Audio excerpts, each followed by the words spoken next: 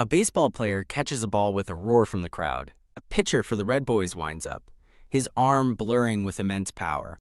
After countless failures, a batter faces a pitch, knowing one swing can change everything. Crack. The batter connects perfectly, sending the ball flying high into the sky. Even on a path of success, one wrong decision can change the game as a player celebrates a home run. A man with dark hair proudly displays his Cy Young Award, celebrating his title as the best pitcher. He grins, now holding the Gold Slugger Award for being the best batter. His collection of trophies grows, including Golden Gloves for his skill as both a pitcher and shortstop. The ultimate prize is revealed, a dazzling World Series championship ring. Lying down, the man's expression turns bitter as he dismisses his achievements, thinking, "So what? Damn it." The once celebrated champion lies passed out on the floor of a trashed apartment, surrounded by empty bottles.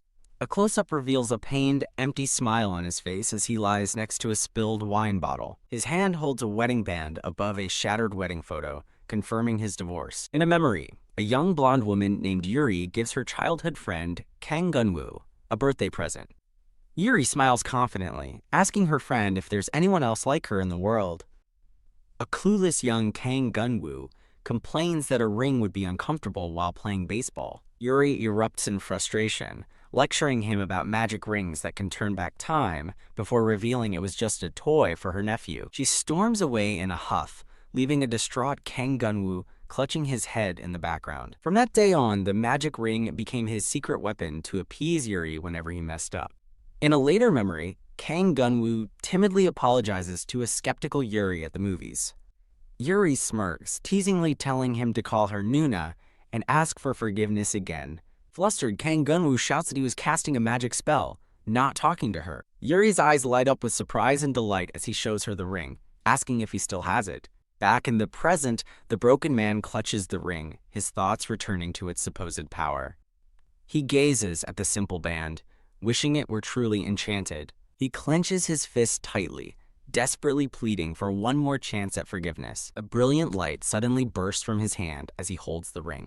An older man with gray hair passionately offers someone the best contract in history to join the Oceans team instead of Major League Baseball. A shocked young man in a school uniform watches as the older man bows deeply before him. The young man, Kang Geon-woo, apologizes to the director, but his dad interjects, stating Geon-woo is going to the US, leaving Geon-woo stunned to see him. Staggering backward, Kang Geon-woo can only stammer in disbelief. He tumbles from his chair as his father watches in surprise. He lands awkwardly on the floor, right on top of the bowing director. The director helps a dazed Kang Geon-woo to his feet, asking if he's okay. Staring at the man, Kang Geon-woo realizes with a shock that his father looks impossibly young. He looks around the room, recognizing it as the house he lived in during high school. Overwhelmed, he wonders if this is all a dream. He touches his sore backside, concluding it must be real because the pain from the fall is still there. The director continues his pitch, promising full support from the Oceans team and revealing he staked his career on recruiting him. Kang Geon-woo suddenly remembers the clumsy but persistent director who visited his house to recruit him years ago. A wave of realization hits him as he puts the pieces together. His young-looking father urges him to think carefully about the decision. His father then promises to do whatever it takes to support his future overseas. Overcome with emotion, Kang Geon-woo slams his hands on the table. He bolts from the table and sprints up the stairs. He nervously rings the intercom to his neighbor's apartment and asks who it is.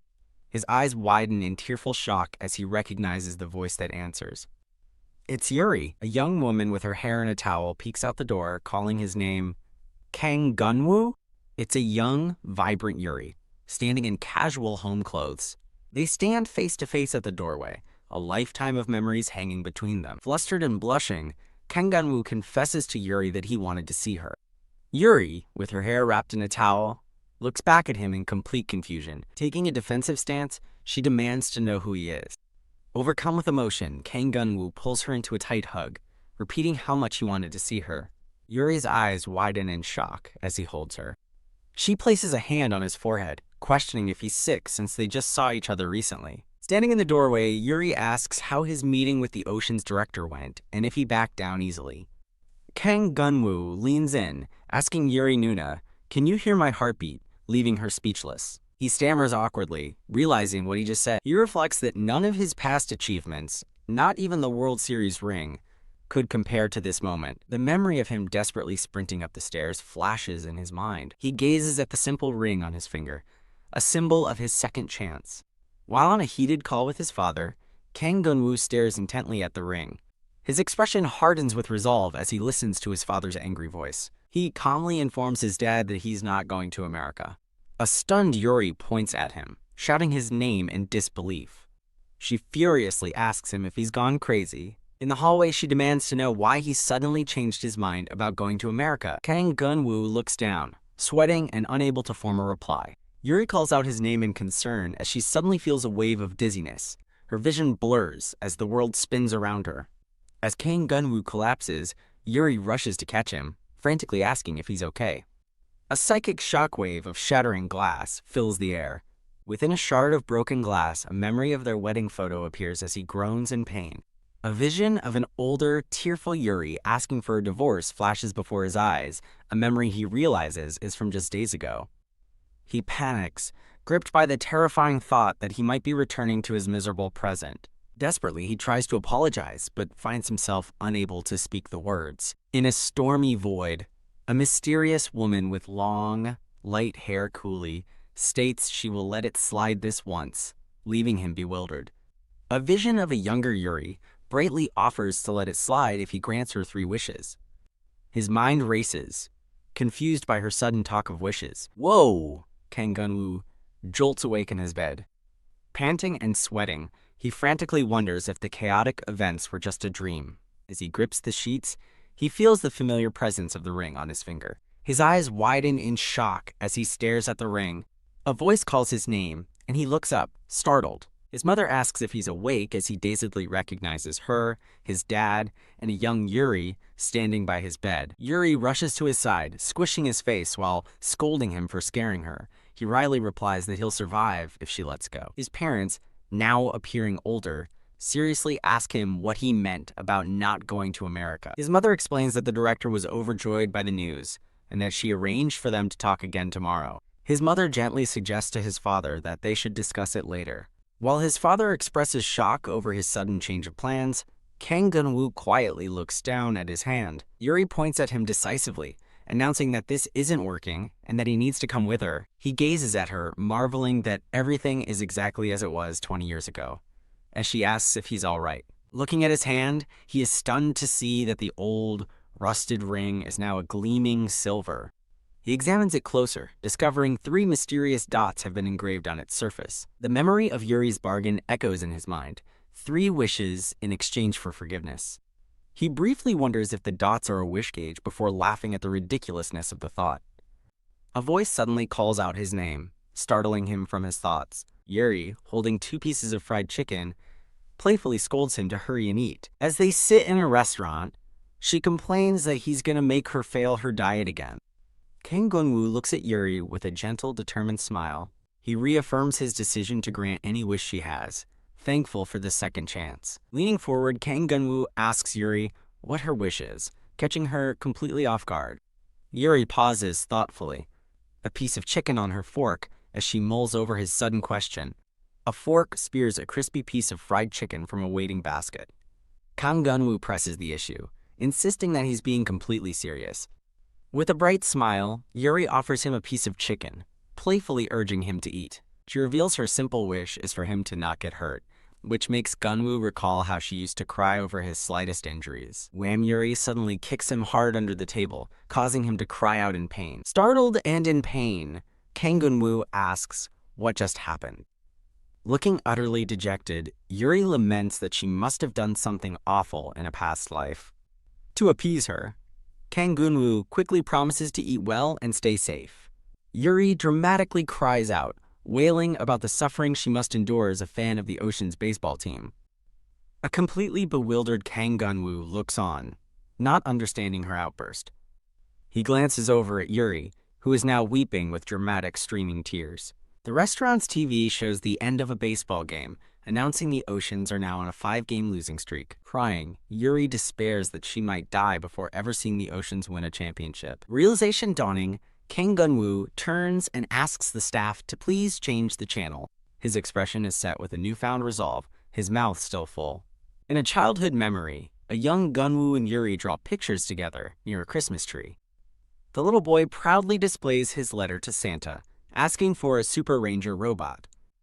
A young Yuri tells him she doesn't need a gift, leaving him puzzled. Instead, she holds up her own letter, wishing for the Oceans to win a championship. Back in the present, Kang Geon-woo finally understands, recalling Yuri's one true wish. The scene shifts to the bright lights and backdrop of a press conference. Flash A photographer captures the moment at the official event. At a press conference table, Kang Geon-woo is officially introduced as the newest player for the Oceans. A reporter asks Kang Geon-woo how it feels to sign a record-breaking deal. Taking the podium, Kang Geon-woo formally introduces himself, honored to be joining the team. A female reporter raises her hand, asking if his ultimate goal is still to go to the major leagues. Leaning towards the microphones, Kang Geon-woo states his goal is something different. He stands firmly before the press, ready to make a shocking announcement. He boldly declares that his goal is to win the championship with the Oceans. The press corps erupts in stunned murmurs, unable to believe what they just heard. An office worker notes the Oceans Community Forum is blowing up with reactions to Geon-woo's shocking statement. A skeptical reporter challenges him, questioning if he's ever seen the team play and telling him to aim for the postseason first. With Yuri on his mind, Kang Geon-woo makes a silent, resolute promise to grant her wish. Watching from home, Yuri sees the reporters on TV, demanding Kang Geon-woo elaborate on his statement. Blushing and speechless, Yuri is deeply moved by his public declaration made for her. Back at the contract signing, the director slams his hand on the table, proudly announcing the record-breaking $1.5 billion won deal. Kang Geon-woo calmly reminds the director that offers from major league teams were much higher. He internally reflects that for a future superstar like himself, this contract is an absolute bargain for the Oceans. With a bright smile, Kang Geon-woo accepts the deal, leaving his father looking utterly confused. The director, shocked by the easy acceptance, tearfully thanks him for his trust. Kang Geon-woo inwardly smirks, amused by the director's inability to hide his disbelief. The director excitedly adds that they've secured the expensive SMC training equipment Geon-woo requested. Though it will be a lease, pleased they fulfilled his request, Kang Geon-woo thanks him before asking for one small favor. Geon-woo requests they keep the contract a secret until the draft, making the director pause.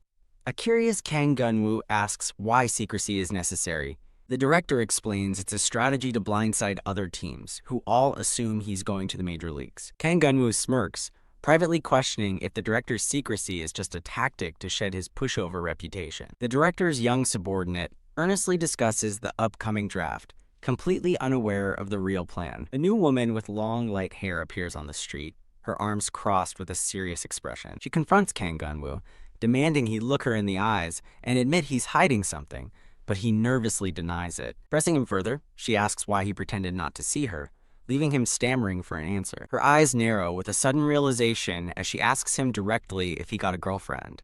Whoosh!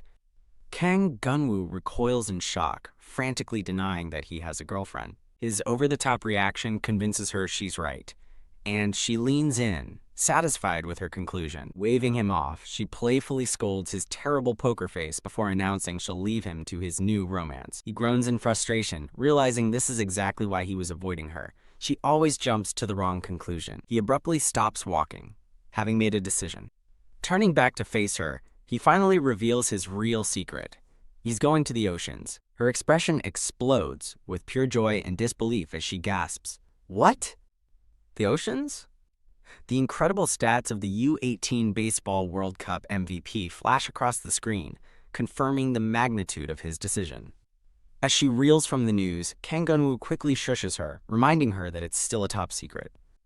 Just then, a voice from behind asks about Geon-woo joining the Oceans, causing him to freeze.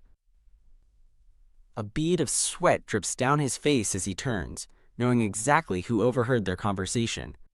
It's his father, holding a bag from an errand, and Kang Geon-woo knows he is completely doomed. From a nearby apartment window, excited shouts erupt as neighbors celebrate the news and cheer for an Oceans championship. Seeing a framed photo of himself as a young player, he's reminded of something he'd momentarily forgotten. Surrounded by a collection of team mugs, banners, and baseballs, he remembers that Yuri's entire family are die-hard Oceans fans. Now sitting at the dinner table with her family, he sweats nervously, wondering if he'll make it through the meal. Yuri's father, beaming in an Oceans jacket, offers him a wrap of food, affectionately calling him son-in-law. With his cheeks full, a blushing Kang Geon-woo manages a muffled thank you. Yuri's father loudly teases Geon-woo's dad for being a traitor who switched teams, prompting his dad to curtly tell him to be quiet. Watching his father's sullen expression, Geon-woo worries that he's truly disappointed about him not going to America. He invites Yuri's mother to join them, and she cheerfully replies from the kitchen sink that she'll be right there. He smiles fondly, thinking how cheerful his mother-in-law is now, a stark contrast to a different memory he holds. A young man with glasses calls out his name while tapping on his phone, and a confused Geon-woo looks over. With a fanatic's gleam in his eye, the young man asks for permission to leak the news on the Ocean's fan gallery. Kang Geon-woo stares back, momentarily stunned and confused by the bizarre request. Bam! He lunges forward, shouting, "No!" as he suddenly remembers his brother-in-law is a famous user on the fan forums. He puts the frantic young man in a headlock to stop him from posting, as his brother-in-law cries out for Yuri's help. His brother-in-law's hand desperately reaches towards the living room, still clutching his phone and yelling for his sister. Meanwhile, Yuri sits on the couch, fidgeting as she mutters about how itchy her own mouth is, dying to spread the news. The scene shifts to a bright, sunny day, focusing on a large golden K atop a corporate building. The camera pans across a modern cityscape, establishing a new location. The Ocean's director, Director Park, walks confidently down an office hallway with a young staff member. The staffer openly discusses their draft strategy, assuming they'll pick between top prospects Yoo Byung-seung and Lee Min-yo. Director Park laughs heartily, dismissing the idea and stating that their actual draft pick is irrelevant to his plan. He excitedly reveals his scheme is to watch the rival Meteos' director's expression as he's forced to choose between the two. As they walk, a voice calls out Director Park from behind, stopping them in their tracks. Director Park turns with a practiced smile, warmly greeting the man who interrupted them. The other man, a rival director, smugly mocks Park's team for their consistently low rankings that always grant them the top draft picks. He continues to taunt them, smirking as he sarcastically calls the Oceans the Draft Kings. As the young staffer politely greets the rival, Director Choi, Park's friendly facade cracks into an angry grimace. Seething, Director Park internally vows to make Director Choi eat his words today. The scene changes to the brightly lit stage of the 2028 KBO draft. A female announcer smiles into the camera, welcoming all the fans and officially beginning the professional baseball draft. Back at home, the two families are gathered around the TV, where Yuri kneels with thundersticks, absolutely buzzing with excitement. At the Busan Ocean's draft table, a man with a mustache announces the beginning of the first-round pick. A hand grips the armrest of a chair, a subtle sign of tension. A man in a suit confidently adjusts his jacket, preparing for a momentous event. Clearing his throat into the microphone, the man with the mustache officially declares that the Busan Oceans will now make their selection. A young woman with blonde hair covers her mouth, admitting she's too nervous to watch despite knowing what's coming. The announcer makes the stunning declaration. The Busan Oceans have selected Kang Geon-woo of Kim Hango High School. An older man glares in disbelief, unable to process the announcement. The room fills with shocked murmurs as people question the choice, recalling Kang Geon-woo's major league offer and wondering about the expected pick, Yoo Byung-seung. An announcer explains that Kang Geon-woo is not present, as an empty chair bearing his name sits alone, leaving the Ocean's choice a mystery. A man from another team leans forward, his expression filled with shock and dismay.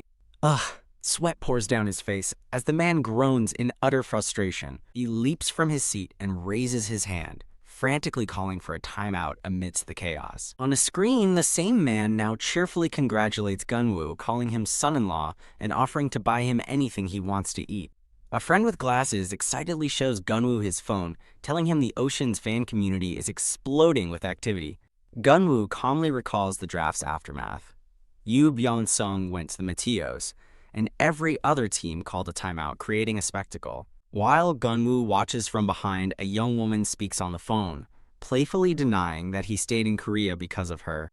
A graphic dramatically punctuates the moment with the words, "Our fates." Geon-woo, now dressed in a sharp suit, confidently adjusts his jacket. He turns, surprised to see the young woman from before, and calls out her name, Yuri Nuna. Yuri smiles brightly, holding up a pair of round glasses and insisting Geon-woo must wear them. A puzzled Geon-woo takes the glasses from her, asking why he needs them. She explains that the Ocean's right-handed ace pitcher is famous for wearing glasses as she helps him put them on. Geon-woo tries on the glasses and dismisses her comment, saying he won't be the ace anyway, which catches her off guard. Yuri insists he wear them, grabbing his face and arguing that the fans will love the look. At her command, Geon-woo offers an awkward grin, which she immediately criticizes, demanding a more natural smile. As Geon-woo gets on a bus, Yuri chases after it, shouting last-minute advice about singing the fight song and being friendly to fans. In an office, a colleague laughs heartily, commenting on Kang Geon-woo's apparent sense of humor. The man, now wearing glasses himself, types furiously at his computer, exclaiming that the Ocean's community is blowing up over Kang Geon-woo's impact. A flashback shows a reporter asking Geon-woo about his incredible high school stats and whether he will continue to play as both a pitcher and a hitter. Geon-woo hesitates, his expression thoughtful as he considers the difficult question. In another flashback, a smiling man in a suit asks for their contract to be kept secret until the draft. The man explains with a serious look that keeping the deal quiet is part of their overall strategy. He then bursts into a triumphant laugh, explaining that drafting Geon-woo will completely ruin every other team's strategy. Back at the negotiation table, Geon-woo clasps his hands and states that he has one condition for the deal. At a press conference, Geon-woo, wearing his new Ocean's uniform, announces his decision to focus solely on hitting.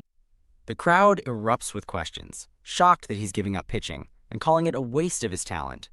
The team director beside him smiles warmly, stepping in to explain the club's decision. He clarifies that, to help Geon-woo adjust to the professional league, the club suggested he focus on hitting first. The director adds that they may develop his dual playability in the future, prompting an amused, silent reaction from Geon-woo. Rookie Kang Geon-woo, set to join the Busan Oceans, says we'll win the championship. Swiping up reveals another article announcing that the high school rookie is giving up his dual role as pitcher and hitter. Yuri sits alone on a swing set at night, looking at her phone and muttering about what an idiot Kang Geon-woo is. A voice calls her name, and she looks up from her phone, surprised. Geon-woo stands before her with a friendly wave, asking if she saw his induction ceremony. She immediately leaps up and puts him in a headlock, scolding him for making such a reckless statement about winning the championship. She tightens her grip, demanding to know why he gave up pitching when winning the CY Young was once his dream. Straining in her hold, Geon-woo manages to ask if she remembers their conversation about her wish. A flashback shows the two at a restaurant, where Geon-woo asks Yuri what her wish is. Smiling brightly, Yuri offers him a piece of fried chicken, enthusiastically telling him to eat up. In a painful memory, Yuri waits anxiously outside an operation room, as Geon-woo narrates that she would always cry her eyes out whenever he got injured. A narrative flashback reveals Kang Geon-woo underwent Tommy John surgery, which is why he no longer pitches. He recalls how a major injury always seemed to follow his peak performances. A furious Yuri puts Kang Geon-woo in a headlock, berating him for wearing the ace's glasses without pitching and warning him that Ocean's fans will not be kind. The memory shifts to Kang Geon-woo, presenting a gift bag to a shocked Yuri. Blushing, she looks on in surprise, wondering what her present could be. He tries on the new glasses he bought for himself, thinking they looked pretty, and she gasps in admiration. She pulls a beautiful blue dress from the bag, exclaiming how pretty it is, as he proudly agrees. At a playground, he tells her to try on the dress later, but she asks why he isn't coming home. He explains that he's going to train since he skipped practice for the induction ceremony earlier. Deciding on the spot, Yuri announces she'll join him, not wanting her freshly washed hair to go to waste. He nervously warns her that his training isn't very interesting and that she might get bored. Entering a high-tech facility, Yuri looks around in absolute awe as he follows her in. Her eyes land on a large piece of equipment as she realizes in shock that it's an SMC machine. Overjoyed, she lovingly hugs the machine, thanking him and asking if this is also a gift for her. Hearing her call him the best, Geon-woo looks on with a complicated expression. He sheepishly realizes she's far more excited about the training equipment than the dress he bought her. Now wearing a motion capture suit and cap, Kang Geon-woo prepares to begin his training. Wham! He unleashes a powerful practice swing with a baseball bat. A complex diagram displays the biomechanical data and analytics of his swing. Now wearing glasses with her hair tied up, Yuri analyzes the data and points out that his elbow is dropping. Taking her feedback, he readies himself in his batting stance and agrees to try again. With a surge of motion, he swings the bat once more. A close-up highlights his precise footwork as he completes the swing. While he practices his swing with intense focus, Yuri watches the monitor with a critical eye. Finishing his swing, he asks for her assessment, feeling confident about his balance. She walks over and adjusts his posture, telling him to relax his shoulders more. From her computer, Yuri explains that his shoulder tenses up whenever he focuses on his elbow. She warns him that concentrating too much force in one spot can lead to injury and tells him to try again. Holding his bat, Kang Geon-woo smiles fondly, thinking to himself that Yuri is a born engineer. Yuri stands up from her desk, urging him to get back to it and swing again. As Geon-woo swings inside the training room, Yuri yells, "Elbow!" from behind the glass. From outside the building, determined shouts to practice again echo into the night. The scene changes to a later time, where Geon-woo looks at his phone with a worried expression, asking what's going on. His phone shows a series of unanswered texts to Yuri, leaving him concerned. In a dark room, Yuri sits huddled on her bed, ignoring her buzzing phone on the nightstand. A shot of his feet shows him running quickly up a flight of stairs. Panic fills his face as he sprints through a building, desperate to find her. As he runs, he remembers that a similar situation happened once before. In a memory, he stares at a picture of Yuri in a wedding dress holding a bat, alongside an unanswered text from her. He recalls how, just like now, he was unable to reach Yuri back then. Arriving at her door in the present, he frantically rings the doorbell. Bam! He pounds on the door, desperately calling out for Yuri. The door creaks open to reveal Yuri, her face stained with tears. Seeing her crying, he asks with deep concern what's wrong. His expression instantly contorts into one of absolute wide-eyed shock. The cause of his shock is revealed.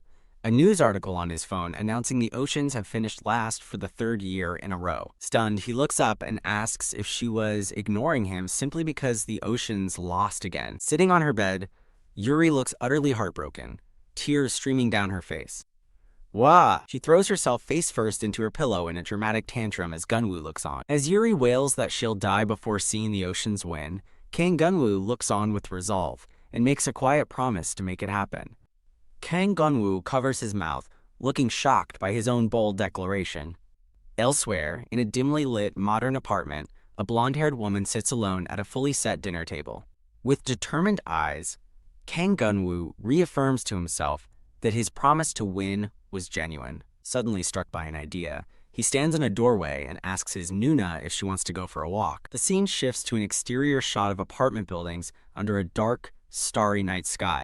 As they walk together, a cheerful Geon-woo suggests a food alley, but a grumpy Yuri complains that she isn't wearing makeup. Still walking with her eyes closed, Yuri asks where they're headed, claiming she doesn't have an appetite. He ignores her protests while trying to find the right alley, much to her visible annoyance. Arriving in front of a movie theater, she complains that watching the oceans lose on a big screen was heartbreaking enough. She looks up with a cute, confused expression, questioning his plan. Her mood changes to surprise as she realizes he's brought her to a batting cage. The scene focuses on a metal locker with a pair of well-worn batting gloves left on top.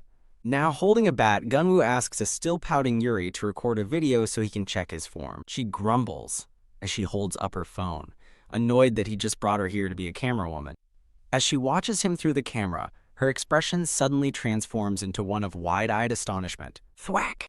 A baseball smashes directly into the center of a target with incredible force. He unleashes another powerful, lightning-fast swing. A barrage of baseballs soars through the batting cage after being hit in rapid succession. Breathing heavily, he grips the bat tightly, steam rising from his gloves. He thinks to himself that he wanted to promise her a championship ring, but couldn't bring himself to say something empty. His thoughts reveal he can't give her the ring yet because the season is still far away. He tightens his grip and prepares for another swing with renewed determination. Wham!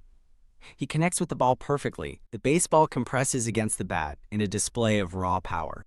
The ball rips through the air, flying past the cage's netting. Seen from outside, he completes his powerful swing against the backdrop of the night sky. Sweat drips down his face as he catches his breath after the intense practice. Looking towards her, he makes a heartfelt vow to put an Ocean's championship ring on her finger. He stands tall and confident, holding his bat and smiling at her.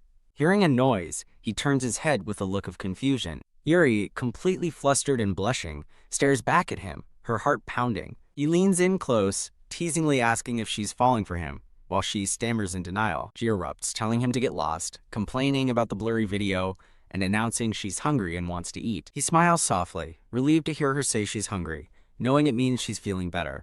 She runs off ahead, telling him to hurry up, while he chases after her with a smile.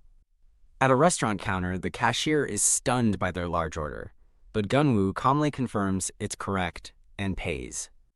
A news report flashes on screen announcing that the Ocean's manager has resigned. The scene flashes back to the Changwon Pirates celebrating their 2027 Korean Series Championship victory. Watching the celebration on TV, a younger Kang Geon-woo excitedly congratulates his dad. His father, the team's manager, watches his victory replay with a stern, emotionless expression. His dad suddenly stands up to leave, and a confused Geon-woo asks where he's going. Without turning back, his father cryptically replies that he's going to stir up some trouble. Geon-woo wonders about his dad's strange behavior, thinking he'd normally be celebrating excitedly. He worries that his father is still disappointed about his decision not to play in America. Back in the present, his mother suggests that he play catch with his dad before the season starts. She smiles, explaining that fathers get sentimental and that he should remember how they used to play together. Kang Geon-woo lies on his bed, arms crossed, lost in thought. In a tense memory, he begs his father to stop, insisting that they can handle their own problems. He recalls that he did, in fact, play catch with his dad frequently when he was a kid. The scene transitions to a bright, sunny day, focusing on the exterior of an apartment building. Kang Geon-woo's father peacefully waters a potted plant by the window of his high-rise apartment. He turns with a gentle expression as his son's voice calls out, "Dad." In response, Kang Geon-woo holds up 2 baseball gloves, ready to play catch. Whoosh! A baseball soars through the bright blue sky. With a determined shout, his father winds up and throws the ball on a grassy field. Whack! The ball smacks into a baseball glove with satisfying force. Geon-woo looks puzzled, realizing his dad's throw is much slower than he remembers from his childhood. His dad beams proudly, flexing as he asks if he's still got the magic touch. Playing along, Geon-woo enthusiastically compliments his dad's perfectly dropped changeup. His father shouts in mock anger that it was a fastball, while Geon-woo laughingly admits he was just kidding. Vowing to use his full power, his father prepares to throw the next pitch with a serious expression. But as he throws, a sharp pain shoots through him and he cries out, "Ow!" His dad collapses onto the field, clutching his back as a frantic Geon-woo rushes to his side. The 2 baseball gloves lie forgotten on the golden grass, marking an abrupt end to their game. Later, both father and son are lying exhausted on the field, with his dad dramatically complaining that he's dying. Looking down with a heavy heart, Geon-woo quietly apologizes to his father. His dad dismisses the apology, cheerfully blaming his own old bones for the trouble. Geon-woo clarifies that he's sorry for breaking his promise to go to America, leaving his father stunned. His dad asks why he's apologizing for that, but Geon-woo explains he always thought his father was upset about the decision. His father confesses that he was never upset, but carried the heavy burden of feeling like he'd failed as a parent. As they sit together against the sunset, his father reassures him, promising to always support whatever dreams he pursues. A gentle, relieved smile spreads across his father's face. Overwhelmed with emotion, Geon-woo feels a tear slide down his cheek as he murmurs, "Dad." A memory flashes of a perfect throw against a golden sky.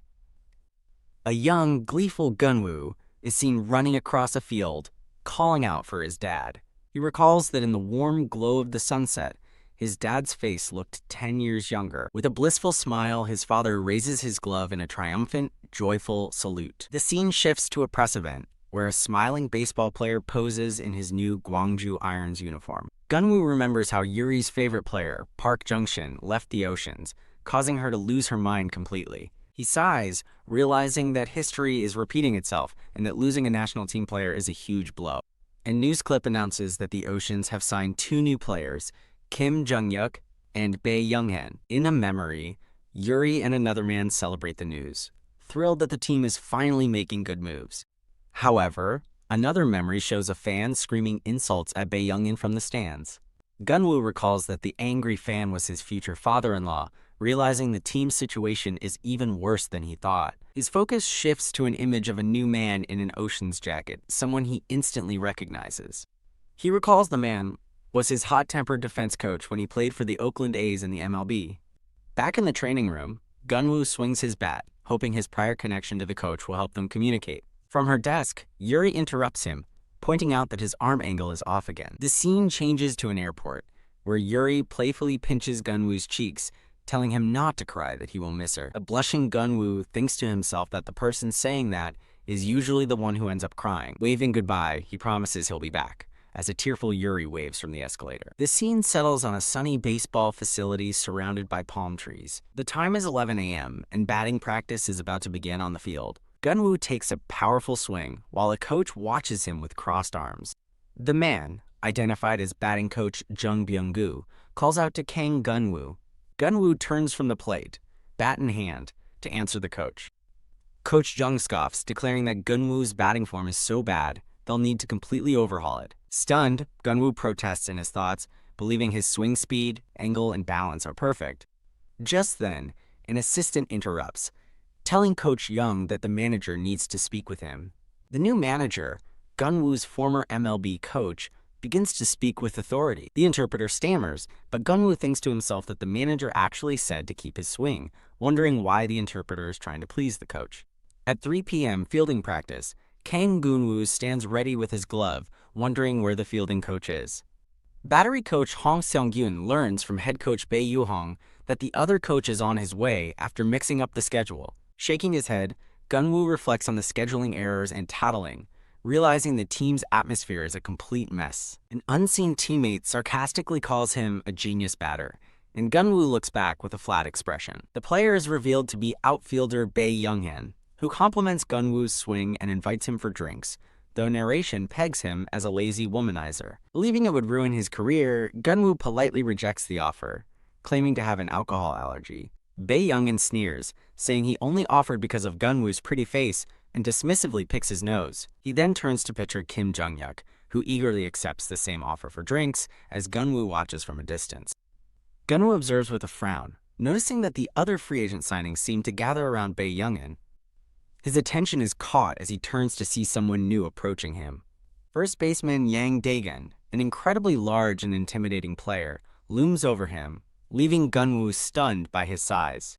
Dae-gun tells him not to use formal titles, and a nervous Geon-woo quickly apologizes. The large man looks around conspiratorially, muttering that it's nothing, which only confuses Geon-woo further. He then gives Geon-woo a warm thumbs up, praising his throws and expressing hope to see him on the first team. Geon-woo stands awkwardly, at a loss for words, as the intimidating but kind player walks away. A recap of Yang Dae-gun's stats reveals he has great power but performs poorly in crucial moments due to his timid nature.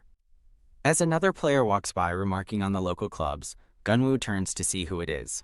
Shortstop Jung Kwee-yoon advises his teammates to manage their condition before partying, and Geon-woo recognizes him as the team's starter. He recalls a notebook entry concluding that the divided pitchers group is in, quote, complete chaos. Back in his room, Geon-woo sighs with his hands clasped, despairing over how they could ever win a championship with such a dysfunctional roster. He's startled when his phone suddenly rings, displaying Yuri's name on the screen. He perks up and answers the call with a cheerful, "Oh, Yuri Nuna," over the phone. Yuri asks about his training, his health, and the camp atmosphere, while a photo of them sits on his desk. He hesitates to answer, pondering her question about the team's atmosphere.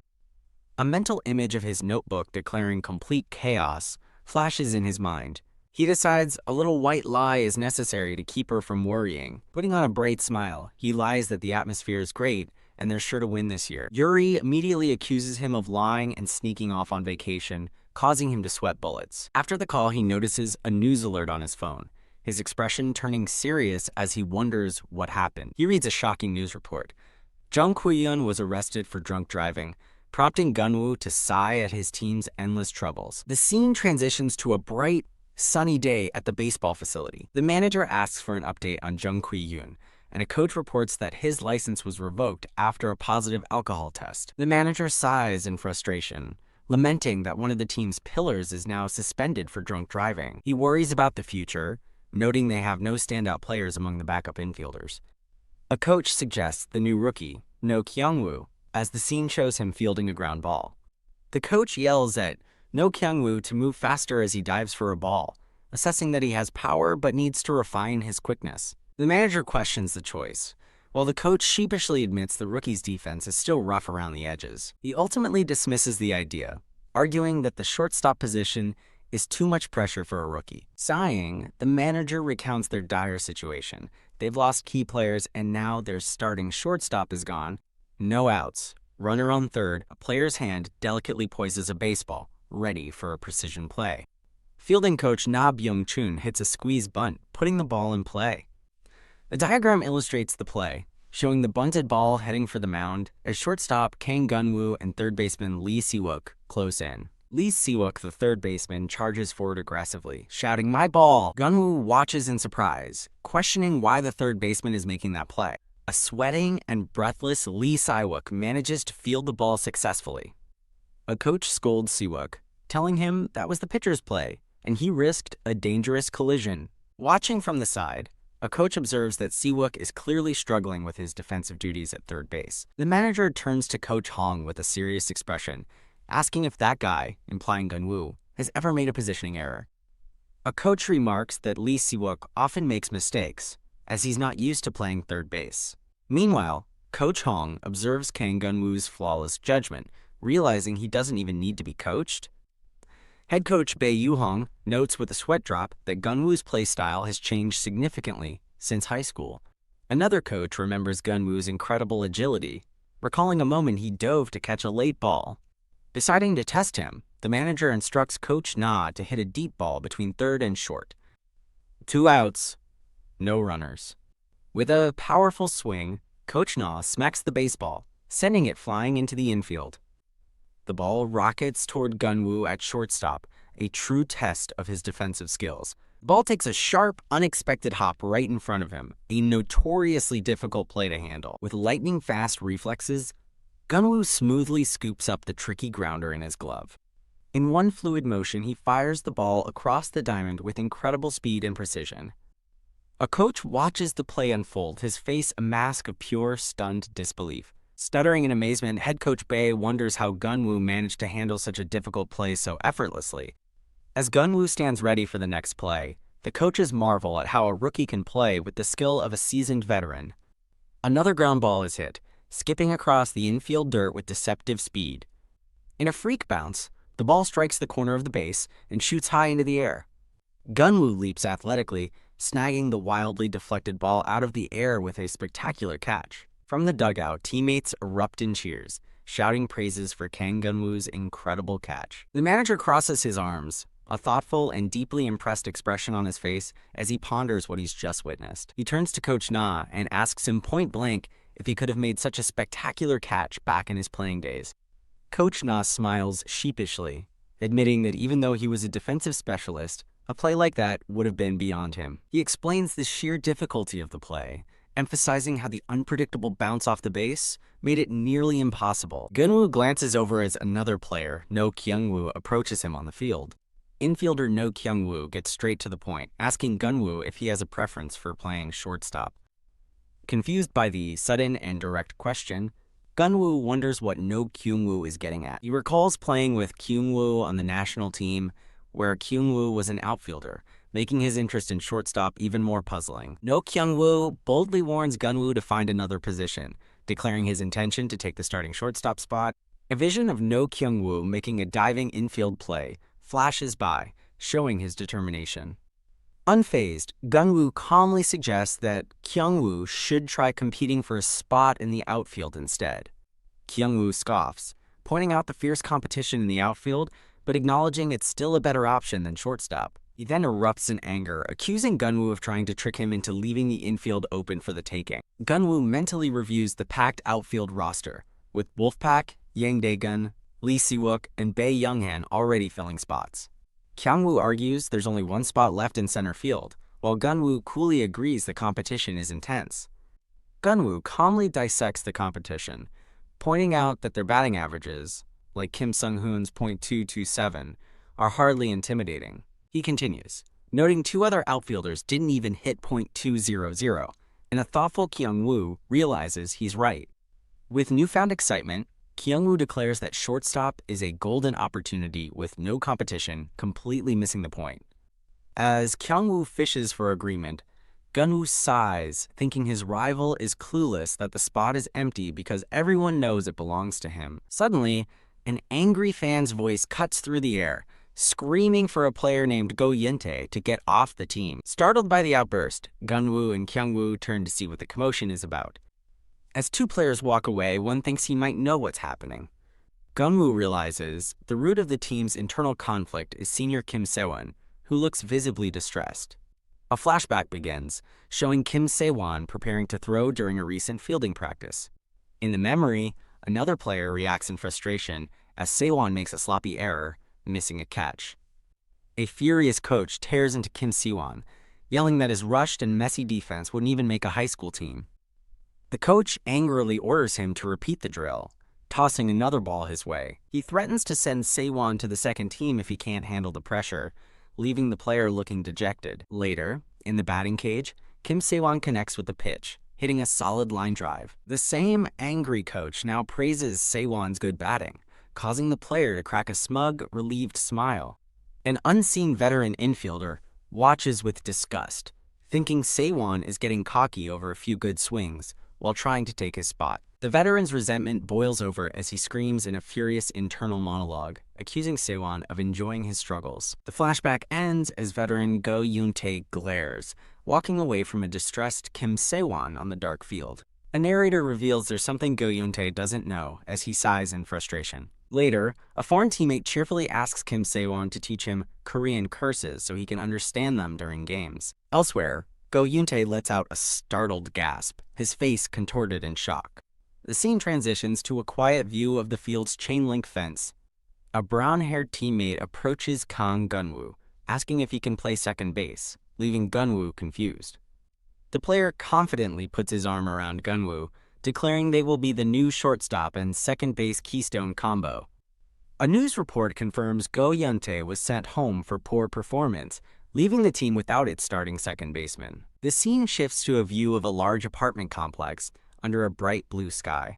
Inside, a young man teases his father about his favorite team losing 5 starters, and the father yells back about family loyalty. While angrily peeling an apple, the father tells his son to blame him for the team's failures, as the son laments the team's doomed season. A woman offers fruit to de-escalate the situation, as the father jokingly puts his son in a headlock. Suddenly, a voice from another room urgently calls for their dad and uncle. The two men stop wrestling, and the woman looks on with a puzzled expression. The father and uncle rush into Yuri's room to find her staring at her computer in awe, asking what happened. On the screen, the team's starting pitcher, Andy Garfield, looks on with a determined expression. The foreign player who wanted to learn curses looks on with a blank stare. Yuri's screen shows a live chat buzzing with excitement over Kang Geon-woo's incredible performance in the team's scrimmage. At bat, Geon-woo looks just as surprised as everyone else by his own powerful hit. A coach gathers the team and bluntly asks why they think they came in last place the previous year. The coach stands before the entire team, assembled on the field for his speech. Geon-woo answers that if even one player fails to do their part, the team will finish last again. Geon-woo smirks, thinking to himself that Coach Bredman is as blunt as ever. Coach Bredman announces that Isa's chemotherapy will end soon, which will help the team, causing the players to wonder if he means their suspended teammates. The coach confidently proclaims he's there to help them succeed. He challenges them to prove their worth in the scrimmage as the team enthusiastically agrees. The scoreboard shows Kang Geon-woo listed as the starting shortstop, batting second in the lineup. Geon-woo adjusts his wrist guards, pleased with his spot in the lineup, as it offers a top batting position with less pressure. Putting on his helmet, he thinks about his initial worries now that 5 starting players are missing. He realizes the open spots have motivated everyone, creating an opportunity to secure a permanent starting role. The narration explains the foreign players also feel the pressure to perform, despite a coach's attempt to calm their nerves. Pitcher Andy Garfield winds up with an intense focus, looking like he's pitching in a championship game. With a mighty crack of the bat, a player makes solid contact with the pitch. The pitch blazes past at 154 kilometers per hour, and Geon-woo's eyes widen in surprise from the batter's box. Geon-woo adjusts his stance, realizing he needs to get his timing down to hit such a fast pitch. Suddenly, a hand claps onto Geon-woo's shoulder, stopping him. No Kyung-woo gives him a smug look, advising him to stay loose to avoid injury. Geon-woo gives a hesitant reply, caught off guard by Kyung-woo's overly friendly gesture. He finds Kyung-woo's behavior bizarre, noting how he's suddenly acting like his best friend after their earlier confrontation. Looking out at the field, Geon-woo notices another teammate waving excitedly and wonders what he's so happy about. The catcher walks up to Geon-woo, asking if the rookie is daydreaming or just unusually relaxed. Catcher Jo Young-soo warns him that the pitches are heavy, and a smiling Geon-woo thanks his senior for the advice. Geon-woo gets into his batting stance, focusing on the challenge ahead after so long without a real game. He recalls facing pitcher Andy Garfield in his previous life, remembering he played in both the KBO and MLB. A player profile for Andy Garfield appears, noting he was known for inducing weak contact in the MLB. Analyzing Garfield's pitch charts, Geon-woo remembers he was a reliable 4th or 5th starter for several seasons. Gripping his bat tightly, Geon-woo wonders if his current, less muscular body can handle Garfield's power. As the pitcher grips the ball, Geon-woo correctly predicts he'll be tested with a fastball first. Geon-woo focuses intently, readying himself in the batter's box for the incoming pitch. Andy Garfield begins his windup, determined to see how his pitches measure up against Korean hitters. Crack Geon-woo connects with the pitch, swinging with all his might as the ball rockets off the bat. A thought echoes that with power like that, the pitcher has no business being in the KBO league. The ball compresses against Geon-woo's bat in a stunningly powerful impact. Pitcher Andy Garfield stares in disbelief, sweat pouring down his face as he watches the ball fly. A coach asks Coach Young if a former MLB pitcher like Garfield would be considered a fireballer in Korea, and he stammers in agreement. The ball soars deep into the outfield, destined for the wall as a player gives chase. The head coach lowers his head in stunned silence, completely shocked by the hit. Geon-woo watches the play unfold as teammates shout his name in amazement, exclaiming that the ball is gone. A teammate tries to console a pale Andy Garfield, reminding him that it's just a scrimmage. Geon-woo thinks to himself that Garfield looks completely demoralized, worrying that he's crushed the spirit of the team's ace. As he trots around the bases, Geon-woo smiles, wondering to himself how the ball managed to fly so far.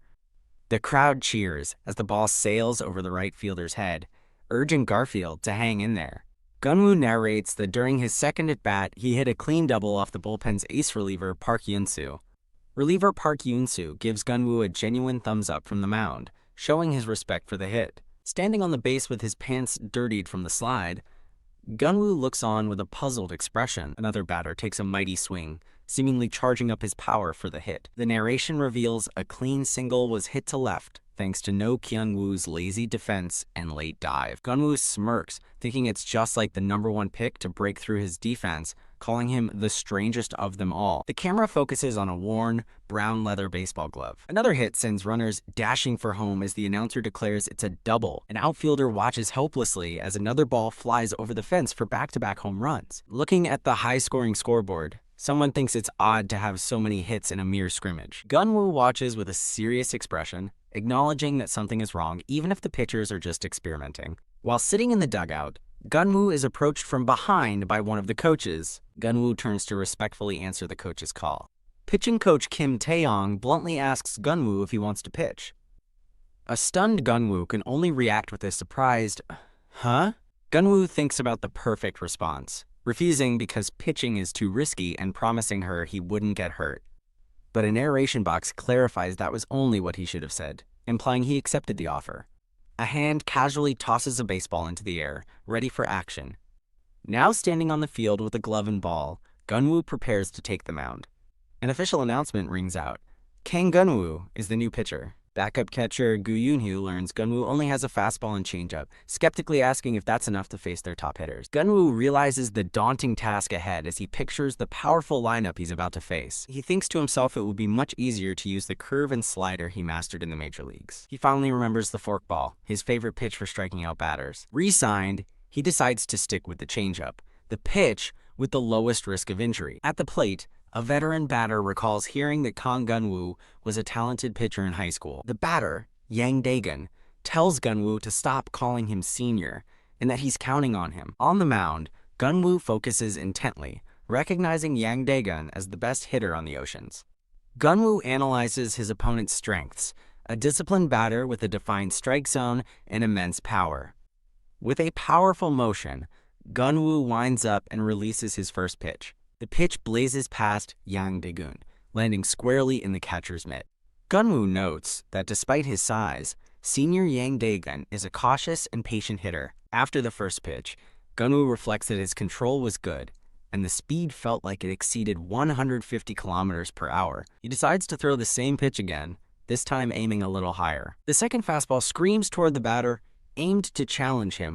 Foul ball, Yang Dae-gun grimaces, managing to just get a piece of the high-speed pitch. Geon-woo is impressed, realizing that the veteran hitter already adapted to his pitch after just 2 throws. Sweating, Yang Dae-gun adjusts his cap, shocked that the rookie threw another fastball and acknowledging he's no ordinary player. At the plate, Yang Dae-gun confidently predicts the next pitch has to be an off-speed one. From behind the plate, the catcher thinks it's too risky to throw senior Dae-gun 3 straight fastballs. The catcher signals for a changeup, mentally calling the pitch for Kang Geon-woo.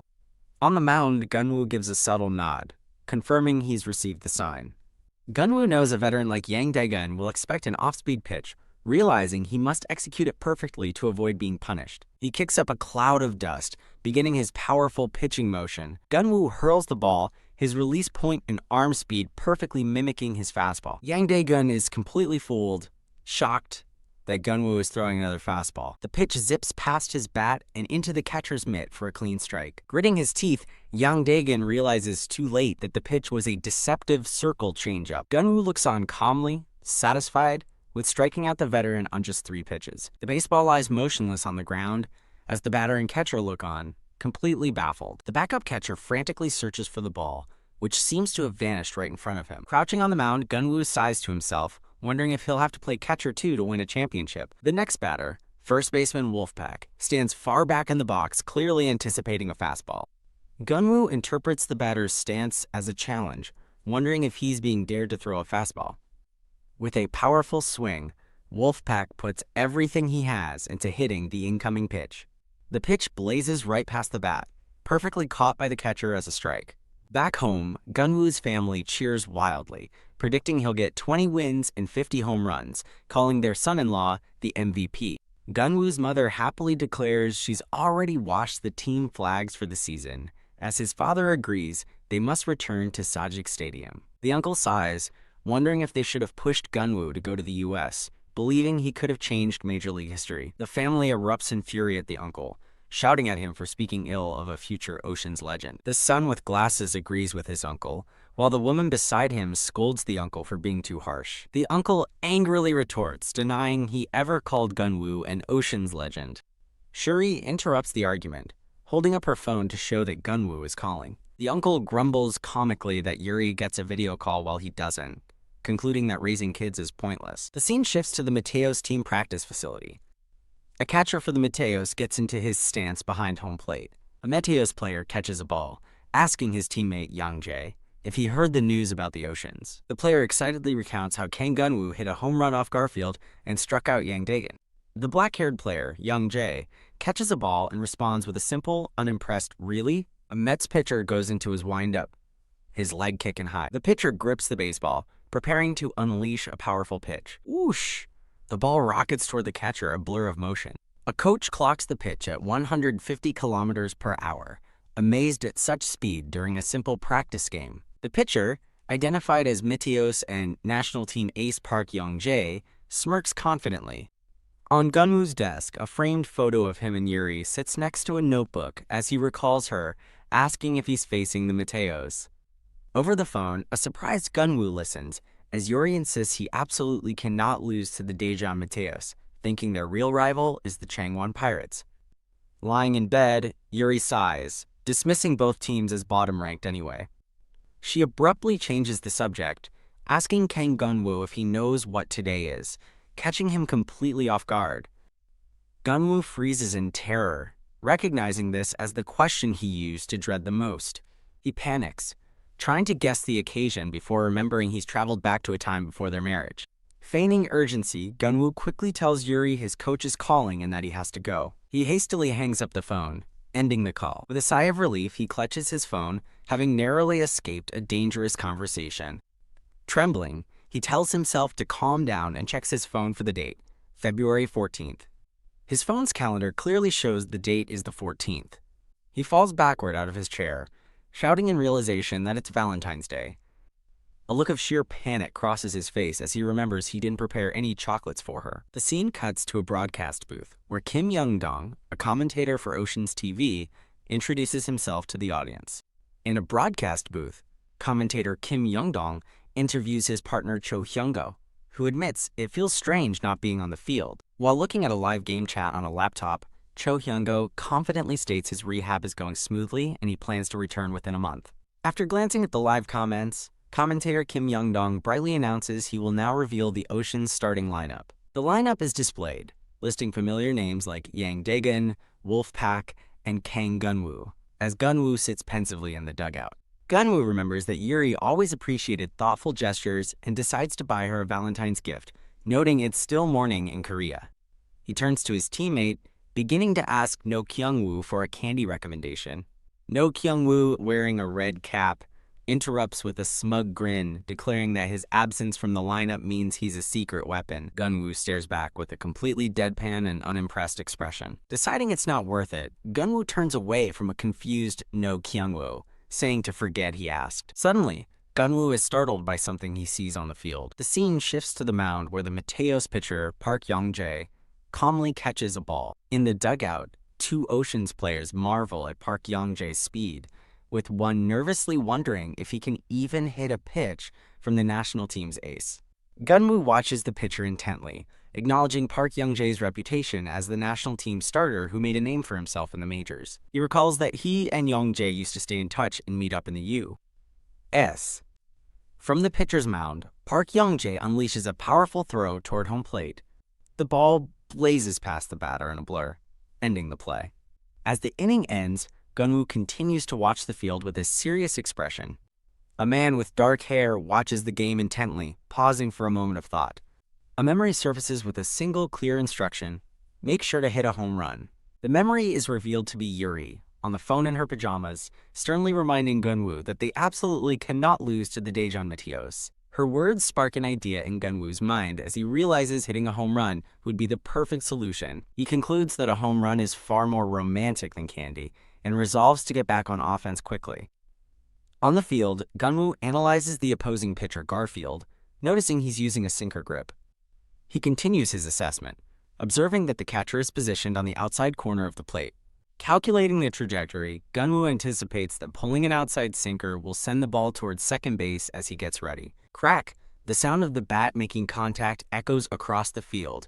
As predicted, the ball heads his way, and Geon-woo makes a spectacular diving catch. The incredible play is captured on a live stream, being watched on a laptop. A man with slicked back hair, likely Geon-woo's father-in-law, smiles proudly, exclaiming how amazing his son-in-law is. The uncle scoffs that it was a routine play, but the father-in-law praises Geon-woo's stable defense compared to someone else's flashy style. At her desk, Yuri gets annoyed at the conversation, snapping back about a comment regarding fourth place.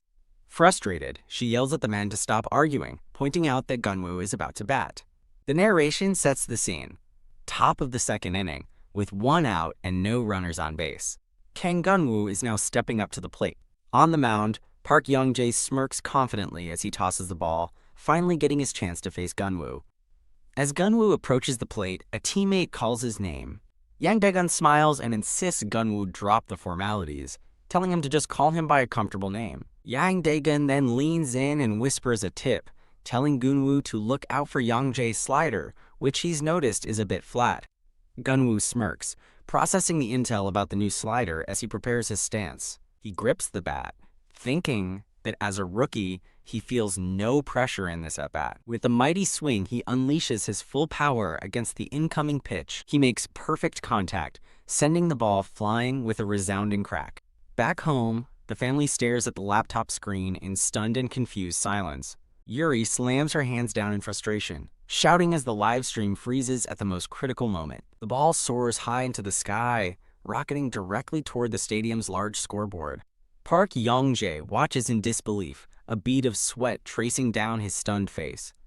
Geon-woo watches the ball's arc, knowing instantly that it's a home run. The Ocean's dugout erupts in a joyous celebration.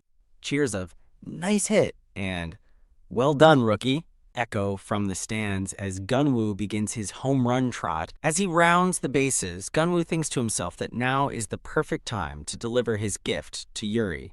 As he rounds the bases, Geon-woo worries that in the majors, this kind of celebration would earn him a headshot.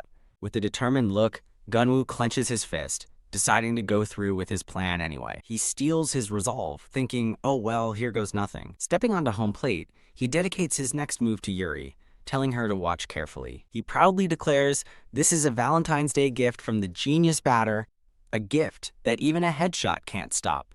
Geon-woo leaps into the air, forming a heart with his hands in a grand, romantic gesture. In the dugout, a worried teammate asks what to do about Geon-woo, certain he's getting a headshot, but Yang Dae-gun calmly says Young-jae isn't the type. On the mound, Park Young-jae smirks, finding Geon-woo's antics interesting. He stares down Geon-woo with a confident smile, vowing to make him cry once the season officially starts. Back home, Yuri frantically shakes her frozen laptop as her father-in-law sighs that Geon-woo's at-bat must be over by now. The scene shifts to Geon-woo at home, confused, as he holds a box of chocolates from a fan, thinking Valentine's Day is when girls give gifts. A cold sweat runs down his face as Yuri's voice asks him from off-screen, "Then, what day is today?" Lying in bed, Yuri diligently crosses off another day on her calendar. With a red marker, she firmly marks a large X over the 14th. The full calendar for February is shown with almost every day crossed out. A close-up reveals the 24th is circled with a star, marked as the baseball-obsessed fool.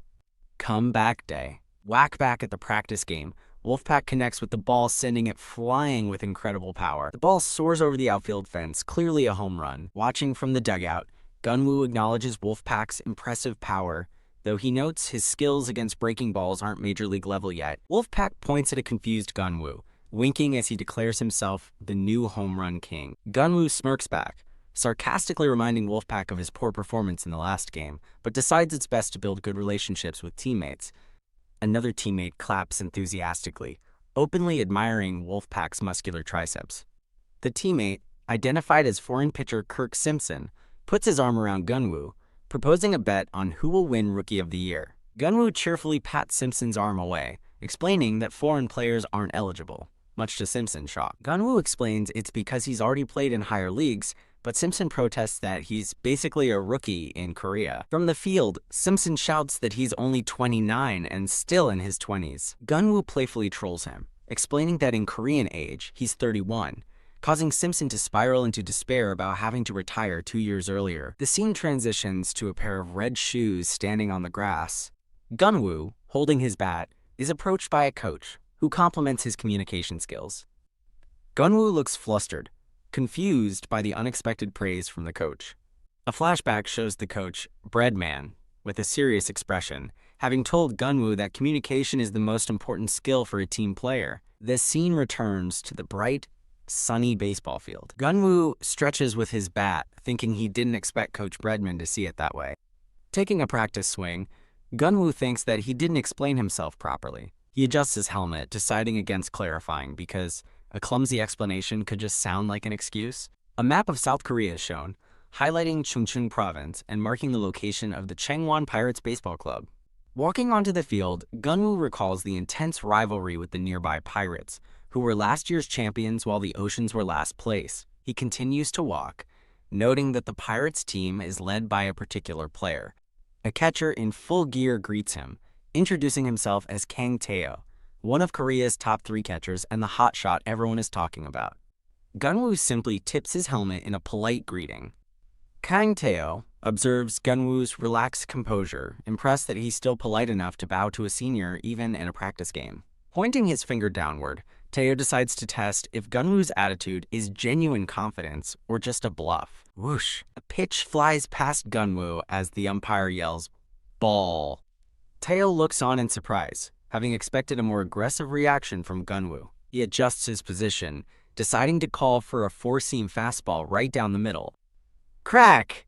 Geon-woo makes perfect contact, smashing the ball with immense force. The baseball flies off the bat in a blur, heading for the outfield. Geon-woo watches the ball's trajectory, thinking to himself that he just needs a home run right now.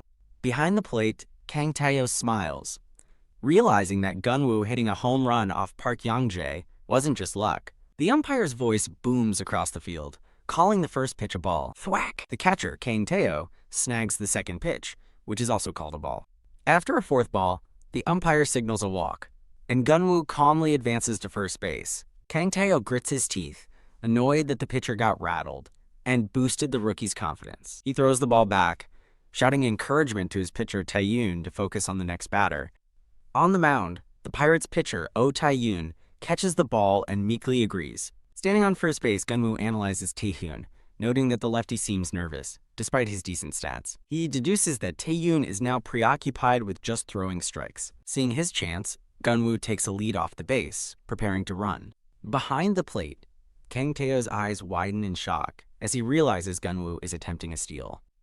Wow! The startled pitcher, Taehyun, whirls around and makes a panicked throw to second base. Geon-woo slides safely into second, having completely caught the Pirates off guard. Kang Taeo clenches the ball in his glove, admitting that Geon-woo's move was a total surprise. Geon-woo tips his helmet as a teammate's voice calls out, "Nice play." In the Ocean's dugout, Coach Bredman watches the field with a grim, unreadable expression. The next batter, Bae Young-han, smirks at Geon-woo on second, sarcastically thanking the rookie for setting up a perfect scoring opportunity. Kang Taeo glares, thinking that Bae Young-han is rubbing salt in the wound after the steal. Taeo taunts the batter by offering a changeup as a welcome gift, and Young-han cheerfully accepts, claiming it is his favorite pitch. Smirking behind his mask, Taeo plans his trap, deciding to call for a changeup to fool Young-han into expecting a fastball.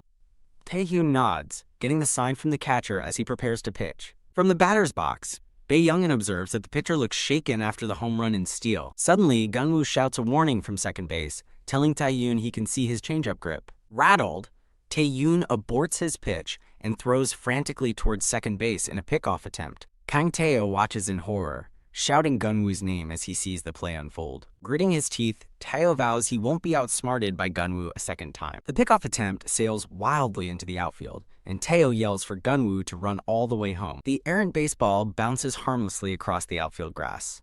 Geon-woo touches home plate, scoring the first run of the game as his teammates celebrate the rookie's incredible hustle. A teammate pats Geon-woo's helmet, teasing him that it was too easy, while Geon-woo apologizes with a sheepish laugh. Yang Dae-gun congratulates Geon-woo, who respectfully thanks his senior. Coach Bredman stares from the dugout, his expression stern as he says Geon-woo's name. Later, a sweating Geon-woo approaches the coach, asking if his performance was satisfactory. Geon-woo looks confused by the coach's silence, wondering what's wrong. Looming over him, the coach sternly asks if Geon-woo is defying his orders. In a flashback, the coach accuses Geon-woo of slacking, but Geon-woo insists he has no such intention and will prove it. Back in the present, Geon-woo explains that he wasn't ignoring the coach's green light to steal bases. The coach listens intently, with his arms crossed, his face still a mask of disapproval. He relents, confirming the green light is still on and that Geon-woo has permission to steal whenever he feels it's necessary. With the understanding settled, Geon-woo and the coach share a fist bump. Geon-woo turns away with a confident smirk, his resolve hardened. A new Ocean's batter marvels at Kang Taeho's phenomenal pitch calling. From the dugout, Geon-woo watches with a sly grin, wondering if he pushed the opposing catcher too hard. He reflects that he can't afford to make an enemy out of a top catcher like Kang Taeo. A fastball blazes past the Ocean's batter into the catcher's mitt. The batter, Kyung-woo, is stunned by 2 consecutive fastballs. He smirks, feeling lucky, and assuming there's no way they'll throw a third 4-seam fastball in a row. As the next pitch comes, he prepares to swing at what he expects to be a breaking ball. He freezes in shock, realizing it's a third straight fastball right down the middle. The umpire yells, "Strike out," as Kang Taeo catches the final pitch. Kang Taeo rises from his position, his thoughts revealing his burning determination to catch Geon-woo on his next steal attempt. On first base, an Ocean's player waits, holding his position on the field. In his catcher's gear, a frustrated Kang Taeo wonders why the runner isn't moving, realizing his preparation was wasted. On the sidelines, Kang Taeo complains about his cramping legs, muttering about that little brat Kang Geon-woo. Taeo looks up as a burly man in an Ocean's uniform, whom he greets as Senior Dae-gun approaches him. Dae-gun gently tells Taeo to stop calling him senior, but Taeo sheepishly apologizes, saying it's just a habit. Dae-gun explains he's here because his youngest has something to say, gesturing towards someone off-screen. Taeo lectures an unseen Geon-woo, warning him not to try stealing during the regular season, while thinking he resembles a grown-up Kyung-woo. Geon-woo shyly approaches Kang Taeo, who asks him what he wants with a gruff, arms-crossed stance. Beaming, Geon-woo holds up a blue Pirates jersey and enthusiastically asks for Taeo's autograph. Kang Taeo stares in utter shock, completely taken aback by the unexpected request. Flattered, Taeo happily signs the jersey for his fan, but Geon-woo awkwardly clarifies it's for his Pirates-loving dad. Completely ignoring the correction, Taeo asks how long he's been a fan as Geon-woo internally despairs at not being heard. The scene shifts as a cheerful Geon-woo arrives home, announcing his return. His smiling parents welcome him back with open arms at the doorway. As his mother fawns over him, Geon-woo exchanges pleasantries, and his father offers to take his bags. Geon-woo declines the help, explaining that he's heading out again for a little while. His father jokingly laments raising a son only for him to run off to see Yuri, but his mother defends Geon-woo's decision. Geon-woo presents a red shopping bag to his father, who looks surprised to be receiving a gift. His dad's face lights up as he pulls out a signed Pirates jersey, which Geon-woo explains he got from Kang Tae-yo with a serious expression. Geon-woo's father firmly encourages him to go see Yuri, who must be waiting. In a text conversation, Geon-woo tells Yuri he's home and suggests meeting at the playground to avoid his family. Geon-woo waits outside, breathing into the cold air as he looks around for Yuri. He turns, his expression softening as he sees someone approaching. A shivering Yuri stands waiting for him, dressed warmly in a pink jacket. A gentle, happy smile spreads across Geon-woo's face as he looks at her. Without a word, Geon-woo steps forward and wraps Yuri in a tight, warm hug. Startled and blushing, Yuri asks him what's gotten into him. He cheekily tells her he's warming her up, leaving her flustered and speechless. Geon-woo gently cups her face in his hands, gazing at her tenderly. He teases her, noting with a smile that her cheeks have turned red. With her cheeks squished, Yuri protests that she already told him she was cold many times. As they walk, Geon-woo boasts about his new contract and suggests a hotel buffet, which Yuri finds hard to believe. Their date is interrupted as the scene shifts to a busy city street lined with businesses. Geon-woo stands with a slightly dazed and vacant expression. A crowd of excited fans swarms Geon-woo, clamoring for autographs and praising his amazing performance. Yuri watches the commotion, remarking that his spring camp fame has already spread throughout the city. Checking an Ocean's fan forum on her phone, Yuri sees posts about their date and resolves to shut down the rumors before they spiral. The scene transitions to a quiet evening view of a modern apartment building under the moonlight. Later, Yuri happily eats tteokbokki, declaring that it's made just the way she likes it. A sweat drop rolls down Geon-woo's head as he looks at the feast of takeout food before them. Yuri begins telling a story about how her entire family gathered around their laptop to watch his game. She animatedly explains that the moment he hit a home run, the live stream on their laptop froze completely. Continuing her story, she describes her dad's fury over the technical glitch as Geon-woo listens intently. Yuri finishes her story with a radiant, joyful laugh. She calls out Geon-woo's name, snapping him out of his thoughts as he smiles back at her. From outside, Yuri is seen playfully chiding Geon-woo for not eating, then quickly claiming the last egg for herself. An exterior shot shows the massive Sajik Stadium, home of the Busan Oceans Baseball Club. In the stands, a disheartened Yuri complains that, despite her hopes, this year is turning out to be the same old disappointment. The grand facade of Sajik Stadium is shown again, bustling with energy. In the broadcast booth, two commentators welcome fans, officially kicking off the exhibition games and the return of professional baseball. On a smartphone, an Oceans fan forum buzzes with comments about the exciting opening exhibition game against their rivals, the Angels. A young fan in an Oceans jersey searches for his seat, amazed that the stadium is already packed and roaring like it's the Korean series. An announcer explains that although the Angels are a strong team, their matches against the Oceans always turn into thrilling, close games.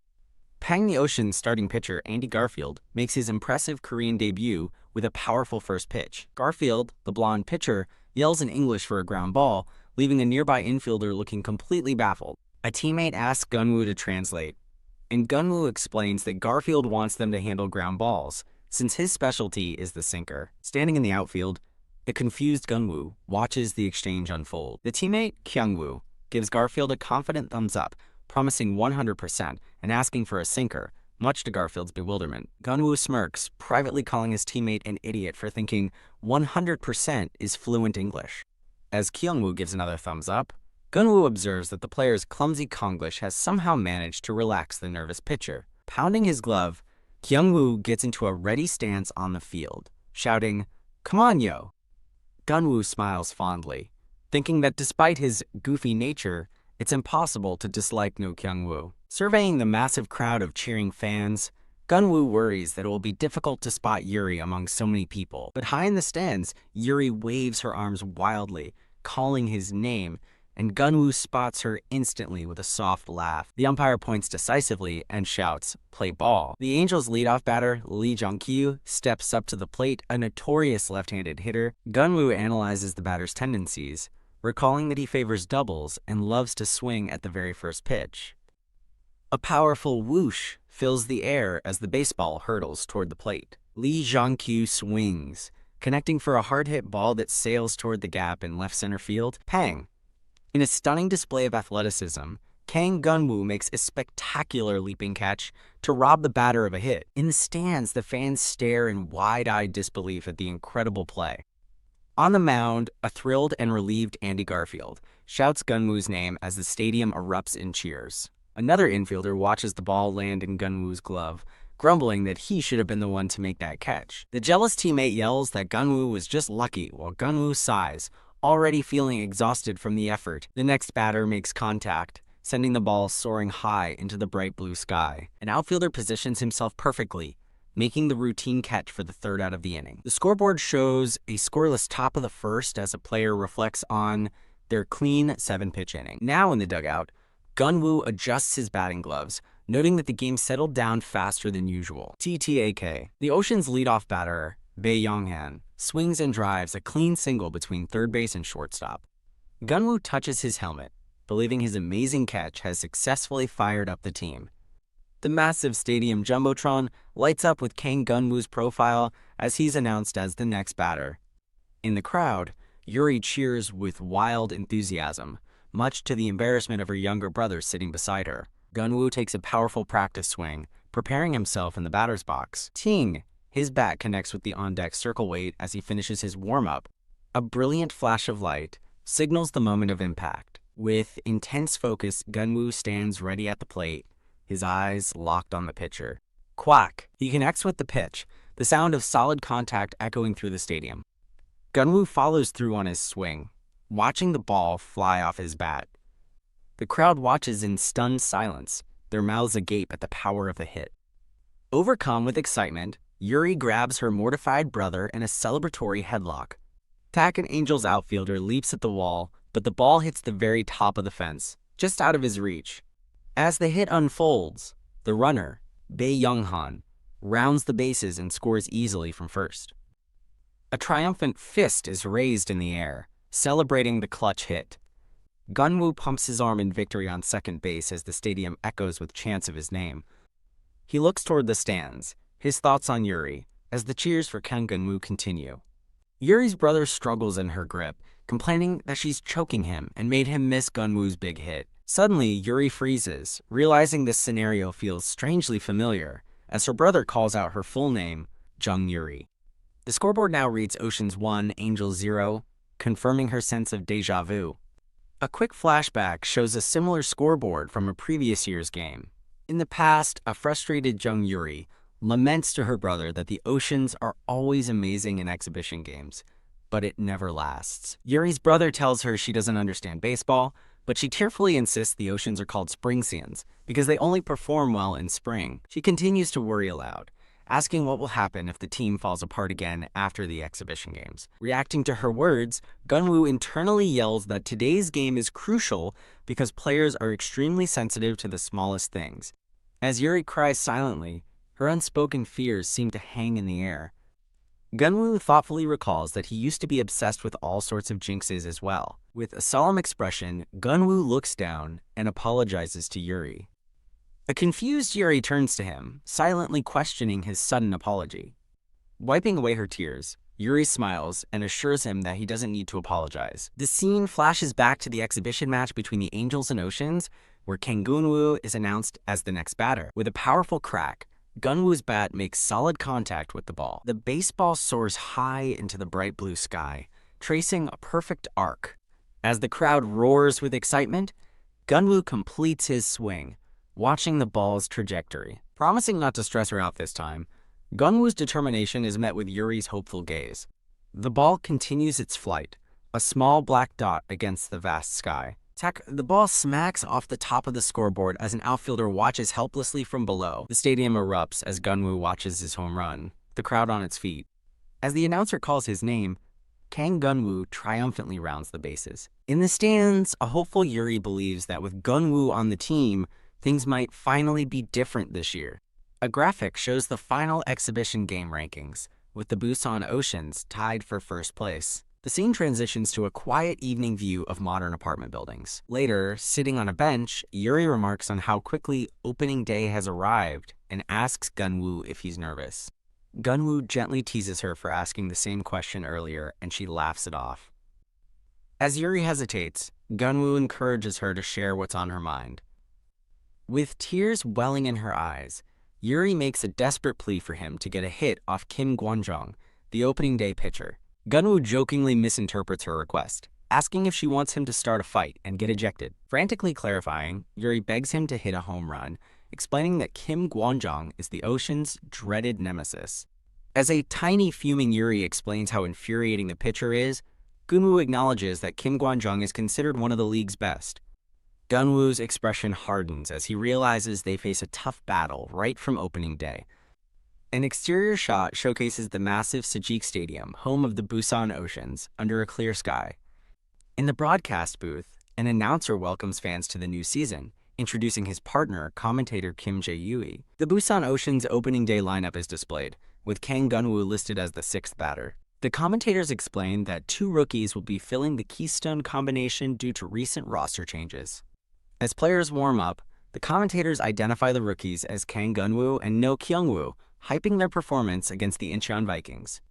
In the dugout, Gun-woo observes the scoreboard and figures he was placed lower in the batting order to ease his debut pressure. Pounding his glove, he dismisses the thought, deciding the batting order doesn't matter to him. The home plate umpire points decisively and shouts, "Play ball!" The commentator announces the start of the opening game and introduces the Oceans pitcher Andy Garfield for his official domestic debut. With a powerful windup, Garfield unleashes a pitch, his impressive fastball and breaking ball skills highlighted. Paying Andy Garfield starts strong, striking out the Vikings' leadoff batter, Seo Chang-gyo. The next batter makes solid contact, sending a hard-hit zinger right past the pitcher's mound. Pang in a flash, Kang Gun-woo appears, making a diving catch to save the hit.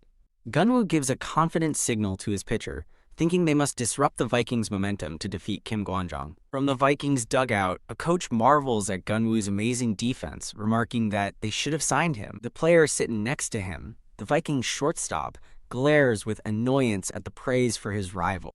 As the coach seeks agreement, the shortstop, Kim Mon-jae, fumes internally at being dissed so innocently to his face. The third batter strikes out, and the commentators praise Andy Garfield for retiring the side in order with 3 strikeouts. In the bottom of the inning, Kim Kwon-jong answers with a powerful 3-pitch strikeout against the Oceans' leadoff hitter. The commentators highlight Kim Kwon-jong's infamous dominance over the Oceans, citing his perfect 5-0 record against them last year. The second batter, Bae Young-hon, hits a grounder and is thrown out at first, making it 2 outs. Lee Si-wook, the third batter, hits a weak fly ball to the outfield for the final out, ending the inning. Tack! In a flash of motion, Kang Gun-woo makes another incredible diving catch, robbing the batter of a hit. Gun-woo rises calmly from the dirt, dusting himself off after the spectacular play. In the Vikings dugout, a player wearing number 2 Jo Young-han watches the field with a blank expression. In the stands, an older man and woman erupt in cheers, with the woman proudly shouting, "That's my son!" while a younger man beside them looks on with dark annoyance. The woman nudges her husband with a sly grin, pointing out that she knew he would end up cheering for Gun-woo. Ting! The man looks stunned, turning to the young man and asking, "Hyun-soo, where's your mom?" Siltu, sitting beside Yuri, shakes his head in defeat, telling his father that he needs to stop her. To his shock, Hyun-soo's father spots his wife in another section, now wearing sunglasses and leading the cheers with a massive team flag. Hyun-soo smiles weakly, explaining his mom is the famous fan known as the Twin Flags of Sajik-dong, and even the commentators recognize her legendary status. On the field, Kim Kwon-jong fools the batter Yang Dae-jun with a changeup for a strikeout. The next batter hits a lazy fly ball, easily caught by an outfielder for the out. The scoreboard remains locked at 0-0 as the commentators note the tense pitchers' duel unfolding. A player adjusts the tight, crisscrossing straps of their gear in preparation. A batter digs their cleats into the dirt of the batter's box, ready for the pitch. Facing a stadium full of cheering fans, a player grips their bat, ready for the challenge. The announcer introduces the #1 rookie draft pick, Kang Geon-woo, for his official debut at bat as he steps up to face Kim Kwon-jong. Geon-woo holds his bat, his expression calm and focused as the crowd chants his name. Yuri watches anxiously from her seat, regretting her wish and worrying about the immense pressure on Geon-woo. On the mound, Kim Kwon-jong sizes up Geon-woo, recalling the rookie's impressive batting average during the exhibition games.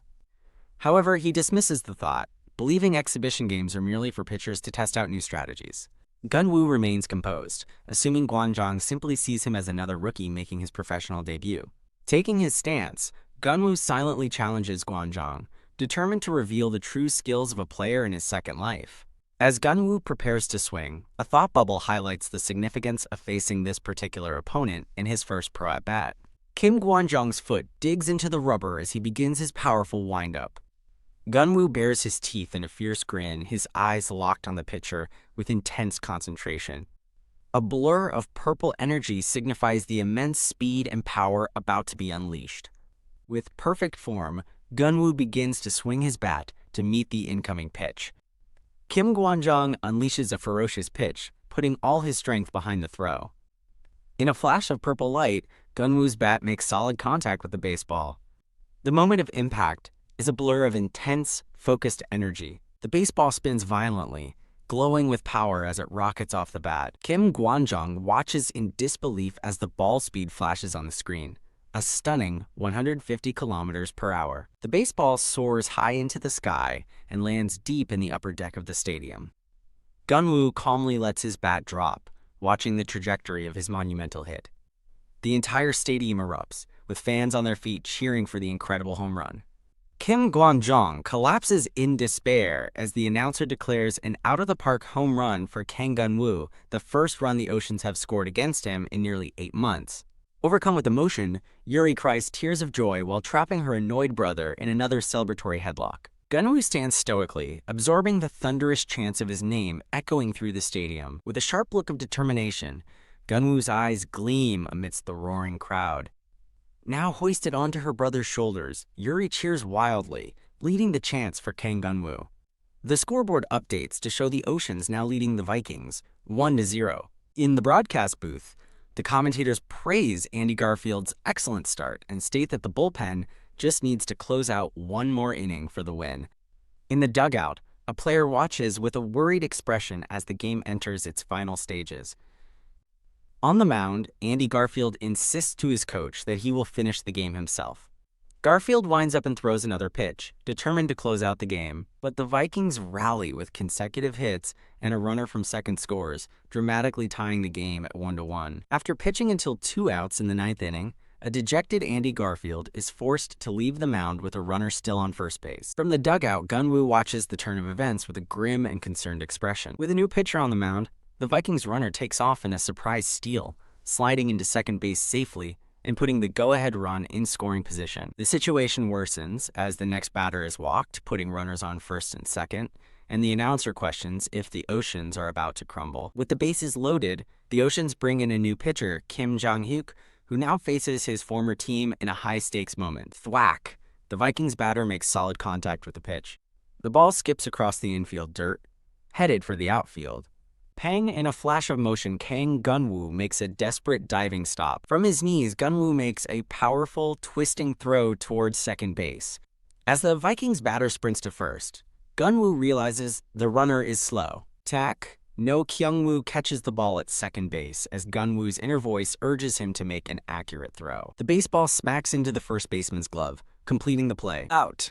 The umpire signals the out at first, confirming a game-saving 6-4-3 double play that ends the inning. No Kyung-woo triumphantly pounds his chest, boasting to Geon-woo about his super rookie calmness under pressure. A teammate places a hand on Kyung-woo's head, telling him to calm down and not celebrate like they've won the championship. Pouting as he walks off the field, No Kyung-woo mutters that Kang Geon-woo is just jealous. Back in the dugout, Geon-woo studies the lineup, calculating that 2 batters need to reach base before he's up again. After Daejin draws a walk, an excited No Kyung-woo tells Geon-woo to get on base so he can be the one to finish the game. Annoyed by the lack of response, Kyung-woo asks if Kang is even listening to him. With the game tied in the bottom of the 9th and 2 outs, a player grips their bat, ready for the final chance. The announcer calls Kang Geon-woo to the plate, and the stadium erupts with cheers for the hero of the opening home run. Pang! The catcher snags the first pitch, as the umpire declares, "Ball!" The second pitch also misses the strike zone, and the umpire calls ball 2.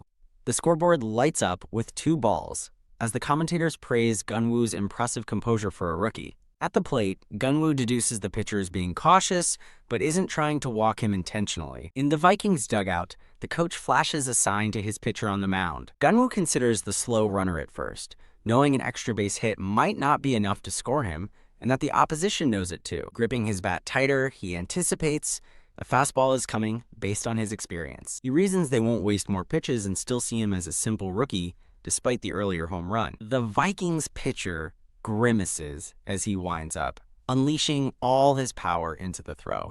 Geon-woo decides the risk is worth it, thinking he'll only lose 1 count at worst. Trusting his instincts, Kang Geon-woo unleashes a mighty swing, connecting perfectly with the pitch. The baseball soars high into the sky, arcing beautifully over the stadium. On the on-deck circle, No Kyung-woo looks on in disbelief, comically reminding Geon-woo that he was supposed to pass the chance to him. Geon-woo raises a triumphant fist, knowing he's just won the game. The stands explode in a frenzy as the crowd chants Kang Geon-woo's name. As Geon-woo rounds the bases, the stadium echoes with thunderous cheers for their new hero. His ecstatic teammates mob him at home plate, dousing him with water in a wild celebration. A reporter approaches Geon-woo for a post-game interview, asking him to share his feelings with the fans. Smiling confidently amidst the continuing chants, Geon-woo prepares to answer. During the on-field interview, the crowd's roar of Kang Geon-woo continues unabated. Facing the reporter, Geon-woo begins by sincerely thanking the fans for filling the stadium. He pauses, a flicker of confusion on his face as he seems to notice something in the crowd. The camera focuses on a jubilant Yuri, surrounded by confetti, cheering his name with all her heart. A warm smile spreads across Geon-woo's face as he looks out at his supporters. With newfound confidence, Geon-woo faces the crowd and declares, "I love you." Hearing his words, Yuri freezes, her face flushing, as a single happy tear streams down her cheek.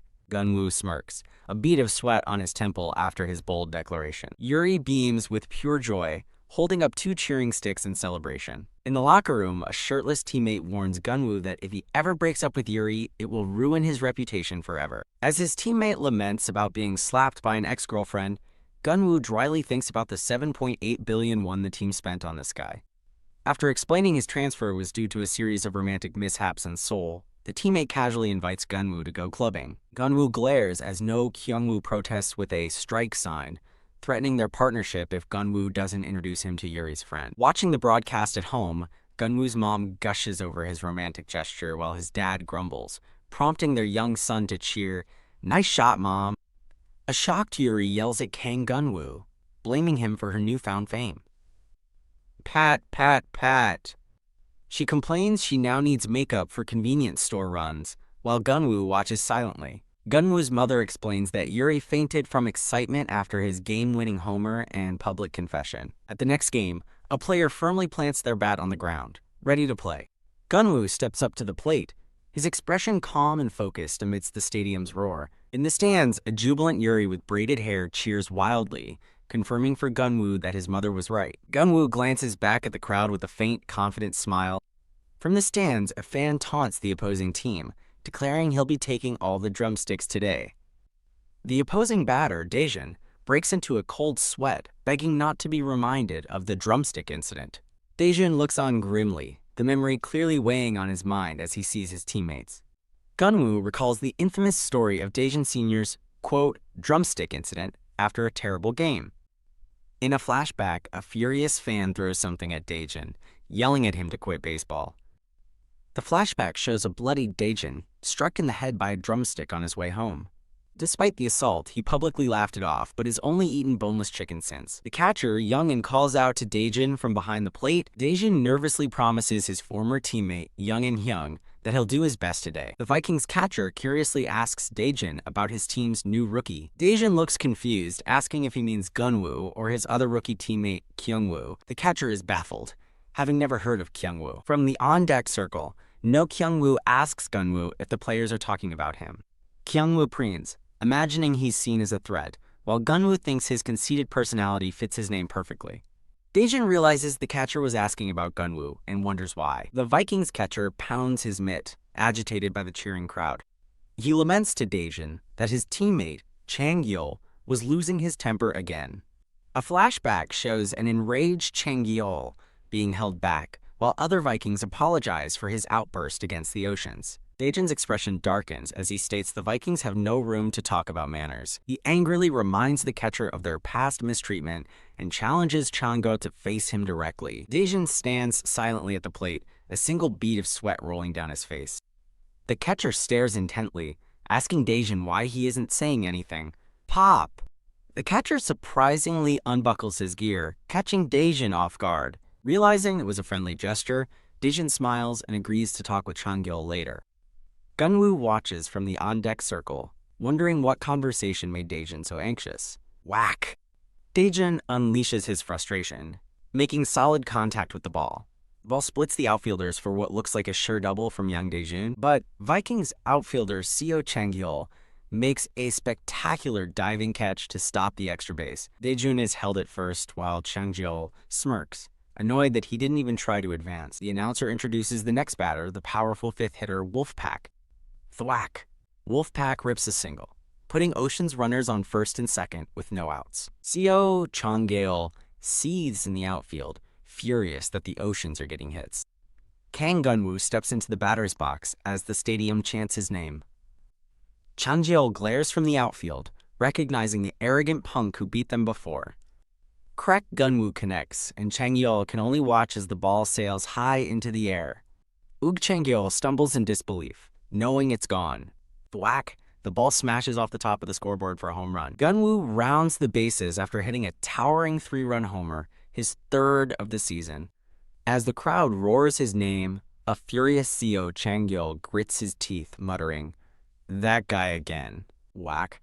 Another powerful hit sends the ball flying. The ball soars over the wall as Seo Chang-yeol watches helplessly. No Kyung-woo runs the bases with a shocked and ecstatic expression, celebrating his first home run. The team gives Kyung-woo the silent treatment, a no-attention ceremony, as he tries and fails to get a high five.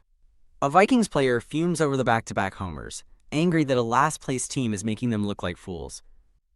The scoreboard shows the Oceans are up by 7 runs in the top of the 8th, and the crowd is roaring. Anticipating a win, the Oceans fans belt out cheers loud enough to shake the entire stadium. Meanwhile, the dejected Vikings dugout is compared to a funeral party as their team loses hope. A Vikings coach tells Coach Kim to bring in a new pitcher, Kim Il-jin, for the next inning. A new pitcher, Kim Il-jin, number 45, walks to the mound, known for throwing pitches up to 152 kilometers per hour. A teammate calls out Il-jin's name, and he turns his head in response.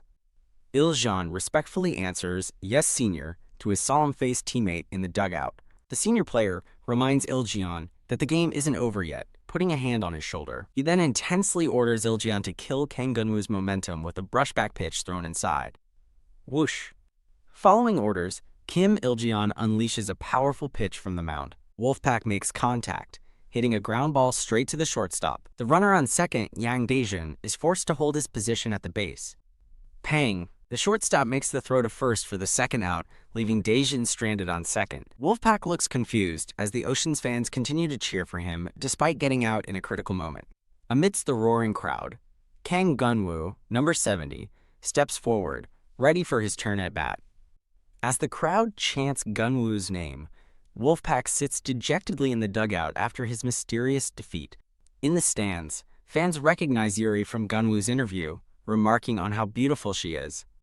Kang Geon-woo steps up to the plate, determined to perform well in front of Yuri and the roaring crowd. He thinks to himself that despite their 7-point lead, they can't afford to relax with their unreliable bullpen. He tightens his grip on the bat, focusing intensely. His resolve is clear. If there's a chance to increase the lead, they must take it. The Vikings pitcher, Kim Il-jin, hears the crowd's chants for Geon-woo, a toothpick hanging from his mouth. Il-jin acknowledges his senior was right about the stadium's excitement and resolves to break the Ocean's momentum. He concludes that their first step must be to shatter Kang Geon-woo's confidence. With a furious expression, the pitcher prepares to throw the ball. Geon-woo grits his teeth, ready to swing at the incoming pitch. The baseball speeds directly towards a shocked Geon-woo's head. Thump. The ball smashes into the protective netting, shocking the fans sitting right behind home plate. Yuri watches from the stands with a look of pure horror on her face. Luckily, the dangerous pitch only knocked off Geon-woo's helmet as he sits dazed on the ground. Geon-woo jumps to his feet, yelling profanities, while Yuri mirrors his angry expression from her seat. The pitcher, Kim Il-jeon, stares in wide-eyed shock at what just happened. Il-jeon and Geon-woo glare at each other, both seething with rage. Enraged, Geon-woo drops his bat and charges the mound as the announcer cries out in alarm. Pitcher Kim Il-jeon turns and runs as Geon-woo sprints toward him. The pitcher's cap flies off as he's tackled from behind. Thwack! Someone lands a solid punch, and Kim Il-jeon's face swells up instantly. Yuri looks on with a sweat drop on her cheek, worried by the escalating violence. A close-up shows the determined eyes of the Ocean's catcher through his mask.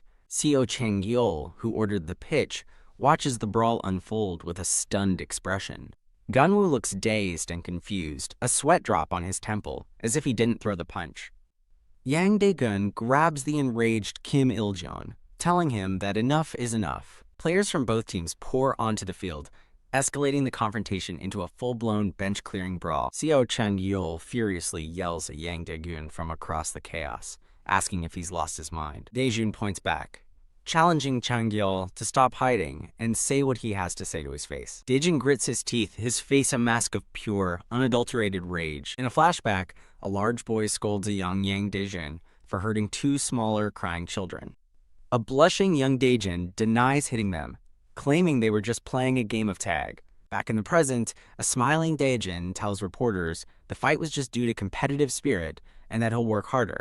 Dae-jun, now on crutches, smiles through the pain and dismisses the incident, saying injuries are a natural part of sports. A flashback shows a grimly determined Dae-jun on the field, with a terrified teammate behind him. Gritting his teeth, Dae-jun thinks that such a violent act is unacceptable, especially towards young players just out of high school. Wah! Dae-jun roars with fury on the field, his anger boiling over as teammates try to intervene. The umpire shouts frantically for everyone to stop the escalating brawl. As Dae-jun charges into the fray, the announcer notes that someone desperately needs to stop him. The umpire's eyes widen behind his mask in disbelief at the unfolding chaos. Amidst the brawl, a Vikings player is knocked to the ground. The announcer reports that the umpire has fallen and coaches are now joining the fight, as one manager grabs another by the collar. Fed up, the umpire points decisively and yells, ejecting Yang Dae-jun from the game.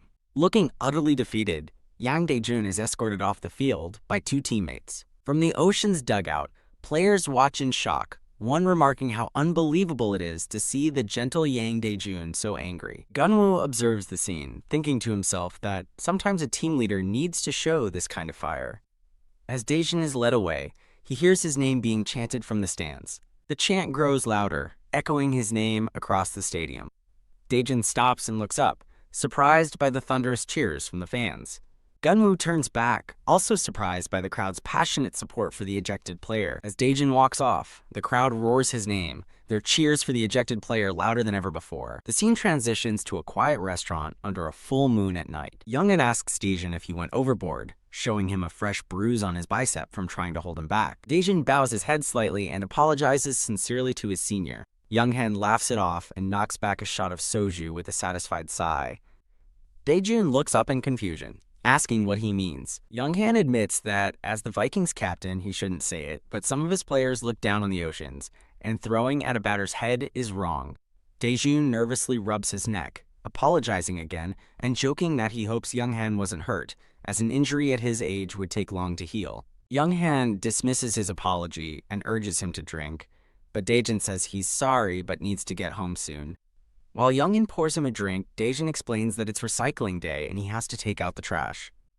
Younghan finishes pouring a glass for Dae-jun, listening to his mundane excuse. Holding his phone, Younghan agrees to wrap up quickly, but tells Dae-jun he needs to take a picture with Il-jeon first. On the phone, Younghan calls Il-jeon over, while Dae-jun panics in the background, exclaiming that he has photo anxiety. Dae-jun poses awkwardly for a photo with the bruised Kim Il-jeon. a peace sign held over his head by an unseen person. The scene flashes back to Daejin fighting off multiple players during the intense bench-clearing brawl. A new player is introduced, the serious-looking third baseman for the Irons, Park Jung-shin. The Irons coach, Odesio, asks Park Jung-shin if he's worried about his former teammates after the noisy brawl. Park Jung-shin calmly replies that he's not exactly worried about them. Coach Odesio strokes his chin, thinking to himself that feeling sorry instead of worried sounds like a much bigger problem. Park Jung-shin clarifies that it's just a personal feeling, and he won't take it easy on the Oceans just because Daejin is out. With a determined glint in his eye, he declares he needs to show them why the Irons chose him. The scene shifts to the exterior of the Busan Oceans home field, Sajik Stadium. A female reporter approaches Kang Geon-woo for a pre-game interview, complimenting his performance in the season opener. Geon-woo smiles and confidently tells the reporter that, with legendary coach Odeseo, the team aims to restore its reputation, anticipating a good matchup. As the Oceans lineup appears on screen, Geon-woo sighs, thinking that senior Daejin's absence definitely leaves a gap. He looks out at the field, noting the weakness is especially apparent in the 7th to 9th batting spots. Reading brutal fan comments online, calling the bottom of the lineup a nap zone, Geon-woo breaks into a cold sweat. Resolving that the other players need to step up, he watches a teammate happily sign an autograph for a fan. The scoreboard shows a 0-0 tie as the announcer declares the Oceans have escaped a first-inning jam and are now up to bat. The leadoff batter for the Oceans, Hwang Seok-yu, steps confidently into the batter's box. From the dugout, Geon-woo analyzes his teammate, believing Hwang Seok-yu's power fits better in the middle of the order, since he lacks a good eye for pitches. From the catcher's perspective, Hwang Seok-yu unleashes a powerful swing. The hit is a success as the announcer calls out a double that splits the field, sending the outfielder scrambling. Celebrating his successful hit, Hwang Seok-yu pumps his fist as the announcer declares he has opened the Ocean's offense. The crowd roars, chanting Hwang Seok-yu's name and encouraging Mr. Hwang. Standing on base, Hwang Seok-yu cringes, wishing the fans would change the cheer because Mr. Hwang sounds tacky. With no outs and a runner on second, the Ocean's second batter, Bae Young-han, steps up to the plate. Bae Young-han, the new batter, maintains a calm and focused expression as he readies his stance. As Geon-woo thinks that his senior Young-han is an oddball, Young-han makes solid contact with the ball. Geon-woo acknowledges Young-han's excellent contact skills as he skillfully turns an outside slider into a fair ball for a hit. Watching from the dugout, Geon-woo thinks his eccentric teammate is making too much of a fuss with his over-the-top celebration. The stadium scoreboard flashes to life, announcing the third batter, number 79, Kang Geon-woo. As the crowd's cheers intensify, Kang Geon-woo grips his bat, focusing his energy for the at-bat. At the plate, Geon-woo listens as the stadium echoes with chants of his name. The Irons catcher gives a sign, but the pitcher, sweating nervously, shakes his head in disagreement. Geon-woo observes the opposition, noting that the pitcher, Lee Tae-young, is taking a long time and seems deep in thought. Finally decided, the pitcher winds up and unleashes the ball toward home plate. Geon-woo's eyes sharpen as he anticipates the pitch, thinking he knows what's coming. Pang! The pitch veers wildly inside, forcing Geon-woo to quickly pull back his bat as the catcher snags it. The pitcher, Lee Tae-young, breathes a sigh of relief, realizing he narrowly avoided giving up a run on a wild pitch. Pang! The pitcher throws another stray ball, his control clearly faltering under pressure. Gritting his teeth in frustration, the pitcher struggles to compose himself after giving up 2 consecutive hits. Thwack! The ball bounces in the dirt for a third time, and the announcer calls 3 straight balls.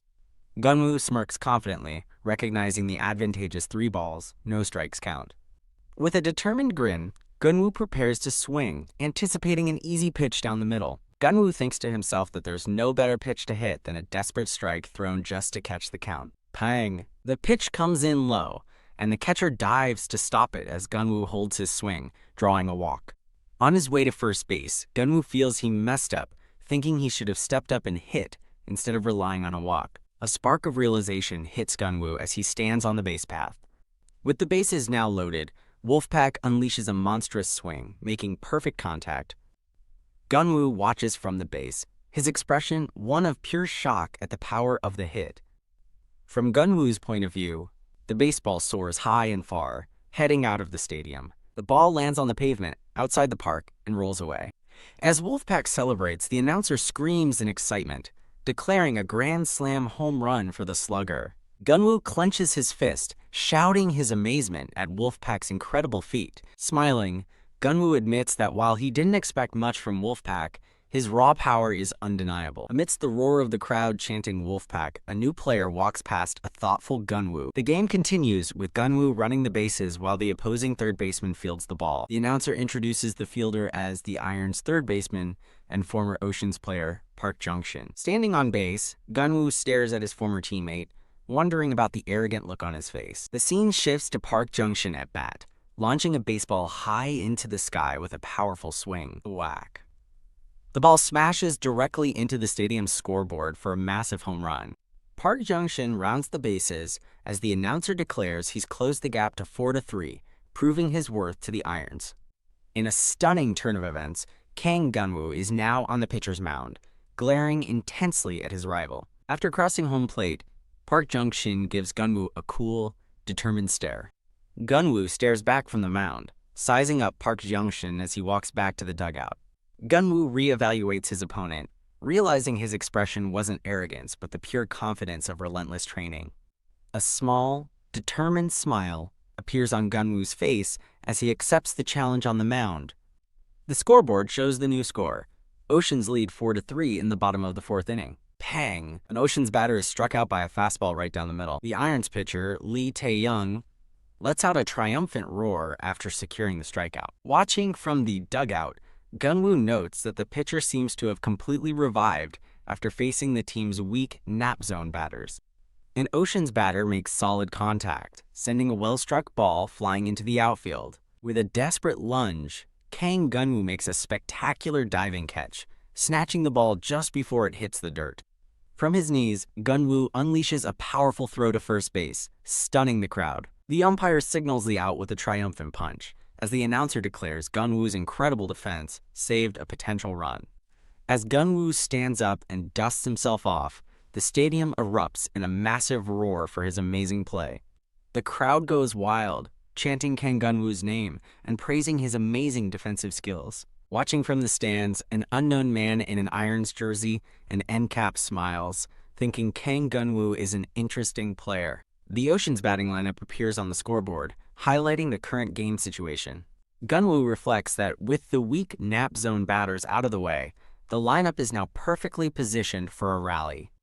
Adjusting his helmet, Geon-woo resolves to break through this inning, knowing their bullpen can't hold a narrow one-run lead. In a stunning display of skill, Park Jung-shin makes a picture-perfect diving catch, robbing the Oceans of a hit. Commentators praise the Irons for responding to great defense with a great defensive play of their own. At the plate, Geon-woo recognizes that the Irons are not going to back down easily.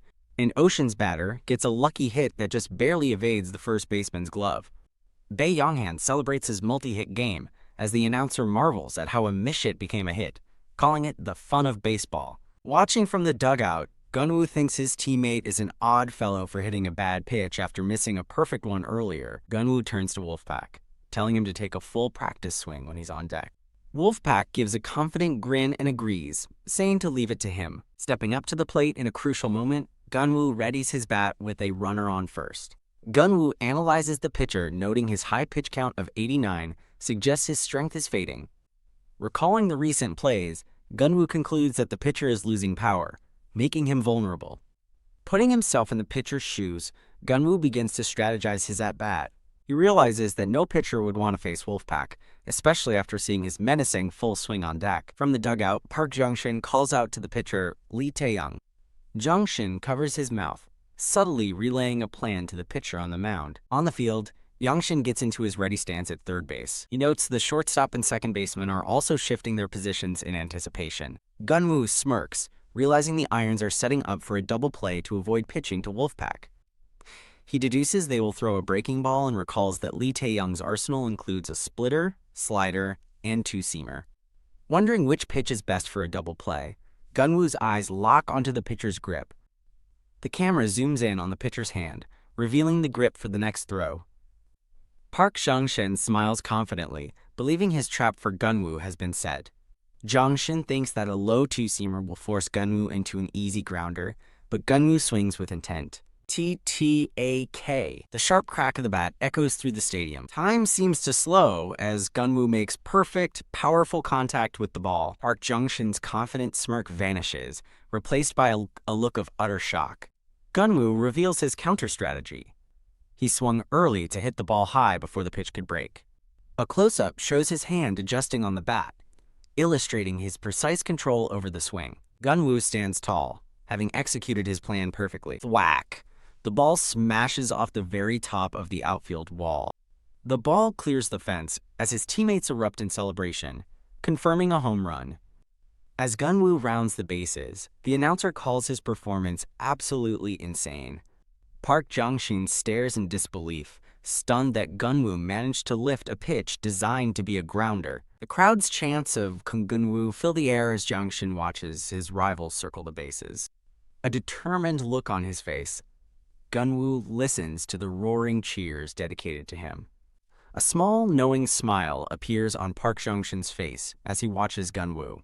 Jung-shin has a moment of realization, thinking to himself, "All right, I get it now, Daejin." He finally understands why Daejin got so angry during the brawl. It was to protect a rookie with incredible talent like Geon-woo. Geon-woo stands as a confident and accomplished player, having proven his worth. A sports news headline flashes on screen, hailing the remarkable rookie Kang Geon-woo for hitting home runs in 3 straight games. The montage of success continues with another article quoting the coach saying Geon-woo is at a major league level. While browsing his phone, a man scoffs at a news article, hyping up Kang Geon-woo's defensive skills. The man in the orange shirt dismisses Geon-woo's success, telling someone named Heyman it's only been 3 games. He resolves to get Geon-woo under control, believing that putting the rookie in his place is key to defeating the Oceans. The man presents a luxurious box, asking if it's suitable for a champagne celebration after their impending victory. An associate in a blue jacket agrees to the plan, but warns against future complaints if they are too harsh on Geon-woo. The scene shifts to a dazzling night view of the Busan Ocean's home, Sajik Stadium. Standing on the field, Kang Geon-woo looks around, contemplating the standard of Busan baseball. He observes the packed stadium, amazed that a weekday game sold out just because of their 3 recent wins. Geon-woo reflects on the fans' fair-weather nature, recalling a time when only 69 people showed up during a slump. A graphic introduces the day's pitching matchup, the Ocean's Lee Hoon versus the Iron's Shin Ha-min. On the field, Geon-woo worries about the team's notoriously weak bullpen. Crack an opposing batter makes solid contact with one of Lee Hoon's pitches. Startled, pitcher Lee Hoon shouts for his shortstop to make a play. Kang Geon-woo dives, expertly fielding the hard-hit grounder. With a powerful throw, Geon-woo gets the runner out at first, earning praise from the announcer for his flawless defense.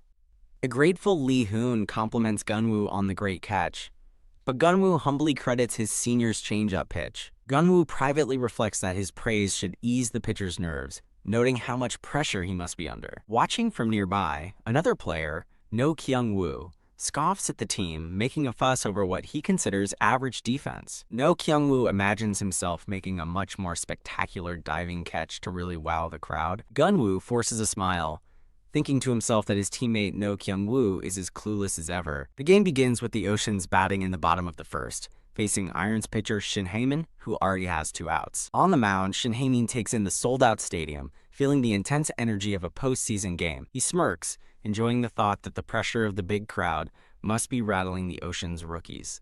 At the plate, Geon-woo considers the veteran pitcher, admitting he knows little about the 35-year-old Shin Ha-min. Pang! A pitch zips past Geon-woo as he holds his swing. Geon-woo watches the catcher, correctly identifying the pitch as a changeup. Shin Ha-min wonders if Geon-woo is too nervous to swing and decides to press his advantage. Getting into his stance, Geon-woo assesses the pitcher's excellent control, yet senses an opening. Pang! The ball slams into the catcher's mitt for another called ball. After a 4th straight ball, the umpire signals a walk, and Geon-woo heads to first base. The announcer praises Kang Geon-woo's impressive patience as he takes his base. Shin Ha-min adjusts his cap, knowing he now faces the most dangerous part of the Ocean's lineup. The veteran pitcher has a sudden realization, impressed that Geon-woo intentionally held back on a tempting pitch. Shin Ha-min glances at Geon-woo on first base, who appears to give a slight, knowing smile. Geon-woo notices the pitcher's expression, finding it odd for someone who just gave up a walk. With a confident smirk, Geon-woo sends a clear message to the mound. He is not an ordinary, impatient rookie. TTAK, the next batter, Wolfpack, connects with the ball. The announcer calls a high fly ball to the outfield as Geon-woo watches from first base. The center fielder easily catches the fly ball, ending the inning. As Wolfpack returns to the dugout, Geon-woo grimaces, realizing the power hitter was fooled by the changeup. Geon-woo knows that Wolfpack's pure power approach makes him vulnerable against a finesse pitcher like Shin Hae-min. He glances toward the dugout, where their injured senior Daejin sits, his absence keenly felt. As he walks off the field, Geon-woo concludes that without Daejin, their scoring chances are significantly lower. Back on defense, teammates, led by No Kyung-woo, angrily ask Geon-woo why he didn't swing the bat. No Kyung-woo boasts that if he were in that spot, he would have hit a home run. Geon-woo calmly lectures him on the strategic importance of the sixth batter and the second baseman's defensive role. Confused, No Kyung-woo asks if he's talking about the pitcher's changeup, but Geon-woo clarifies that both pitchers are using it heavily. The stadium scoreboard introduces the Iron's next batter, Lee Jong-sop. Geon-woo tries to advise No Kyung-woo to play deep for the aggressive pull hitter, but No Kyung-woo furiously tells him to shut up.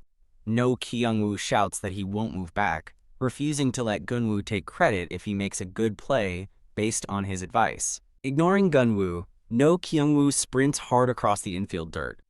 He flashes back, a look of grim determination on his face. Pang! In a flashback, No Kyung-woo fields a ball while thinking he gave up shortstop because of Geon-woo. Watching Geon-woo's incredible range from the dugout, his teammates had praised him as the real deal. No Kyung-woo recalls refusing to run away, confidently telling the coach he could handle second base. He glances at his phone, where his smiling grandmother proudly declares his home run made her a star. A surge of energy visualizes his renewed determination.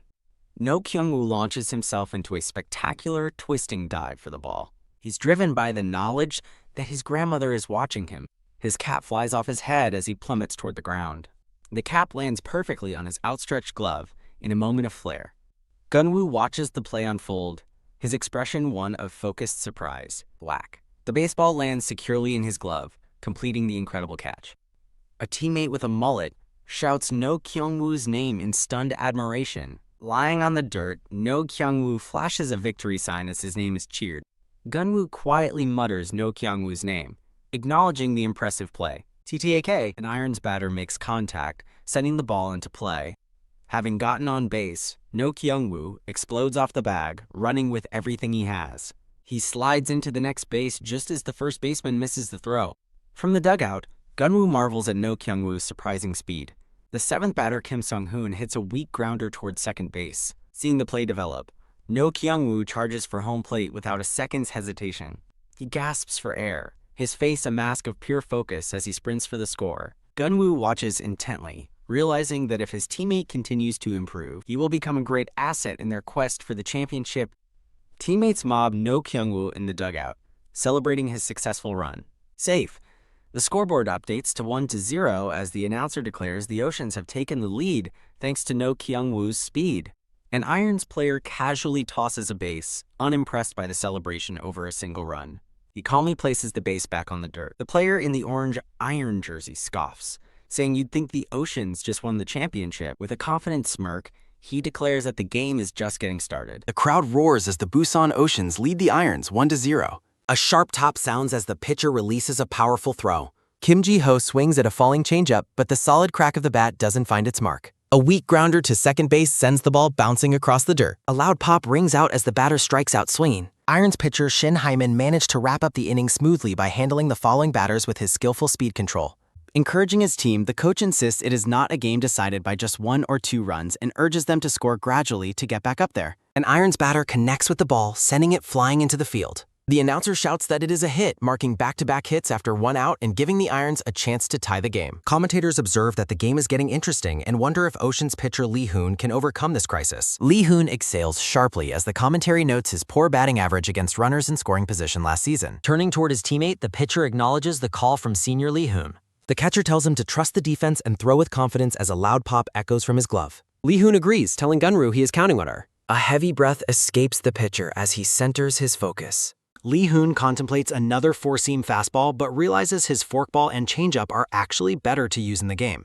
He reflects on a vicious cycle where the catcher lets balls get away or the infield defense fails, forcing him to rely on the four-seam fastball. A solid crack sounds as he thinks that if Senior Lee Hoon could trust the defense and throw according to his main skills, things would change. The dugout erupts in cheers, shouting that he finally did it. A loud pop echoes as Kang Geon-woo catches another potential hit to center field. A quick tap sounds as he immediately performs a glove cost. A soft snap is heard as No Kyung-woo catches the ball barehanded. Avoiding the slide, he swiftly throws the ball to first base with a sharp whistle through the air. A loud pop confirms the out as they complete a picture-perfect 6-4-3 double play. The Ocean's rookie duo Kang Geon-woo and No Kyung-woo celebrate their defensive success with a light tap of their gloves. With fantastic defense saving Lee Hoon from a crisis, the pitcher excitedly shouts for No Kyung-woo and Geon-woo. A loud bang sounds as an Irons player frustratedly slams the wall, lamenting that they could have taken the lead if the ball had slipped through. The score remains 1-0 as the announcer describes the unfolding, unexpected pitcher store. A pitcher prepares on the mound while the narrator admits they expected a batting showdown based on today's starting matchup. Shin Hae-min catches a breath, thinking that at 1-0 it has become a matter of who scores the next crucial run. At the bottom of the fifth, the Oceans are on the attack with one out, a runner on first, and number 2 batter Bae Young-han up next.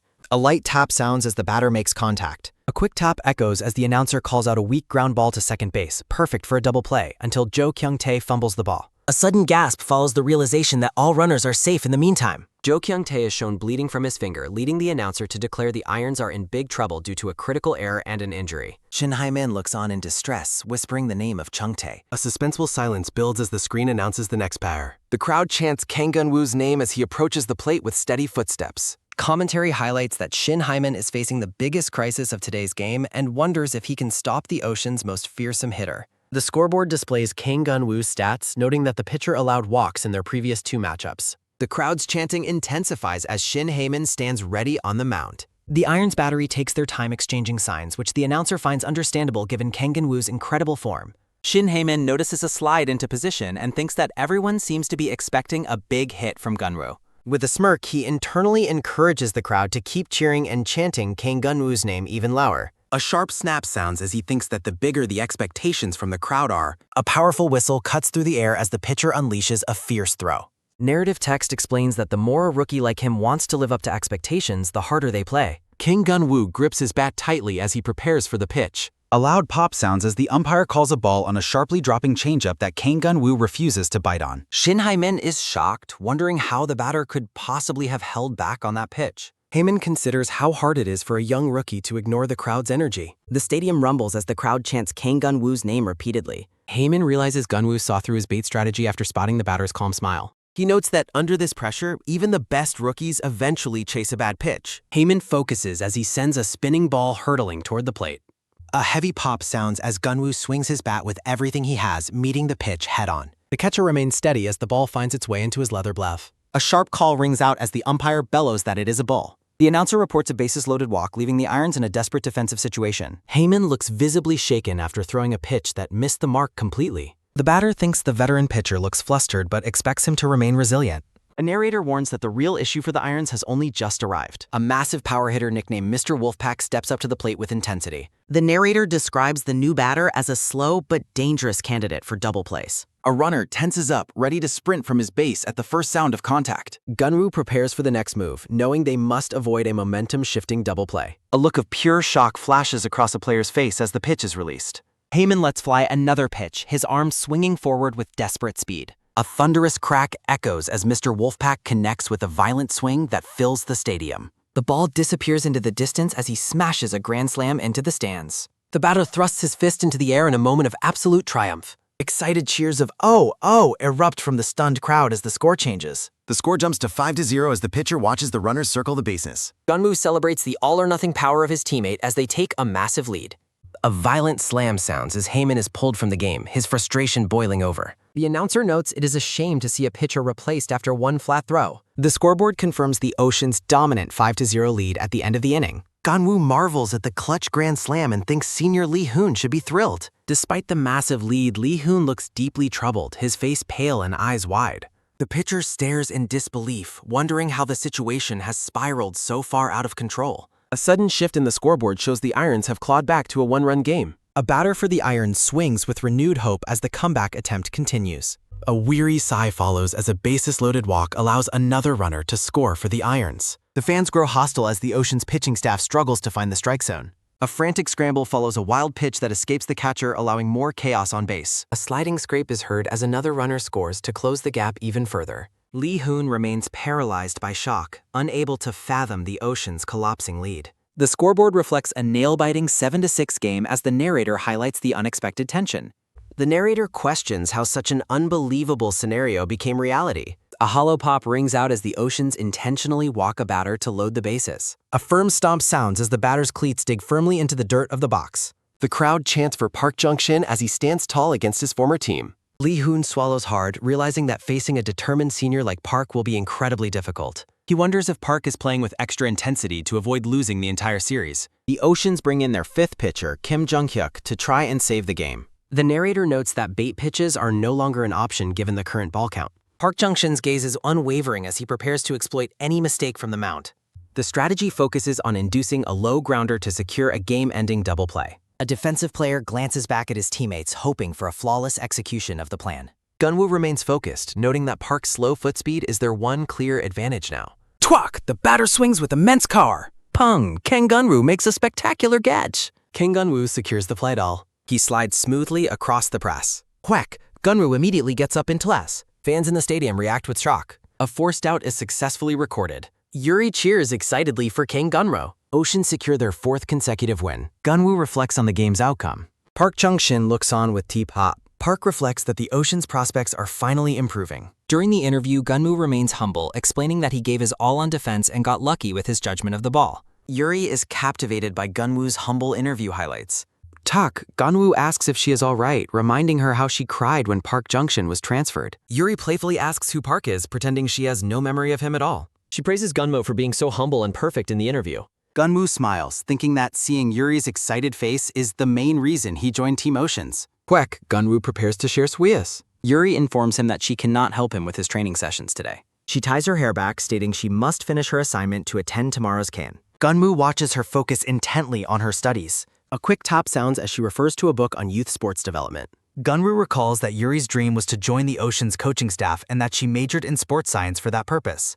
He thinks back on the past, realizing Yuri sacrificed a lot because of him. Yuri slumps over, complaining that she cannot concentrate because Geon-woo's home run keeps flashing before her eyes. Geon-woo observes her with a thoughtful expression. He begins watching a sports documentary on the phone. Yuri asks about the documentary on Brazil's youth soccer, and he asks if he is disturbing her or should turn it off. Yuri tells him to simply fast forward through the footage. She is impressed by Brazil's approach to youth development, realizing why they are such a powerhouse. Inspired, she gets back to work, hoping to benchmark the concept for her own research. Geon-woo thinks that with her current level of focus, she will surely finish in time for the game. Geon-woo orders an iced dolce latte with specific proportions of ice and coffee. He thinks that he only provided the documentary hint to help her grow, just as she always found her own way in the past. The barista delivers the prepared latte. He considers it acceptable to give her a tiny hint this time, given how much she suffered because of him previously. Geon-woo looks around in sudden surprise. He realizes that one of the dots on his glowing ring has vanished. He remains confused about the strange events involving the ring.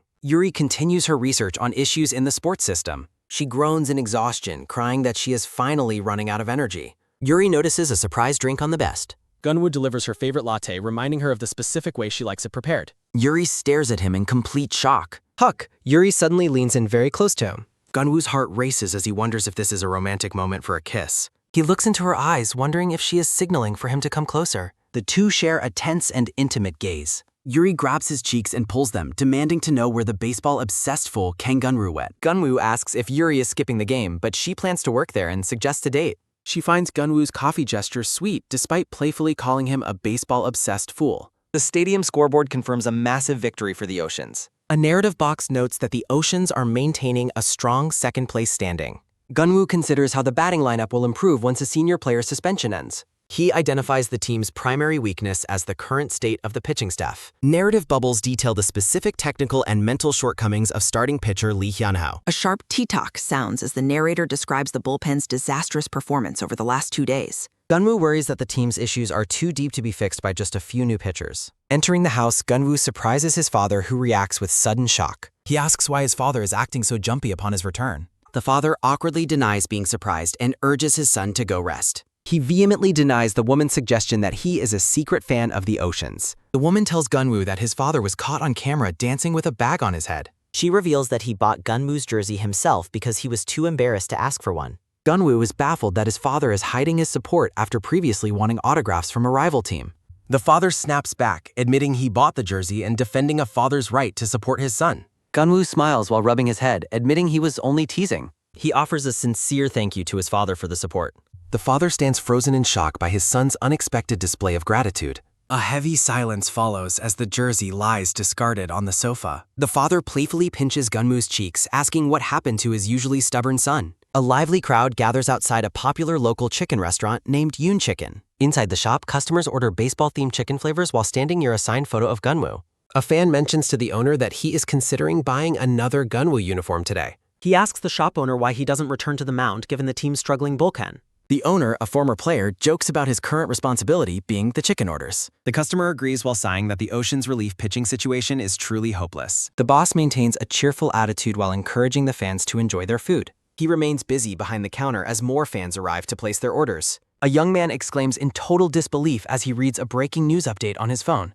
The shop owner and other patrons look over in confusion at the sudden outburst. The fan announces that Go Eun-tae has been suddenly transferred to the rival Irons. Surprised fans check their phones as headlines wonder if the trade will fill the gap for the Irons. A new player sits in the Ocean's locker room while Geon-woo watches from a distance. The newcomer introduces himself as Park Ui-hyun, a lifelong Oceans fan joining the roster. Geon-woo observes the man with a focused and analytical gaze. A thought bubble suggests this new player's skills far exceed those of the current catchers. Narrative text expresses hope that the team has finally secured a high-quality defensive leader. A loud tang echoes as Yuri slams her hands onto the desk in reaction to the news. Geon-woo questions the man's lack of records, but Yuri insists he is a superior talent despite being a backup. He asks Yuri for a numerical rating of the new player's ability. Geon-woo is horrified when Yuri gives a brutally low score out of 500 points. He concedes that while the evaluation is harsh, the logic behind it is impossible to argue. A veteran player welcomes Park Ui-hyun to the team with a friendly greeting.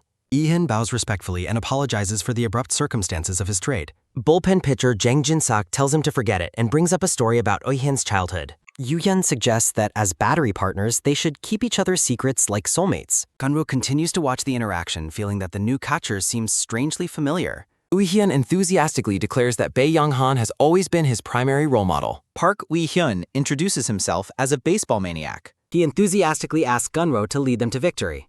Geon-woo notices the newcomer's greetings are completely rehearsed. His bat hits the ground with a rhythmic top. Park Ui-hyun eagerly starts the batting practice session. He takes a powerful swing at the ball. The catcher apologizes for his poor practice performance. Park Ui-hyun prepares for another attempt at bat. No Kyung-woo watches as the ball reaches the fence. Yoo-hyun shouts motivation to practice with game day intensity. Geon-woo wonders where he has seen this man before. No Kyung-woo calls out to his distracted teammate. He brings up their new senior teammate, Ui-hyun. Both men realize Ui-hyun's personality is oddly familiar. Ui-hyun aggressively befriends the foreign pitcher, Garfield. Geon-woo hears rumors about the catcher's exhausting energy. He reflects on people who naturally make friends everywhere. No Kyung-woo was previously the team's primary socialite. Kyung-woo fears his entire personality role is being replaced. The scoreboard shows the Oceans taking an early lead. With bases loaded, Geon-woo watches from third base. The dugout erupts with chants for more runs. Geon-woo notes how much the team's morale has improved. Hyun introduces himself to the fans with a nickname. A silent question lingers about his actual batting ability. A sharp crack echoes as Yoo-hyun hits the ball. Geon-woo prepares to run as he tracks the hit. The announcer calls out a high-fly ball. A lucky hit drops perfectly between the opposing fielders. Geon-woo crosses home plate to increase the lead. Yoon celebrates his successful hit with a side. A celebratory fist is thrust into the air. The crowd roars as Yoo-hyun kneels in triumph. Geon-woo is stunned by the catcher's eccentric celebration style. Online fans react with disbelief at the catcher's RBI. Geon-woo questions the chaotic nature of his current team. Sports News highlights the successful performances of the trio. The Oceans secure a victory against the Thunderbuzz. Yuri asks Geon-woo for Ui-hyun's autograph via text message. Geon-woo feels a pang of jealousy despite Yuri's happiness. Headlines celebrate Geon-woo's impressive walk-off home run. The team maintains first place with a dominant record. Geon-woo smiles at a heartfelt praise from Yuri. He feels drained by his teammates' relentless competitive energy. The sun shines over the quiet residential complex. Yuri's keyboard sounds with a quick, repetitive tap. Her fingers move in a rapid, rhythmic blur. She stretches and celebrates finishing her difficult assignment. Something suddenly catches her attention on the screen. Yuri gasps, realizing it is already past midnight. Yuri cries over her assignment, sad that school is keeping her from watching Geon-woo's games. Her phone begins to vibrate loudly, startling her. She looks down to see an incoming message from Gunro. Yuri's eyes widened in excitement as she asks about snacks. She opens the front door and finds it empty, calling out to Jung Hyun-soo to ask if he saw anything. The boy on the sofa claims total ignorance while clutching his own phone. Yuri stands over him, suspicious, as he sits next to a glowing gift box. She demands to know the source of the white powder on his lips. Hyun-soo nervously licks his lips while stammering about the lack of any powder. A dark, menacing energy radiates from Yuri as she stares him down. A loud thud echoes as she pins him to the floor in a wrestling hold. Yuri points out the obvious hearts drawn on the snack box. She mocks him for lying about the gift as he finally surrenders in pain. Yuri suddenly stops her assault as something catches her eye. She spots a small envelope tucked among the cookies and chocolates. She reaches into the box to retrieve the letter. Hyun-soo groans on the floor, questioning what Gunwoo sees in such a violent person. The letter contains a sweet message from Gunwoo saying he misses her. Yuri stands up with a sudden dramatic flourish. She executes a high kick that sends her brother cowering. Hyun-soo peeks out, wondering why she is suddenly acting so strange. Yuri announces her immediate departure for Seoul, ignoring her brother's concerns about her classes. The scene shifts to the brightly lit stadium at night. Yuri stands outside the arena, panting from her frantic flight to get there. She looks up at the massive structure with a determined expression. On her phone, a sports update confirms that the Bulldozers have won the game. Passing fans express frustration that the team didn't use a pinch hitter. Other spectators argue that Gunwoo's defensive play was the highlight of the night. Yuri smiles warmly, pleased to hear that Gunwoo performed so well. A massive roar of excitement erupts from the stadium exit. She notices the players emerging and hears Yang Dae-gun apologizing for the loss. Yuri thinks the large player is surprisingly soft-hearted. She spots Gunwoo walking into the middle of a waiting crowd. Fans scream his name and beg for autographs as he passes. Yuri is caught in the middle of the surging, cheering crowd. A heavy thud sounds as she is knocked to the ground by the fans. Gunwoo continues to sign baseballs, thanking the fans for their support. Yuri groans in frustration while kneeling on the pavement. Gunwoo poses for a selfie with an excited female fan. Yuri watches the celebration from a distance, surrounded by cheering fans. She reflects on how much her childhood friend has changed and grown. A wave of quiet melancholy suddenly hits her despite the festive atmosphere. Yuri turns away, deciding it's impossible for him to see her in the chaos. She makes a phone call to her mother to update on location. A firm hand suddenly rests on her shoulder as a familiar voice calls out. Yuri's eyes widen in complete and utter disbelief. A figure leans over her shoulder, causing her to freeze. Gunwoo smiles at her, his bag slung over his shoulder. He admits he wasn't entirely sure it was her until he got closer. Yuri is left speechless, wondering how he could possibly have found her. Gunwoo tells a blushing Yuri he only had eyes for her as she reacts in shock. Fans on the team bus notice the woman standing next to Gunro. A tan-skinned man looks out the window in confusion at the commotion. The crowd recognizes Yuri from a previous television interview with the star player. Gunwoo pulls Yuri into a warm hug while thanking her for coming to see him. A scoreboard displays a high-scoring slugfest between the Bulldozers and the Oceans. Narrative text notes that the Oceans are down to their final inning. A batter takes a powerful swing at the incoming pitch. A teammate calls out to Gunwoo as he stands ready at the plate. The tan-skinned player teases Gunwoo about his girlfriend traveling from Busan to Seoul. Gunwoo reacts with a look of surprise at the man's bold assumption. The announcer excitedly calls out as Gunwoo executes his swing. Yuri runs across a park at night while calling out Gunwoo's name. She stops to catch her breath, clearly exhausted from her frantic sprint. Yuri questions Gunwoo on how he managed to leave the team hotel despite the rookie curfew. Gunwoo explains he won an hour of freedom by hitting a game-winning home run. Yuri happily leaps into his arms, relieved she didn't miss Siam. A small thought bubble notes how pleasant the night weather has become. Yuri playfully asks Gunwoo about the letter he sent her. Gunwoo teases her for being moved by the letter while she mocks his terrible handwriting. The two friends share a quiet, happy moment under the stars. In a strategy meeting, the opposing coach warns that the Oceans are in peak form. A remote clicks as the screen identifies Gunwoo as the primary threat to watch. Teammates discuss how Gunwoo's swing was already perfected during training camp. A pitcher suggests using breaking balls to try and disrupt Gunwoo's rhythm. Another player warns that Geon-woo is excellent at selecting pitches and drawing walks. Someone wonders if the Oceans are stealing signs, but others laugh off the idea. A player asserts that Geon-woo isn't the only one they need to worry about. A statistical chart highlights the Oceans' tendency to allow runs in the latter half of games. The coach smiles, suggesting they can win by exhausting the starter and targeting the bullpen. The scene shifts back to the stadium as a loud roar erupts from the fans. Garfield unleashes a fierce pitch as the announcer calls the play.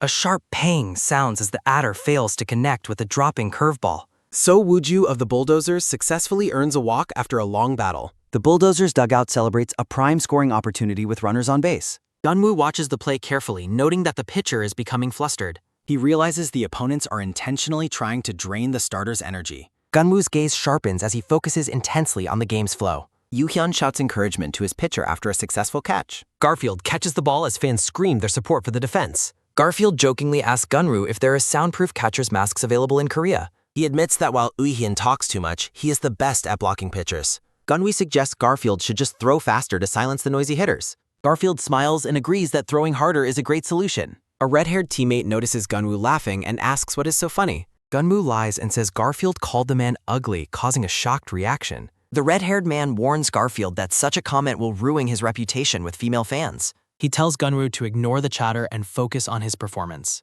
The teammate grumbles to himself while preparing for the next play.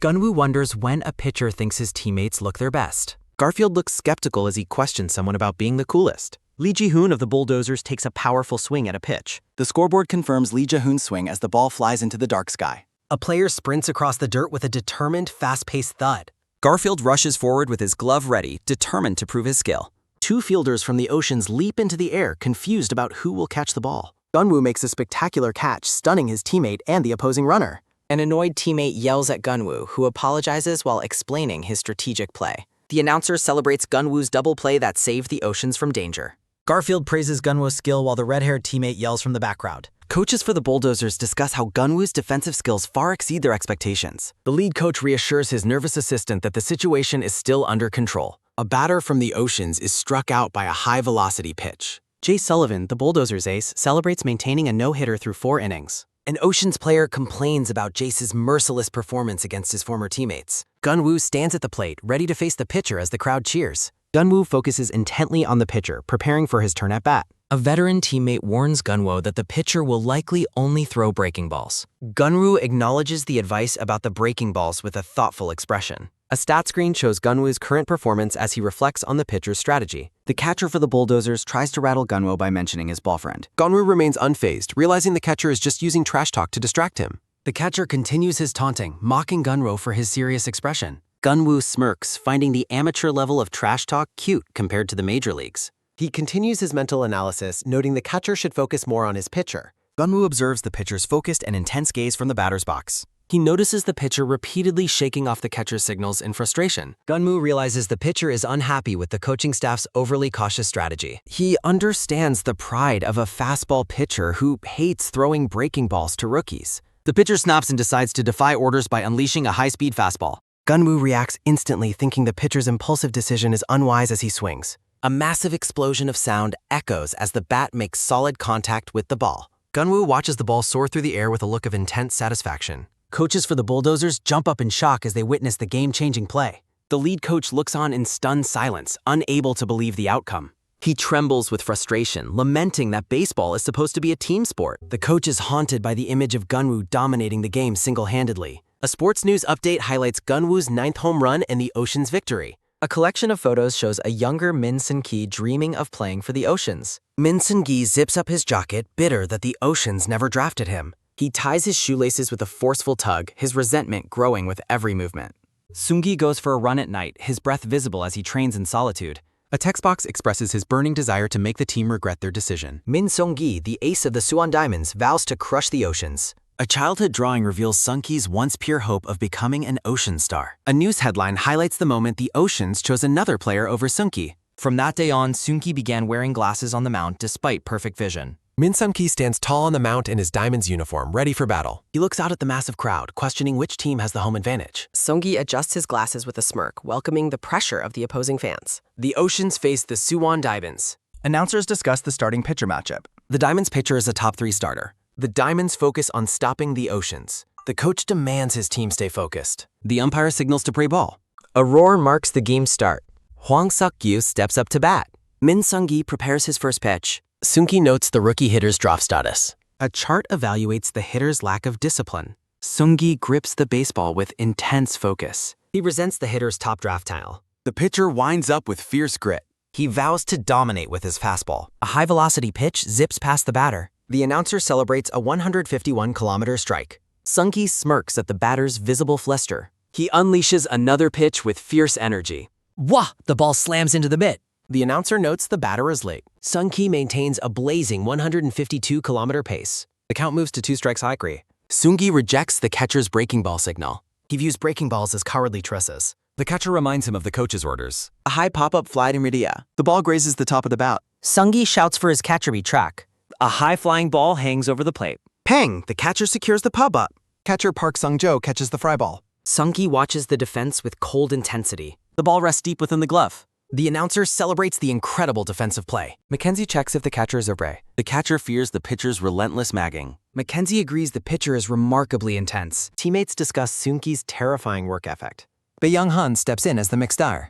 Sunggi burns with envy over the veteran's salary. Another pop-out ends the second hitter's turn. A focused gaze follows the next pitch. Sunggi challenges the batter with his specialty. A blurring fastball screams toward home plate. The pitcher feels confident in his advantage. Tack, the ball and bat make contact. Sunggi watches his throw with total conviction. The batter reacts in shock to the speed. The Diamonds fans erupt in excitement. Min Sunggi reels from his fastball Lizu. Geon-woo stands triumphant while fans roar. Sunggi bitterly laughs at his own defeat. He descends into a fit of laughter. Sunggi welcomes Geon-woo as a new challenger. He dismisses Geon-woo as a side character. A malicious smirk defines the pitcher's face.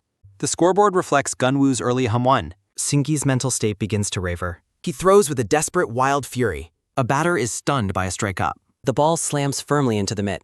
Siwook fails to touch the blazing fastball. Teammates marvel at Sunggi's terrifying intensity. Siwook distracts himself by eating the fac. The coach questions Siwook's excessive eating. Siwook strikeout field snacking emptied the box. Another Oceans batter falls to a strikeout. A teammate asks Geon-woo how he sporve.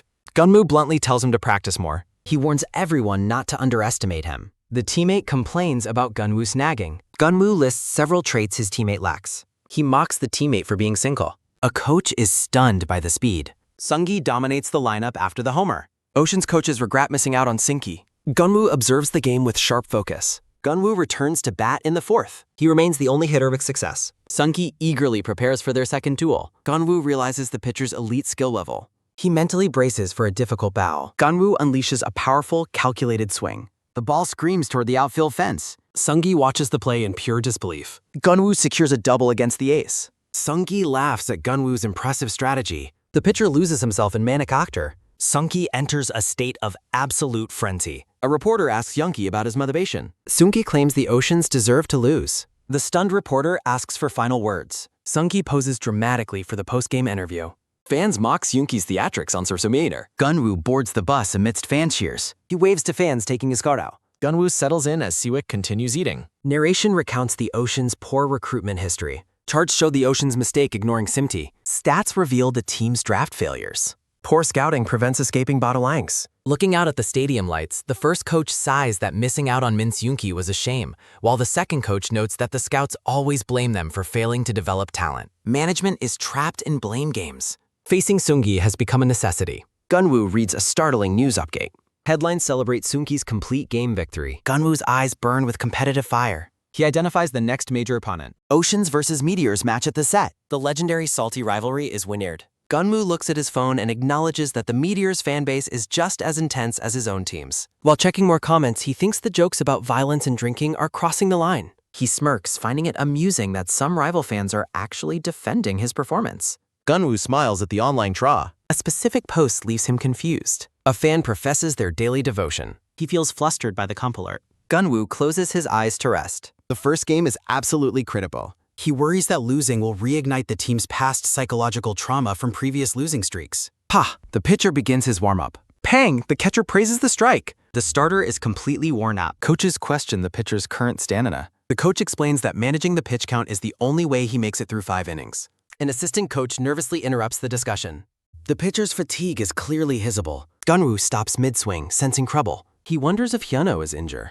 The coach yells at Hyunho for keeping his pain a secret until the very last minute before the game. Geon-woo reflects on how the starting pitcher's role is more important than ever given the upcoming matchup. He worries that if Hyunho cannot pitch, the team's weak bullpen will be exposed. The head coach ponders his options. Performance charts show very few candidates. No suitable replacements are found. Opposing fans try digging up Turk. In a room, a girl thinks that no matter what the haters do, Geon-woo will only continue to shine brighter. Laying in her frog pajamas, the girl checks social media later mate. She types a rapid-fire rebuttal. She posts a heart-filled fan kite. One player asks about bullpen backups while another suggests using senior Jinsuk. While the head coach checks his clipboard, a player reminds him that Jin-suk already pitched in back-to-back games. A coach suggests using Huyun, noting that while his control is inconsistent, he can throw very fast. The coach silently reviews his list. They discuss using Byung-chun for relief before the head coach points to a specific name on the page. A coach is stunned by the choice, questioning the use of a slow pitcher who has only had minor league experience. Geon-woo overhears the mention of a slow relief pitcher and wonders who fits that specific description. He looks at the profile for Kook Min-sung and realizes the coaches are considering the team's mop-up guy. Kook Min-sung prepares for the challenge. Geon-woo watches the new pitcher curiously. Profiles describe Kook Min-sung as utterance. He begins his warm-up as a sudden, quick throw sounding. The catcher secures the ball as a sharp pain akaram. Min-sung remains a mysterious, unusual addition. Catcher Park Eui-hyun introduces himself and predicts a great game. Min-sung gives a short one-word answer, baffling his upbeat Kimit. Min-sung remembers being called up for the game yesterday. Shaking hands, the coach tells Min-sung to seize this chance. Min-sung looks out with an intense, quiet glare. An assistant coach questions the logic behind the selection. The crowd erupts with a thunderous roar. A new season for the legendary rivals begins. Min-sung prepares to debut as the Ocean starter. The catcher asks about starting with an outside pass ball. Min-sung faces the Meteor's leadoff hitter in his VBO. Min-sung prepares to throw his very first pitch. He releases the ball as a quick pa sounding. The batter makes contact as a sudden, hard tack sounding. The announcer calls a foul as a sharp ting echoing. Geon-woo watches the play with growing interest. The scoreboard records a modest 138 kilometers per hour. The leadoff hitter finds the slow pitch poirad. Min-sung expects the hitter to adjust to his speed. Min-sung warns Kyung-woo that the ball is coming his way. Kyung-woo reacts with prickly, irritated annoyance at the instruction. Geon-woo begins his usual session of relentless nagging. Geon-woo insults Kyung-woo by listing his lacking mental traits. Kyung-woo vows to show everyone what he is capable of. The assistant worries about Min-sung giving up runs early. The coach asks if the assistant understands his specific choice. Min-sung's minor league stats show very average results. The coach notes a specific hidden stat on the sheet. He asks for the meaning behind the player's performance. The ball is hit as a sudden, hard tack sounding. A deep grounder screams toward the infield gap.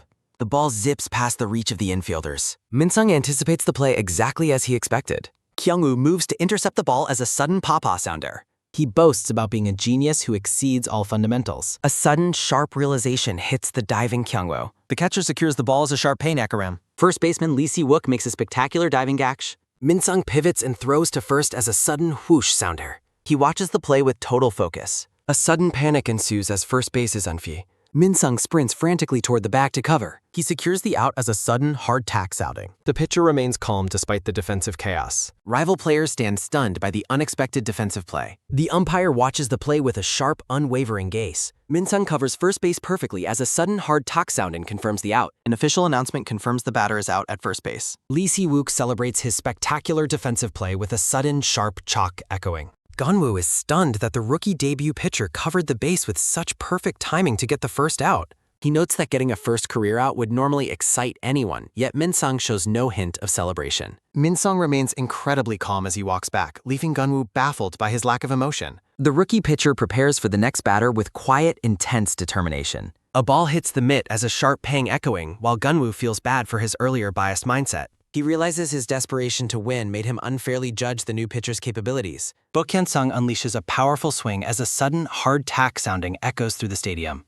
Min-sung's foot plants firmly into the mound as a quick tat sounding. The pitcher puts his entire body into a high-intensity delivery toward home plate. A glove readies itself to intercept the incoming trajectory of a high fly ball. Min-sung remains focused on the strike zone despite the growing pressure of the inning. Geon-woo gasps for air while lying flat on the grass after a grueling acrobatic defensive effort. He offers a weary smile and decides to apologize to Min-sung by making a spectacular catch. He reaches out with a sudden, strained uke sounding to snag the ball from the air. The crowd erupts as a sudden, loud wah-ah echoing celebrates Geon-woo's incredible super catch. The Oceans successfully retire the side and stop the Meteor's attack in the first inning. Min-sung continues his methodical approach, repeating his intense pitching form for the next frame. The stadium shakes from a sudden, thunderous kung echoing as the defense transitions.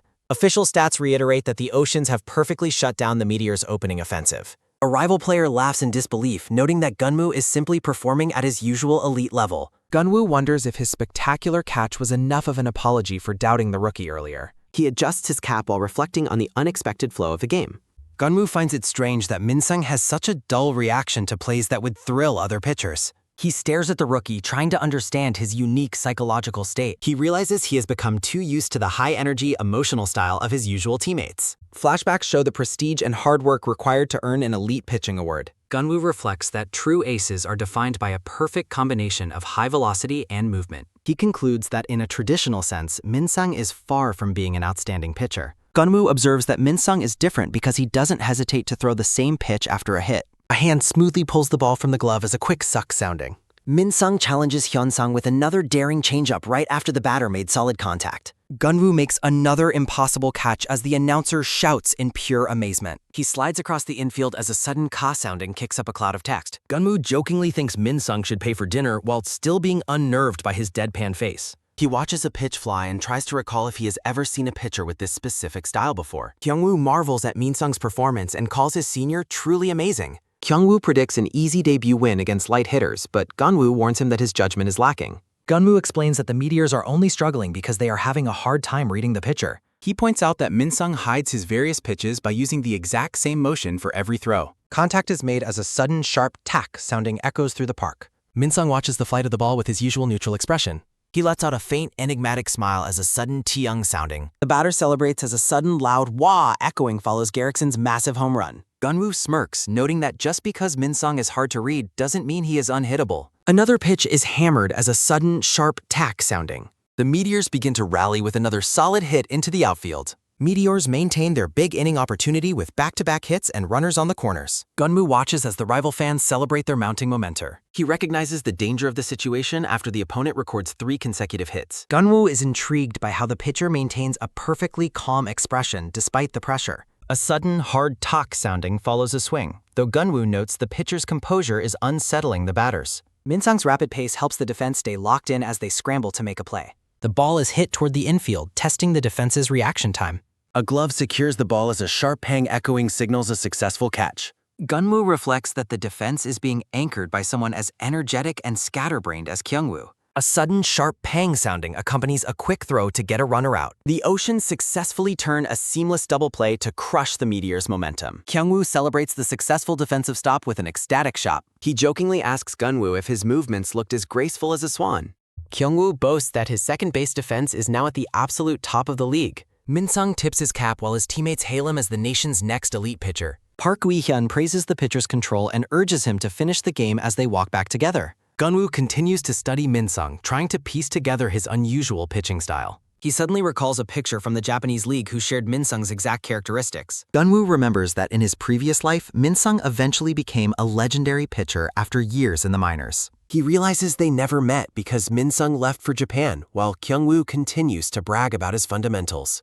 Geon-woo concludes that Min-sung is far more capable than the team's injured fifth starter. A coach interrupts the pitcher's rest to suggest a specific finger grip for a new pitch. Min-sung looks up from the dugout bench, listening to the coach's technical advice. The coach claims a forkball is the ultimate weapon, reminiscing about his own playing days. Min-sung remains skeptical, doubting that a new pitch is what he truly needs to succeed. Geon-woo observes the coaching staff and notes that Min-sung should be fine if he manages his pitch count. He realizes the pitching coach is largely oblivious to the real strengths and injuries of the players. The coach expresses surprise at the selection, noting the pitcher's lack of velocity and major league experience. The ball hits the catcher's mitt as a sharp pang echoing emphasizes the precision of the throw. An official strikeout is called, leaving the batter standing frozen at the plate. Meteor starter Song Tae-wong celebrates the strikeout with a fist pump and an excited yell. Geon-woo acknowledges that Tae-wong is performing significantly better than anyone expected. The scoreboard shows a narrow lead for the Meteors as Geon-woo identifies a major flaw in the Ocean strategy. He notices the hitting coach is simply cheering instead of providing any tactical analysis. Geon-woo questions if the man is actually a coach or just a very enthusiastic cheerleader for Kyung-woo. He sighs in frustration as a new problem emerges just as the pitching situation stabilizes. Geon-woo laments that he cannot step into the coaching role himself to fix the team's hitting. A sudden deep thought causes him to pause and reconsider his options. A sudden flash sounding accompanies the moment a perfect candidate for a coach comes to mind. Geon-woo realizes he knows exactly who could fill the void and help the team's offense. Kyung-woo poses dramatically with a rose, soaking in the praise for his defensive play. Geon-woo startles his teammate by suddenly appearing right next to him with a serious expression. He asked Kyung-woo a bizarre question about the specific frequency of his hip movements at the plate. Kyung-woo is completely baffled and wonders who would ever bother counting something so trivial. Geon-woo provides an instant, precise average, proving he has been watching with terrifying attention to detail. Kyung-woo stares at him in silent, wide-eyed shock at the unexpected observation. He reacts with horror, accusing Geon-woo of being a pervert for tracking his batting habits so closely. Geon-woo grits his teeth in irritation at his teammate's ridiculous reaction to tactical advice. He commands Kyung-woo to synchronize his hip movements with the pitcher's specific rhythm. Geon-woo demonstrates the necessary timing, emphasizing a steady, rhythmic thump sounding for his approach. Kyung-woo yells at his teammate, calling him a crazy bastard for suggesting he shake his hips to a rhythmic thump-thump-thump sounding. Geon-woo calmly reminds him of a past question about how to successfully hit a home run. Kyung-woo looks on with a confused expression as he watches the rhythmic hip movement. Geon-woo reveals that he has a secret genius coach that only he knows about. He claims that by following the advice, Kyung-woo can finally hit a home run of his own. Geon-woo smiles while texting on the bus as his teammate lets out a loud snoring sounding. A text message from Yuri Nuna tells him he doesn't need to report his every move. He notes they only have 200 kilometers left, reflecting on the much longer travel times of the major leagues. Geon-woo continues to text while thinking about how this feels more like a home game. He realizes that more home games would mean getting to see Yuri every single day. His happy expression fades into a moment of silent, somber thought. He sighs as he considers that her school schedule would still make daily meetings difficult. He ponders the possibility of getting her hired as a professional coach for the Oceans. Geon-woo admits to himself that the current coaching staff on his team is far from competent. In another part of the bus, a coach scratches an itchy ear and wonders if someone is gossiping about him. Digital records confirm Yuri is a dedicated student majoring in the analytical field of sports science. A memory shows Yuri providing technical corrections to a player's swing to prevent potential injuries. Her analytical approach allows her to solve complex player problems in her own unique way. Geon-woo watches her work diligently at her computer, recognizing her undeniable talent for analysis. A fresh plate of traditional Korean street food is served during their casual meeting. While they eat, Geon-woo asks her for her professional opinion on his teammate Kyung-woo. He mentions that despite Kyung-woo's great reflexes, he lacks the proper fundamental training. Yuri admits she hasn't had the chance to watch Kyung-woo properly.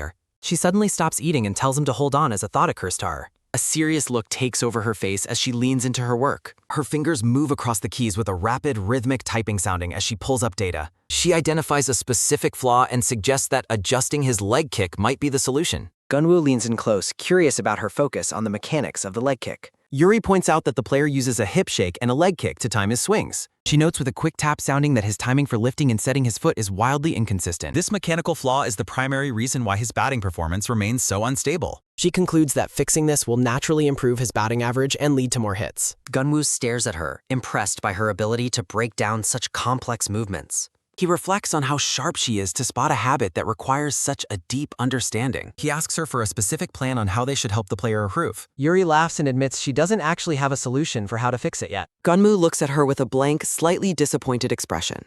She yells out in mock distress because her food has gone cold while they were talking.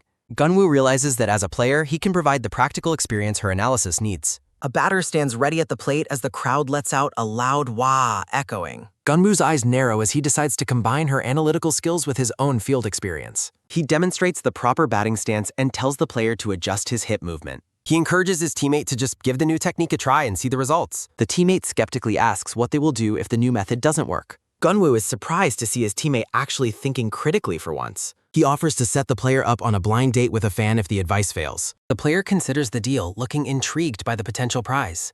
Kyung-woo follows the new hip rhythm while Geon-woo secretly worries about the girl's fiery nickname. The opposing pitcher prepares his delivery as the stadium erupts in a loud wah echoing. A friend at the game comments to Yuri that the Meteor's pitcher is performing exceptionally well. Yuri and an older woman discuss Song Tae-wong's solid pitching stats and sharp slider. Geon-woo notes the pitcher utilizes a variety of pitches to keep batters off balance. The woman worries that another loss would mark a 3-game losing streak for the Oceans. Yuri wonders if the opposing pitcher has any exploitable weaknesses they can use. A young rookie pitcher prepares for his major league debut under the stadium lights. Geon-woo reflects on the difference between raw talent and the experience needed for game management. Yuri questions if Kyung-woo will be able to master the timing of his swing. Kyung-woo counts his hip shakes at the plate, doubting if Geon-woo's bizarre advice will work. Geon-woo analyzes the specific timing of the pitcher's delivery against the batter's hip movements. Kyung-woo reaches a count of 6, realizing he needs to slow his leg kick down. A sudden sharp paw sounding follows a powerful kick as the batter initiates his swing. The ball approaches at high speed, surprising the batter with its sudden movement.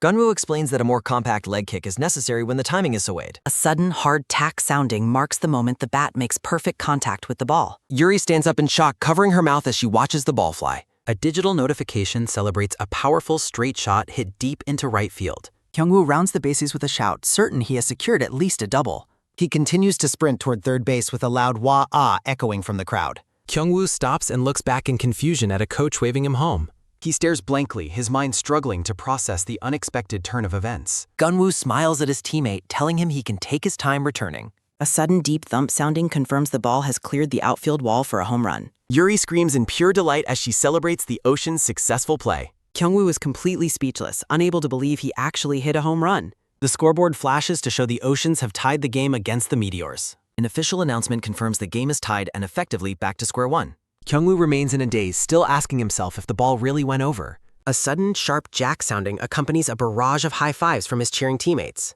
A teammate celebrates the hit by landing a hard slap sounding on Geon-woo's back. Geon-woo winces in pain, noting that the celebration is focused entirely on his hips. The teammate apologizes with a laugh, admitting he got a bit too excited. Geon-woo excitedly tells Geon-woo that the rhythmic hip movement actually worked. He praises the genius coach while a teammate asks Geon-woo about the origin of the advice. Geon-woo reveals he was simply repeating the detailed analysis provided by a genius coach he knows. The teammate is stunned by the revelation and asks for the identity of this mystery coach. A close-up shows Geon-woo wearing a confident and knowing smirk. He identifies Yuri as the genius coach while she continues to cheer wildly in the stands.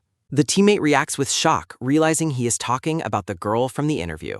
A sudden loud whoosh sounding follows a powerful swing as the Oceans continue their offensive. Geon-woo mentions that Yuri helped him refine his own swing form as well. The teammate asks if the hip rhythm advice also came from her analysis. The man breaks into a wide grin, clearly impressed by the results of the strategy. Senior player Lee Si-wook asks if the genius coach noticed any flaws in his own play. He admits with a sniff sounding that he has been eating too many choco pies lately. Geon-woo can only manage a brief, hesitant response to the senior's awkward confession. A memory shows Yuri shouting in a rage at a player's fundamental batting mistakes. Geon-woo lets out a nervous laugh, remembering how intense her coaching sessions can become. He offers to consult with Yuri on the senior's behalf if he is truly interested. A formal notification reports that Lee Si-wook hit a disappointing pop fly to third base. Geon-woo watches the player return to the dugout, regretting that he didn't give him advice sooner. A sharp contact sends a deep hit.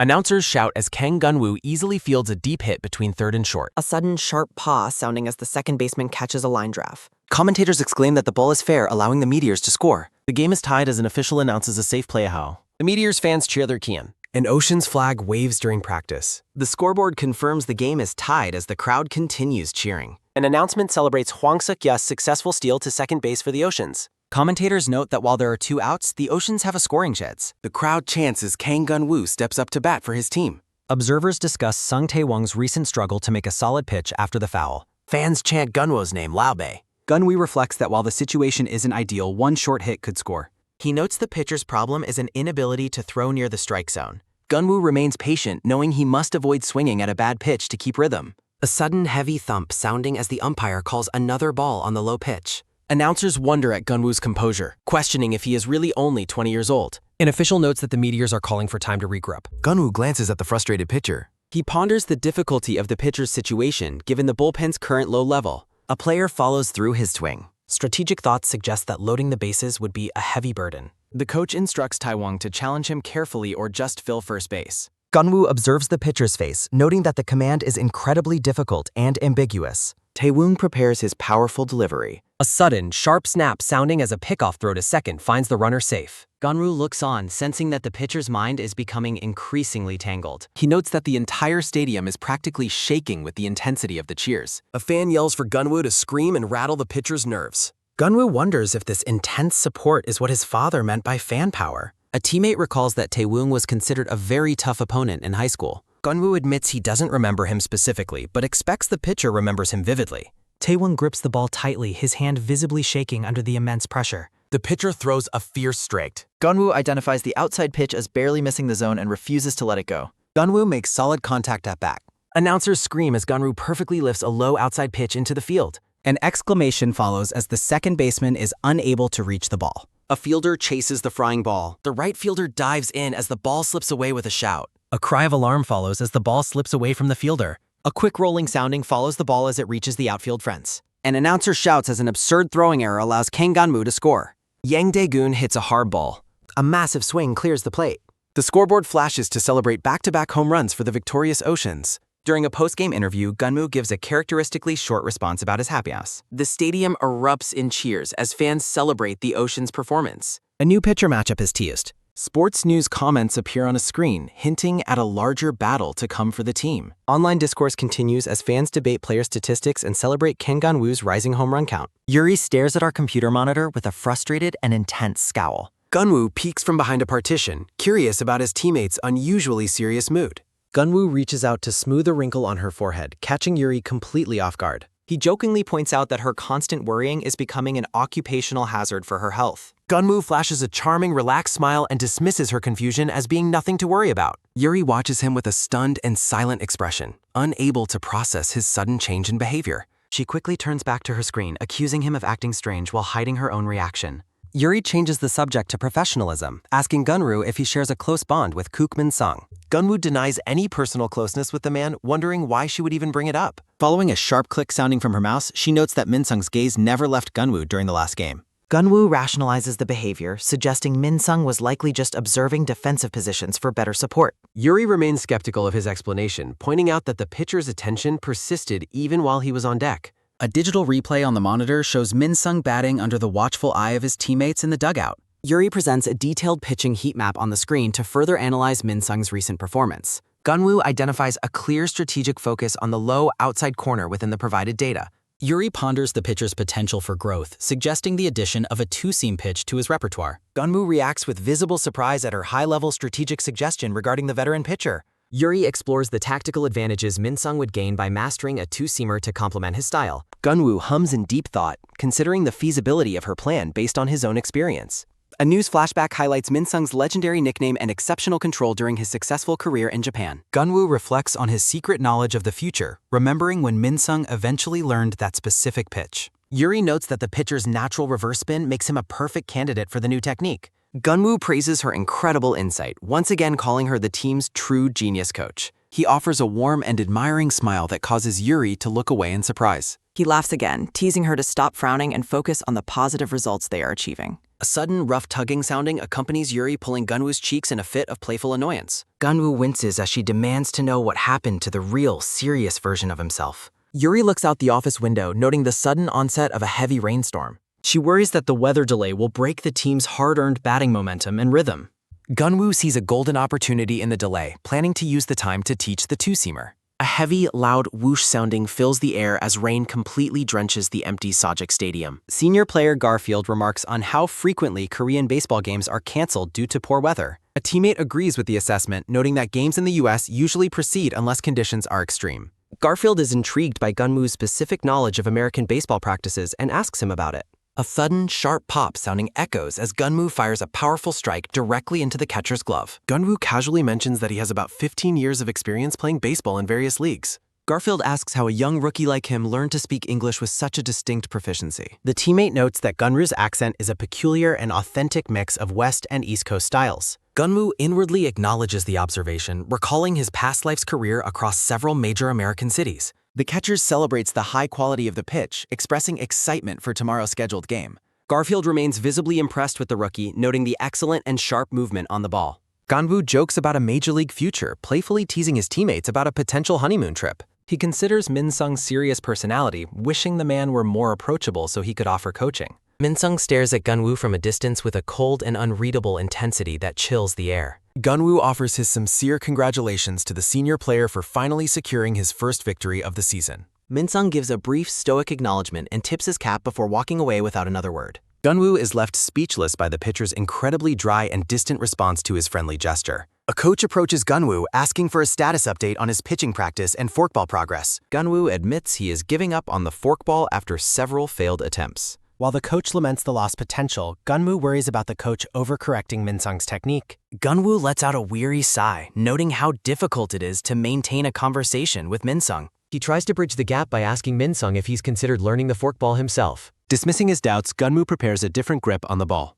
A sudden, sharp pa sounding echoes as Geon-woo delivers a fierce practice pitch. A sudden, loud bang sounding follows as the ball slams into the catcher's mitt, startling Min-sung. A sudden, sharp hiss sounding escapes as the catcher secures the steaming high-speed ball. The coach is visibly stunned, asking if that incredibly moving pitch was actually a two-seamer. Geon-woo critiques his own performance, noting the pitch isn't yet at a major league standard. He focuses on Min-sung, wondering if this display of skill has piqued the veteran's interest. Senior Young-han rushes over in a state of shock, asking if Geon-woo really just threw a two-seamer. The senior player becomes incredibly worked up, begging Geon-woo to teach him that specific technique. Young-han continues to praise Geon-woo's combination of talent and charm, calling him a blessed rookie. A sudden, quick whistle sounding accompanies Min-sung turning away to begin his running drills. Geon-woo wonders if he should be satisfied with simply preventing a poor coaching decision for today. A heavy rainstorm sounding fills the night air as water drenches the stadium light towers. The stadium lights pierce through the darkness, signaling the start of a new match day. A sudden, sharp slide sounding marks a player stepping onto the base path.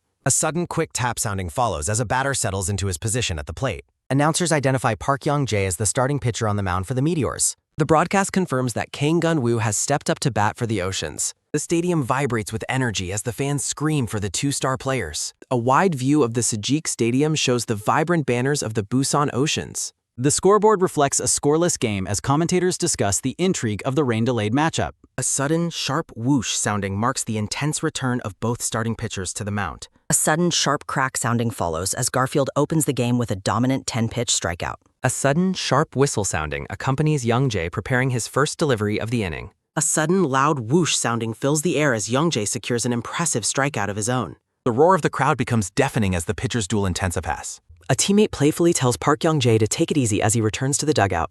Senior Young-han warns Geon-woo that the opposing pitcher is in an entirely different league of performance today. Geon-woo mockingly asks if Young-han's inability to hit is actually due to a lingering hangover. The senior player jokingly threatens Geon-woo, telling him not to strike out before he can redeem himself. Young-jae observes the Oceans players, wondering what kind of strategy they are plotting to delay the game. The catcher signals for the next batter to step up to the plate. Geon-woo narrows his eyes in focus, ready to face the challenge on the mound. A sudden, quick tap sounding follows as Geon-woo acknowledges his senior's advice while adjusting his helmet. Geon-woo confidently tells Young-han to go get a hangover drink while he handles the pitcher. Young-jae watches Geon-woo approach, wondering if the rookie feels even a shred of nervousness. The fans erupt into a rhythmic chant, screaming Geon-woo's name as he enters the batter's box. Commentary highlights Geon-woo's monstrous season statistics, driving the fans' expectations to a fever pitch. The announcers recall a previous practice game where Geon-woo hit a home run off Young-jae. A flashback shows Geon-woo performing a cheeky heart ceremony after scoring against the Meteors pitcher. Young-jae stares back with a grim smile, clearly remembering the humiliation of that previous encounter. In a separate location, Kim Kwan-jong observes that Geon-woo is proving himself to be the real deal. Min Seung-gi issues a chilling warning over the phone, promising consequences for anyone who messes with Geon-woo. Young-jae admits that Geon-woo is an interesting guy for being able to rile up so many veterans. Geon-woo remains stoic, determined not to let the game become a simple plaything for the pitcher. A sudden, heavy thud sounding follows Young-jae gripping the ball, vowing to repay the taunting heart ceremony with a strikeout. Geon-woo focuses intently on Park Young-jae. The printer finishes the data sheet. Geon-woo and Yuri review Park Young-jae's data, noting that his top-tier two-seamer will make him a difficult opponent to tackle this season. Geon-woo studies the paperwork while asking Yuri to explain the best offensive strategy against the pitcher. Yuri explains that Park tends to over-rely on his power during the game's most critical and decisive moments. The data reveals he can ramp up his velocity to over 150 kilometers per hour, which significantly increases his strikeout rate as his breaking pitches drop more sharply. A sudden, quick tapping sounding follows Yuri typing as she prepares to reveal the pitcher's hidden weakness. A subtle, confident smile crosses her face. Yuri reveals that his error rate increases by 10% in high-pressure moments, especially against fastballs where his slugging percentage allowed rises significantly. A sudden, massive roaring sounding erupts from the stadium as Geon-woo steps into the batter's box. The narration notes that with 2 outs and no runners in the bottom of the first, the situation is not yet critical. Park Young-jae ignores the early inning count, fearing that faltering now will cause the team's momentum from the practice game to turn awkward. Fans chant Geon-woo's name lapid. Park Young-jae begins his intense mic-up. The pitcher releases a powerful throw. The baseball streaks toward the plate. A sudden, sharp crack sounding marks Geon-woo making perfect contact with the pitch. The baseball spins through the air. A sudden, explosive booming sounding erupts as the ball is launched toward the outfield. The hit flies deep toward the fans. Geon-woo watches the hit fly in air. Park Young-jae stares in stunned founds. Geon-woo watches the ball clear the fence. Park Young-jae sweats out the day. Fans on the community board laugh hysterically at the pitcher being surpassed and celebrate Geon-woo's massive hit. Online comments praise Geon-woo's handsome appearance and ask who he is, while others mock Park Young-jae for being easily outclassed. A sudden, massive roaring sounding follows fans chanting Geon-woo's name while others lament the team's poor historical ranking. The scoreboard confirms the massive home run. Fans celebrate the incredible home run. The announcer expresses total disbelief that Geon-woo foresaw the path of a 152 km/h fastball and crushed it on the first pitch. The narration confirms that a player with such skill naturally boosts the entire team's morale. The claim that Geon-woo gives the team total confidence to score against any opponent is met with another cheer. Geon-woo waves to the cheering crowd. Geon-woo is baffled by the strange nicknames the fans and his teammates are shouting at him from the dugout. Teammates shout weird nicknames and chant Geon-woo's name while performing a bizarre celebration on the field. A heavy thud follows the fist bump. Geon-woo asks what they're doing, but his teammates simply tell him to hurry up and join the celebration. Geon-woo sighs while wondering why he is always the one who ends up feeling embarrassed for his eccentric teammates. A sudden, sharp crack sounding marks another hit being driven between first and second base. A heavy thud follows the stride. The announcer notes the Oceans have created another scoring opportunity with 2 outs, causing Park Young-jae to look visibly frustrated. Park Young-jae admits to himself that the Oceans have become quite bothersome as the pressure mounts. A teammate celebrates the great batting and anticipates a big inning for the team as they continue to push through. A batter prepares for his turn while hoping to force Park Young-jae into an early exit from the game. A sudden, massive roaring sounding erupts as Geon-woo watches the game from the dugout. Geon-woo repeats the phrases about a big inning and an early exit while considering the current state of the game. He thinks to himself that he isn't so sure about the outcome just yet. In a flashback, Yuri asks about Park's strengths after Geon-woo notes his speed and control are inferior to other pitchers. The player profile reveals that Park possesses a top-tier two-seamer, curve, and splitter within the KBO. A sudden, quick whooshing sound follows Park Young-jae delivering an intense pitch to the next batter. A sudden, sharp pah sounding echoes as a ball slams into the catcher's glove. A sudden, sharp crack sounding follows as Park Young-jae delivers a powerful strikeout pitch. The pitcher remains indifferent to the results, noting that hits and errors are ultimately identical outcomes. The stadium announcers call for a strikeout echoes as Young-jae continues his dominant performance. Commentary highlights that Park Young-jae has successfully escaped a dangerous situation on his own merit. Geon-woo observes the intense focus of the opposing pitcher and compares it to his previous efforts. He concludes that the match won't feature many big innings or early exits today. Geon-woo counts down the rhythm in his head as he prepares himself in the batter's box. A sudden, loud whoosh sounding fills the air as Geon-woo swings and misses for a strikeout. The crowd erupts as Park Young-jae secures another strikeout, completely regaining his dominant rhythm. Geon-woo reflects on Yuri's impressive talent and natural ability to analyze game situations correctly. He recalls Yuri's detailed observations about player movements and her strategic suggestion for Kookmin-sung. He remembers her explaining how players often try to solve crises through force during turning points. Geon-woo continues to marvel at his genius coach and her uncanny accuracy in her analysis. In the stands, fans are cheering wildly for Geon-woo while others question her excessive enthusiasm. A flashback highlights Geon-woo's past success winning prestigious major league awards like the Cy Young. A glistening trophy stands as a symbol of the elite professional standards Geon-woo once maintained. Back in the present, Geon-woo stands on the field surrounded by the roar of the crowd. Geon-woo notes that while many players excel at both pitching and hitting, they must eventually choose. A sudden, sharp pah sounding echoes as a ball is hit hard into the field. Garfield is visibly agitated, his face contorting in anger as the game situation grows tense. A batter for the Meteors stands ready at the plate, watched closely by the Ocean's defense. Geon-woo recalls Yuri mentioning that the current batter also started his career as a pitcher. Geon-woo focuses on the batter, noting the man's immense whist power, which keeps the team alert. A sudden, quick snap sounding marks a player signaling for a high-intensity play on the field. Commentary highlights that the Meteors have taken the lead with a decisive 2-run home run. Geon-woo smiles at the accuracy of Yuri's predictions, suggesting she should officially coach the team. Geon-woo narrows his eyes at the scoreboard, which shows the Meteors leading in the later innings. Narration emphasizes that the most crucial part of the game is just beginning for both teams. Geon-woo wonders whether the Meteors will pull further ahead or if the Oceans can manage a tie. Garfield lets out a sharp, frustrated grunt as he stares at the field, his composure wavering. Garfield is overcome with rage, his face turning red as he struggles with his temper. Geon-woo notes that Garfield's frustration is reaching a boiling point, potentially affecting his performance. Geon-woo considers the importance of composure and thinks about telling Garfield to simply focus on pitching. He realizes that such a blunt approach wouldn't help the hot-tempered senior pitcher in this state. Geon-woo tries to break the tension by informing a teammate that the wet grass increases ball speed. Geon-woo continues to call out instructions, warning Suk-yu that the ball speed is higher than usual. Geon-woo emphasizes to himself that early intervention is essential to prevent a team-wide morale collapse. He feels the urgent need to defuse the situation before Garfield's anger spreads to the team. A sudden, sharp crack sounding follows as a batter hits a hard ball down the line. A sudden, loud thud sounding accompanies the ball flying past the infielder as Garfield shouts a command. Geon-woo grinds his teeth, frustrated that his warning about the ball's speed was seemingly ignored.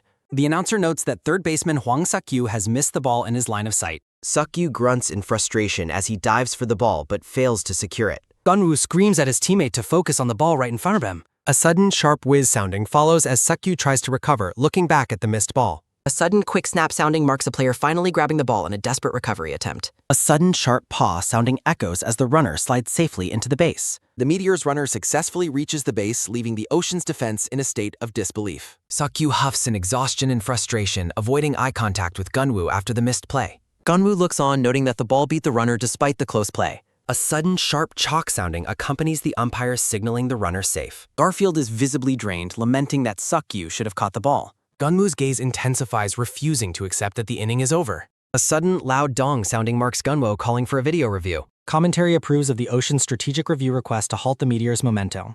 A sudden, rhythmic kung sounding follows Geon-woo, hoping the break helps Garfield recover. The stadium scoreboard signals the ongoing review as a heavy Kong sounding persists. A sudden soft soundings marks an official listening closely to the replay booth. A sudden sharp bang sounding follows the umpire, signaling the runner is actually out. The stadium erupts with a loud wah sounding as Oceans escapes the scoring threat. The replay confirms the tog was successful, revealing how close the play truly was. Geon-woo lets out a sudden soft hoo sounding in a moment of relief. A sudden quick tack sounding follows a player venting his frustration at the runner. Garfield sternly tells a teammate to stay calm despite allowing a home run. Garfield notices Kook Min-sung's intense focus. Garfield points out Min-sung's terrifying expression, calling it a trait worth learning. Min-sung remains deathly silent as Garfield continues his lecture in the dugout. Geon-woo observes from afar, wondering if the veteran's expression is being compared to a reaper. A sudden, distant wah-ah sounding accompanies Garfield, cheering on the team with renewed spirit. Park Young-jae smirks confidently at the plate.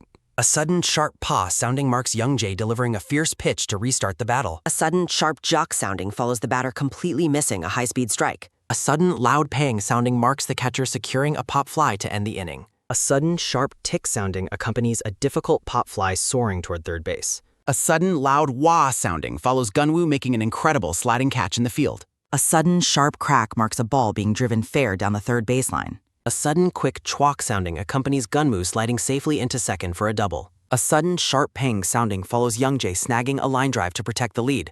A sudden roaring wah-ah sounding accompanies the scoreboard comparing the two pitchers' stellar performances. Yuri hides her face in anxiety, unsure if the unfolding events were truly predictable. Commentary notes the high stakes as Oceans enters the final inning with runners on base. A sudden, massive wah-ah sounding fills the stadium as Geon-woo reflects on his past lives. A sudden, sharp tack sounding follows a ball slamming into the catcher's right. A sudden, pained sounding marks Bae Young-han fouling off pitches to stay alive at bat. A sudden, soft hoo sounding accompanies Jung Yoon-suk feeling the pressure to close the game. A sudden, deafening wah-ah sounding follows the announcement that Geon-woo is the next batter. A sudden loud pang sounding marks a walk that puts the winning run on base. A sudden, ragged gasp sounding accompanies Yoon-suk wishing his offense had provided a bigger lead. A sudden, distant wah-ah sounding highlights the pitcher's visible distress under the stadium lights. A sudden, sharp chio sounding Geon-woo stepping up to the plate in the clutch. Geon-woo stares down the nervous pitcher. Geon-woo acknowledges the pressure of the moment, noting the team is trailing by 1 run. A sudden, light saruk sounding follows Geon-woo relying on his veteran experience to stay calm. A sudden, soft hoo sounding marks Jung Yoon-suk trembling as he prepares the next pitch. The narrator notes that the pitcher is clearly more shaken than the rookie batter. A sudden, sharp sounding accompanies the home fans heckling Yoon-suk from the stands. A sudden, quick whick sounding follows Yoon-suk feeling insulted by the loud, hostile Busan crowd. A sudden, bright sparkle sounding marks Yoon-suk trying to relax and block out the noise. Yoon-suk finds comfort in knowing his senior, Young-jae, would be forgiving regardless of the outcome. Geon-woo notes the pitcher is too tense to throw strikes. He considers letting his senior be the hero today. A sudden sharp paw sounding follows the pitcher throwing in desperation. A sudden, loud pang sounding marks the ball hitting the glove. Geon-woo is stunned as the umpire calls a strike. A sudden, soft hoo sounding accompanies the pitcher's relief. Geon-woo wonders if the strike was just a lucky mistake. Commentary notes the boldness of the pitcher under extreme pressure. A sudden, deafening wah-wah sounding fills the stadium with tets. Yuri begs Geon-woo for a home run while the older woman worries. Yuri looks startled as a flag waves behind her. The older woman yells for Geon-woo to listen to Yuri. Yuri is horrified and asks if her mother is crazy. The older woman laughs and teases Yuri about her wish. A sudden, massive wah sounding marks the stadium's unified chant. Geon-woo looks back at the stands, confused by the chant. The crowd roars for Geon-woo to hit it for Yuri. Yuri is flustered as the chant grows louder and bolder. Geon-woo acknowledges the names of himself and Yuri being chanted. A sudden, soft suck sounding as a smirk crosses Geon-woo's face. Geon-woo looks toward the crowd, finding the situation quite interesting. Geon-woo apologizes to his senior as he decides to be hero. A sudden sharp crack sounding marks his focus on the ball. Narration highlights the importance of the promise he made Yuri. A sudden sharp crack sounding follows Geon-woo lifting a low goal. The ball soars high toward the right field flags. The right fielder dives in a desperate attempt to catch. A sudden sharp thud sounding marks the ball dropping fair. A sudden loud tang sounding follows the ball flying past him. A sudden rhythmic tong sounding marks the ball hitting the fence. Bae Young-han and the other runner sprint toward hole heis. A sudden sharp whiz sounding follows the throw down. A sudden sharp chok sounding accompanies the slide at home. Yuri and her mother watch the final play in shock. Geon-woo stands tensely waiting for the umpire's final decision. A sudden roaring wah-ah sounding follows the runner being called safe. The scoreboard confirms a dramatic 3-2 walk-off victory for Oceans. A sudden deafening wah-ah sounding marks the announcement of Geon-woo's double. Geon-woo celebrates on the field while fans chant his name. Yuri blushes brightly as the crowd continues to cheer her. Geon-woo looks toward the stands simply thinking of Yuri's name. A sudden rhythmic wah-ah sounding as the fans chant for a kiss. Both Geon-woo and Yuri look bewildered by the crowd's request. Yuri's face turns bright red from the sudden stadium spotlight. The crowd's unified chant for a kiss echoes through the air. Yuri hides her face, blaming her mother for the embarrassing chant. The older woman laughs and teases Yuri for playing kun. Geon-woo notes that he's never experienced a kiss chant before. Geon-woo smiles, acknowledging the unique spirit of the Oceans fans. The chant for a kiss carries over the nearby city buildings. Young-han laughs on the swings, noting that being a baseball star in Busan is like being a king. A sudden sharp kiok sounding follows Young-han mentioning something else Yuri told him. Yuri looks at him in utter confusion, simply asking what he means. Sparks fly around the swings as the crowd chants for them to kiss. A sudden soft sook sounding marks Young-han turning to look at her while the chant persists. The ground reflects the bright stadium lights as the unified chant for a kiss continues. A sudden, quick tuck sounding follows Young-han breathing a soft hoo-ha and a quiet moaner. Young-han examines his dirty uniform leg, noting how long it's been since his last bent leg slide. A sudden soft pan sounding accompanies Young-han staring at an old championship photo on the wall. He reflects on winning the championship 3 years ago when he was overflowing with passion. Memories of the 2027 victory fade, replaced by the sting of being runners-up for 2 years. Harsh online comments call for his retirement, labeling him a slow, outdated husband. He acknowledges that there was something even harder to bear than the public's criticism. Staring into the mirror, he calls himself pathetic for not earning his keep on the team. He was driven by a relentless desire to improve and the heavy responsibility to be better. A sudden, loud sounding marks the moment his own self-torment became physically sickening. A sudden, sharp chok sounding accompanies his decision to join Oceans and leave his past behind. Yeonhan considers how Oceans is a team that has no chance of contending for a title. He pauses, his gaze shifting as a new thought begins to form. He notes that watching Geon-woo has unexpectedly reignited his competitive spirit, which feels unsettling. Young-han asks where their resident baseball genius went as another teammate changes nearby. A sudden quick sounding follows No Kyung-woo popping his head out of his sweater. A sudden soft jungjuk sounding fills the locker room as the two stare in silence. A sudden sharp pak sounding marks Kyung-woo explaining that Geon-woo left to see Yuri. A sudden soft ho-ho sounding accompanies Young-han's mischievous smirk at the news of Geon-woo sneaking off. Young-han admits Geon-woo lacks discipline, but credits him for carrying the team without stressing them out. A sudden sharp pajak sounding follows Young-han's disappointment at missing the chance to buy Geon-woo a celebratory drink. A sudden quick to reburn sounding marks Young-han looking around for someone else to hang out with. He spots Captain Yang, recalling that he seemed the happiest when the winning run was scored. Young-han winks and asks Captain Yang for a quick beer on the way home. A sudden quick gukjuk sounding follows Yang apologizing because he promised his wife he'd order chicken. Young-han is incredulous, questioning if a captain should be prioritizing recycling over team drinks. A sudden soft ha-ah sounding marks Young-han's frustration as Kyung-woo complains about Geon-woo ignoring his calls. Young-han turns his attention to Kyung-woo, who looks increasingly nervous. Kyung-woo claims he has a drinking jinx, causing Young-han to snap about everyone bailing on him. A sudden sharp hyuk sounding follows Young-han jumping back as a large shadow looms over him. A sudden loud doon sounding accompanies Lee Si-wook appearing with a hopeful, blushing expression. A sudden sharp whick sounding marks Young-han's panic as he remembers Si-wook's massive appetite for tripe. A sudden soft geeing sounding follows Young-han making a run for it as Wook calls after him. A sudden rhythmic teodel sounding marks Young-han trudging down the hall, focused on tomorrow's away game. A sudden massive wah-ah sounding fills the air outside the Pirates' home stadium in Changwon. A sudden sharp T-tac sounding accompanies a powerful hit sending the ball deep into the field. A sudden loud tiong sounding follows the ball flying past the outfield fence. The Pirates batter Jo Jun celebrates as commentary notes he is currently on fire. A sudden, sharp pop-a-bat sounding marks a defender making an incredible diving catch. A sudden, loud pang sounding follows a pitcher delivering a perfect strike into the mitt. Hwang Suk-yu mutters in annoyance at the plate, noting the Pirates are too serious for greetings. A blinding light accompanies the command for the team to gather up on the field. A sudden, deafening wah-ah sounding marks the Pirates team huddling with intense determination. The Pirates captain tells his team to forget everything about Ocean's past performance. The Pirates catcher tells the pitcher that Oceans is currently in first place and the strongest team. The catcher stares ahead intensely, stating he has no intention of finishing below Oceans this season. A sudden, sharp shout of yes rings out across the stadium. Bae Young-han flinches at the plate as the pitch comes in high and tight. Stepping back, Bae Young-han admits that the last pitch really startled him. Young-han watches Geon-woo, noting the Pirates are treating this like the Korean series, which Geon-woo questions. Young-han explains that he faced them in the finals last year and they have the same look today. Young-han observes the opposition, realizing that losing to Oceans would feel worse than death for the Pirates. With a smirk, Young-han tells Seok-yu they really need to shake up the Pirates today. A sudden, sharp crack sounding marks the leadoff hitter grounding out to third base. A sudden, sharp chalk sounding accompanies the third baseman making a clean catch to get the out. Young-han is frustrated that Suk-yu didn't work the count after he tried to set the tone.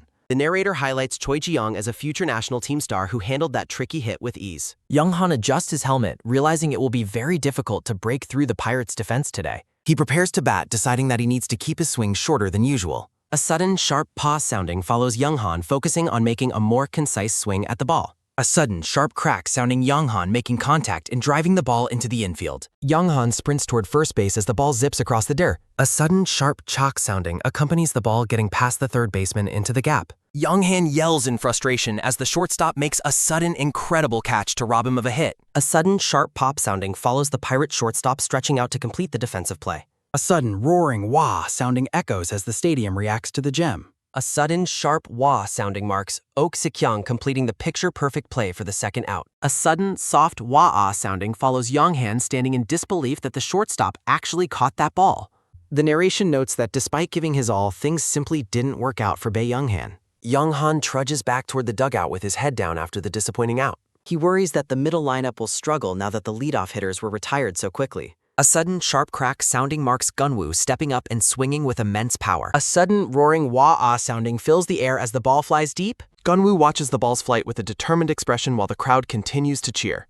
A sudden, rhythmic thud sounding follows the fans chanting Kang Geon-woo's name in unison. The scoreboard confirms that Geon-woo has reignited the quiet game by hitting another impressive double. Young-han smiles and admits that Geon-woo's performance is making his heart race with excitement again. A sudden, sharp crack sounding marks Geon-woo driving the ball high into the air. A sudden, roaring wah-ah sounding follows the ball flying over the center fielder's head. The crowd continues their enthusiastic chant for Kang Geon-woo as he rounds the bases. The narrator repeats that Geon-woo's double has completely changed the energy of this quiet game. A sudden, loud pang sounding follows the pitcher's frustration as the commentary notes Geon-woo hit a difficult ball well. Online comments discuss the matchup, noting that the pitcher is impressive for holding Geon-woo to a double. A fan complains that the double is useless without scores, blaming the leadoff hitters for not getting on base. The crowd begins to murmur, questioning why a high-paid star like Bae Young-han isn't playing better. Overhearing the fans, Young-han indignantly thinks about his high batting average and their lack of appreciation. Young-han notes that Oceans fans are never satisfied, recalling how a teammate even got hit by a drumstick.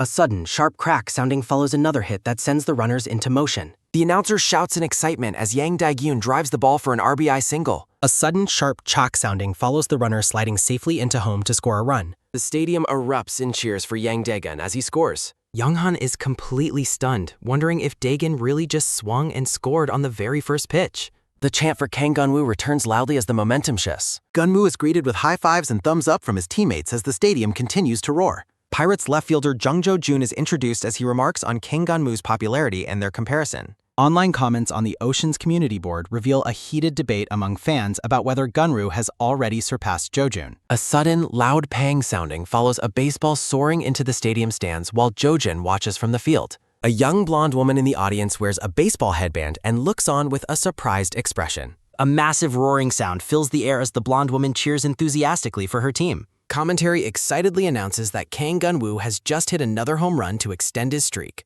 A massive roaring sound accompanies the stadium crowd chanting Kang Geon-woo's name in a deafening chorus. Kang Geon-woo rounds the bases while making a finger heart gesture, playfully thinking of Yuri as the crowd continues to cheer. A sudden, sharp crinkle sounding marks Jo-jun's annoyance as he watches Geon-woo's celebratory antics from the outfield.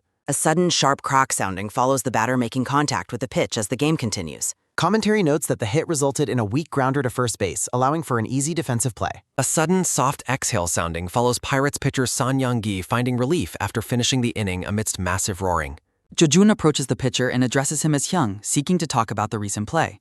A sudden, sharp grit sounding marks Jo-jun's frustration as he complains about Gun-woo's disrespectful celebration on the field. A sudden, quick turn sounding follows the pitcher looking at Jo-jun with a questioning expression. A sudden, loud reveal sounding accompanies the pitcher showing Jo-jun a news clipping of his own past arrogant celebrations. Jo-jun suggests they target Gun-woo's thigh in his next turn, which the pitcher agrees to with a confident smirk. Jo-jun reminds the pitcher of how angry Yang Dae-gun became previously, cautioning him about the potential consequences. A sudden, quick tap sounding follows a teammate tapping Jo-jun's foot with a bat, telling him to stop talking and focus. Jo-jun thinks to himself that his veteran teammate's temper has really mellowed out since they last played together. A sudden, quick grab Jo-jun's hand reaching down to pick up a bat from the grass. A sudden, sharp crack sounding accompanies a powerful hit sending the ball deep into left center field. Jo-jun thinks about teaching Gun-woo a lesson himself as commentary notes he has recorded another leadoff double. King Gun-woo smirks as he observes Jo-jun, finally understanding why Yuri found the opposing player so irritating. A sudden, sharp crack sounding follows Eric Rendler delivering a timely clutch hit to keep the momentum going.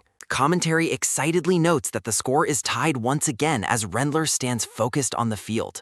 A sudden, soft wipe sounding marks the Ocean's pitcher clearing sweat from his brow as he faces a critical crisis on the mound. A sudden, sharp pop sounding accompanies a close-up of the pitcher's fingers as he prepares to deliver a high-stakes pitch. A sudden, sharp crack sounding follows Yoo Si-hoon swinging at a pitch that heads toward a difficult defensive spot. A sudden, sharp snap sounding marks Gun-woo handling the ball calmly and completing a smooth double play to end the inning. A massive roaring sound follows the pitcher Simpson enthusiastically asking Gun-woo if he saw his effective two-seam pitch. A system notification highlights how pitcher Kirk Simpson successfully shut down the Pirates lineup in a pivotal moment. A sudden, soft stare sounding marks a teammate in the dugout watching the action with a focused, admiring gaze. A sudden, sharp crack sounding accompanies Kang Gun-woo driving another clean single to the left side of the field. A sudden, sharp crack sounding follows Jung Jo-jun immediately responding with a successful hit of his own to counter. The announcer notes that both Gun-woo and Jo-jun have recorded identical stats through 7 innings, fueling their intense rivalry. A system message comments on the pre-game hype surrounding the two players and how they are both meeting expectations. The stadium scoreboard shows Oceans leading by 1 run as the game enters the 8th inning. A sudden, sharp crack sounding marks Gun-woo's image appearing on the screen as he prepares for another pivotal at-bat. A massive roaring sound follows Gun-woo adjusting his helmet while the stadium fills with anticipation for his turn. A system message announces the start of the 8th inning with Oceans leading by a single run as Gun-woo steps up. A massive roaring sounding accompanies the crowd's passionate chants for Gun-woo to hit for the cycle. Commentary notes the high stakes of the moment, highlighting that fans are rooting for a triple over a home run. A system graphic shows Gun-woo's current game stats, confirming that he only needs a triple to achieve the cycle. A system message explains that a triple would make Gun-woo the youngest player in history to achieve this rare feat. A sudden, quick laugh sounding marks Jo-jun's mocking thought that Gun-woo must be under immense pressure to achieve the cycle. A sudden, soft sigh sounding follows Gun-woo breathing deeply as he feels torn between personal glory and his team's defensive needs. Gun-woo considers that an insurance home run would be more beneficial for the team than a cycle-completing triple. A sudden, quick throw sounding marks the Pirates pitcher delivering the ball with desperate intensity to stop the rookie sensation. A sudden, soft movement sounding follows Gun-woo's unwavering attention as he prepares his swing, resolved to prioritize the team's victory. Yuri Nuna sends a message saying hey to Gun-woo along with an article where Jung Jo-jun says not being drafted by Oceans was the luckiest moment of his life. Yuri Nuna sends another message telling Gun-woo he is dead if he loses to Jung Jo-jin. A sudden, sharp crack sounding marks the ball being hit. A sudden roaring wah sounding follows the announcer shouting that he swings. A sudden, quick top sounding follows the runner's foot hitting the turf. Commentary notes a bullet-like hit as Gun-woo watches the play unfold from the plate. The announcer box states that Jung Jo-jun ducks. A sudden roaring wah sounding follows Jo-jun's desperate dive for the ball. A sudden, sharp thud sounding marks contact between ball and lever. A sudden, sharp tip sounding follows the ball narrowly grazing the glove. A massive roaring sounding marks the ball hitting the outfield mall. The ball grazes Jo-jun's glove and hits the fence at 95 meters. Gun-woo sprints past second toward third base while Jo-jun remains on the dirt. A sudden, rhythmic thud sounding follows his intense sprint across the diamond. A sudden, quick throw sounding follows Jo-jun firing the ball toward Bird. A sudden, sharp chalk sounding follows Gun-woo's high-speed slide into the back. A massive roaring sounding marks the umpire's safe call at third base. A sudden, soft brush sounding follows Gun-woo casually dusting the dirt off his uniform. Gun-woo completes a rare hit for the cycle. Fans chant Kang Gun-woo's name loudly in a massive roaring chorus. The stadium crowd chants for Gun-woo to kiss Yuri as he celebrates. A sudden, sharp grit sounding follows Jojo's frustration as the fans chant. A news headline reports Ocean's victory over the Pirates with a 5-2 score. Gunwoo is officially the youngest player in history to hit for the cycle. A sudden, loud kung sounding follows a report that Jojun narrowly missed a cycle. Yuri laughs while reading comments praising her attendance streak and influence on Gunwoo. Younghan smiles and thinks to himself that Jojun got exactly what he deserved. Younghan addresses Gunwoo regarding his feelings about senior Jung Jo-jun. Gunwoo stops his work and asks Younghan what happened with senior Jojin. Gunwoo wonders to himself if Jo-jun said anything negative about his field celebration. Gunwoo looks confused and asks for clarification regarding Younghan's point. Younghan notes he is just curious, admitting Jojun is surprisingly sensitive despite acting tough. A sudden roaring wah sounding marks Park Wee-hyun bursting through the door to call Jin Young for warm-ups. Teammates discuss the good vibes for a perfect game today, while Younghan agrees something good happened. A teammate mentions that Jojun hit his first home run off senior Junyoung in the past. The player describes Jojun's arrogant interview where he mocked the weight of a professional's pitch. Teammates note that Junyoung has struggled against Jojun's talent despite the rival batter's arrogance. A teammate asks Gunwoo if he is aware of senior Junyoung's ultimate dream. A sudden sharp thud sounding follows a powerful practice hit as a coach praises the batting. A narration box explains that Chunyoung's dream is sweeping the Pirates before he retires. Gunwoo watches the practice, finally understanding the true reason he was told to tease Jojun. Gunwoo considers that direct encounters are rare for fielders compared to the battle's pitcher's face. A sudden quick wish sounding marks Gunwoo turning as a reporter calls his name. The reporter asks about the intense interest in the rivalry between the two prodigy batters. Gunwoo looks surprised and asks the reporter what she means by a rivalry. Gunwoo pauses thoughtfully before giving a very short and simple response. Gunwoo asks the reporter if the prodigy batter she's talking about is senior Kang Tae-oh. Younghan watches from a distance and is highly impressed by Gunwoo's excellent interview skills. Younghan chuckles to himself, thinking that Gunwoo is really sending it out of the park. A massive roaring sounding follows Jojun's competitive spirit exploding into a fiery rage. Commentary notes a big hit caught at the fence, ruining Jojun's moment. A weak grounder is hit to second base, ending the play. A sudden, soft exhale sounding follows pitcher Kim Jung-young completing another successful scoreless inning. Gunwoo thinks to himself that despite the success, something else is on his mind. A sudden quick tap sounding follows a player tapping his bat as the crowd roars. Gunwoo watches intensely, wondering if Daegun will aggressively swing at the first pitch again. Gunwoo asks Yang Dae-gun why he is swinging at every first pitch today. Daegun admits his insecurity regarding Jojun as several harsh online comments criticize his performance. Narration confirms that Daegun has been constantly compared to his rival. Daegun explains that while fans expect power, he is a cautious hitter who fears strikeouts. He recalls a traumatic high school strikeout that almost made him quit the sport entirely. Daegun shares that he found Jojun's free-spirited nature and talent truly amazing. A heavy purple aura surrounds Daegun as he feels the crushing weight of his admiration. Narration explains that Daegun's caution peaks whenever he faces the Pirates. Commentary notes Gunwoo hitting a home run while Daegun watches from the dugout. Daegun is stunned by Gunwoo's ability to face Jojun head-on without hesitation. A sudden, sharp thud sounding marks a player sprinting with new determination. A sudden, sharp thud sounding follows a player's desperate slide to beat the throw. Daegun grits his teeth, his expression filled with intense concentration. Daeun wonders if his supposed caution was really just a deep-seated fear of failure. A sudden, sharp thud sounding marks the ball landing as a player makes his move. A massive roaring sound erupts from the stands. Gunwoo looks on in shock after witnessing another aggressive first-pitch swing. A massive roaring sounding accompanies the crowd's excitement. The stadium echoes with loud chants of Yang Dae-gun's Ming. A massive roaring sound follows a player's foot hitting the base safely. Daegun hesitantly waves to the fans, feeling the surge of their support. Gunwoo laughs in disbelief, amazed that the typically timid Daegun is engaging with the crowd. A massive roaring sounding follows a jubilant celebration as water is splashed in victory. A sudden soft exhale sounding follows Gunwoo worrying about the toll on the bullpen during extra innings. A sudden sharp clap sounding marks a teammate trying to get Gunwoo's attention. A teammate encourages Gunwoo, reminding him that the team is currently ranked first. A massive roaring sounding accompanies the passionate chants for the Oceans team. Gunwoo looks surprised as he processes the team's current momentum. The scene shifts to a restaurant building illuminated against the night sky.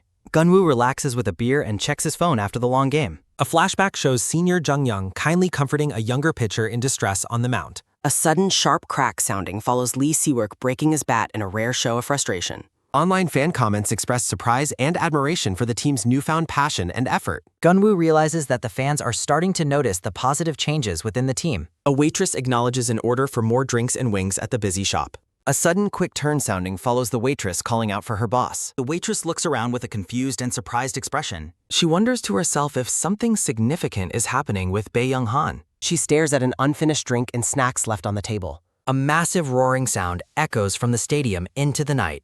A sudden sharp thud sounding marks a fielder skillfully handling a bouncing ball. Narration introduces the next formidable opponent, the Daegu Engines. The narration highlights the Engine's long-standing history and corporate sponsorship since the league's inception. Commentary notes the Engine's superior record and championship experience compared to the Oceans. Narration notes the Engines swept the Diamonds, a team Oceans lost to, while news highlights their climb to third place. Geon-woo considers the early season rankings less important than the opportunity to measure the team's true strength. Focused determination in his eye. Narration introduces Kook Min-sung returning to the starting rotation after a strong debut performance. A massive roaring sounding marks Min-sung taking his place on the mound. A teammate suggests using a two-seamer, but Min-sung declines while Geon-woo wonders if he learned it from Simpson. A massive roaring sounding follows Geon-woo's realization that the rookie is gutsy enough to ignore the coach's advice. Narration explains the coach's hesitation as a colleague laments Min-sung's refusal to throw a forkball. Simpson happily greets Geon-woo after telling the press he learned a new pitch from the rookie.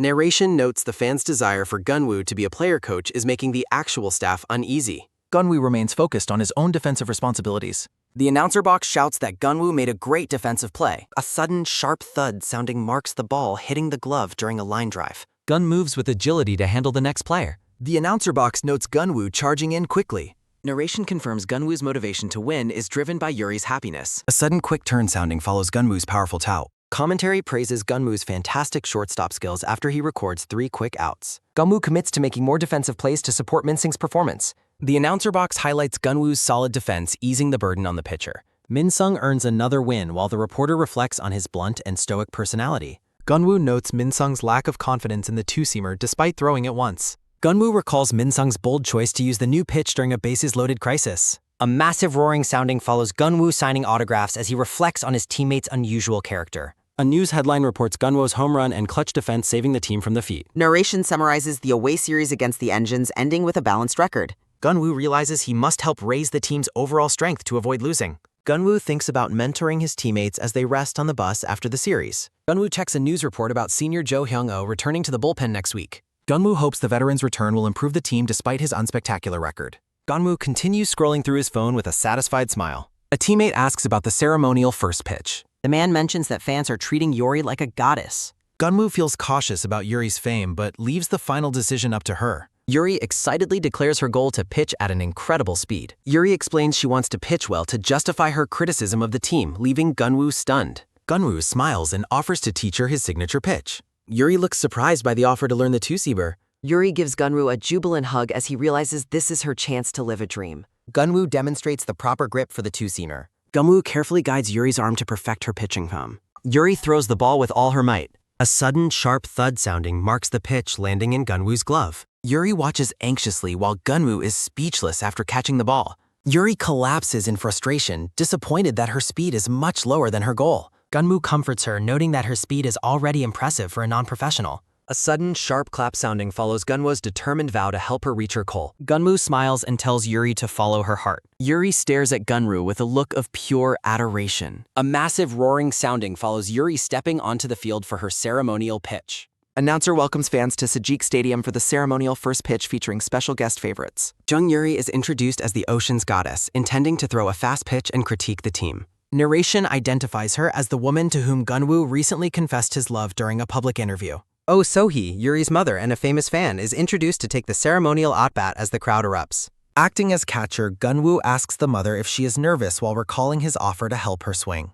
The mother humorously declines the offer, stating she doesn't want to interrupt the couple's precious time together. The stadium lights shine as the announcer prepares the audience for the unique family ceremonial pitch. Commentary notes that Geon-woo previously suggested the fans would be shocked by the quality of the upcoming pitch. Yuri winds up and releases a powerful throw toward home cleat. Geon-woo reflects that achieving high speed is nearly impossible for someone without consistent professional training. He recalls helping Yuri with her form, simply hoping to help her get a bit closer to her ambitious goal. A sudden, sharp thud sounding marks the mother swinging through the air as Geon-woo secures the pitch. Geon-woo watches the play with intense focus through his catcher's mask. Yuri completes her pitching motion with an expression of unwavering determination. A sudden, sharp thud sounding accompanies the scoreboard, revealing a surprising ball speed of 89 kilometers per hour. The announcers express total disbelief that Yuri successfully threw a two-seamer with perfect movement right into the strike zone.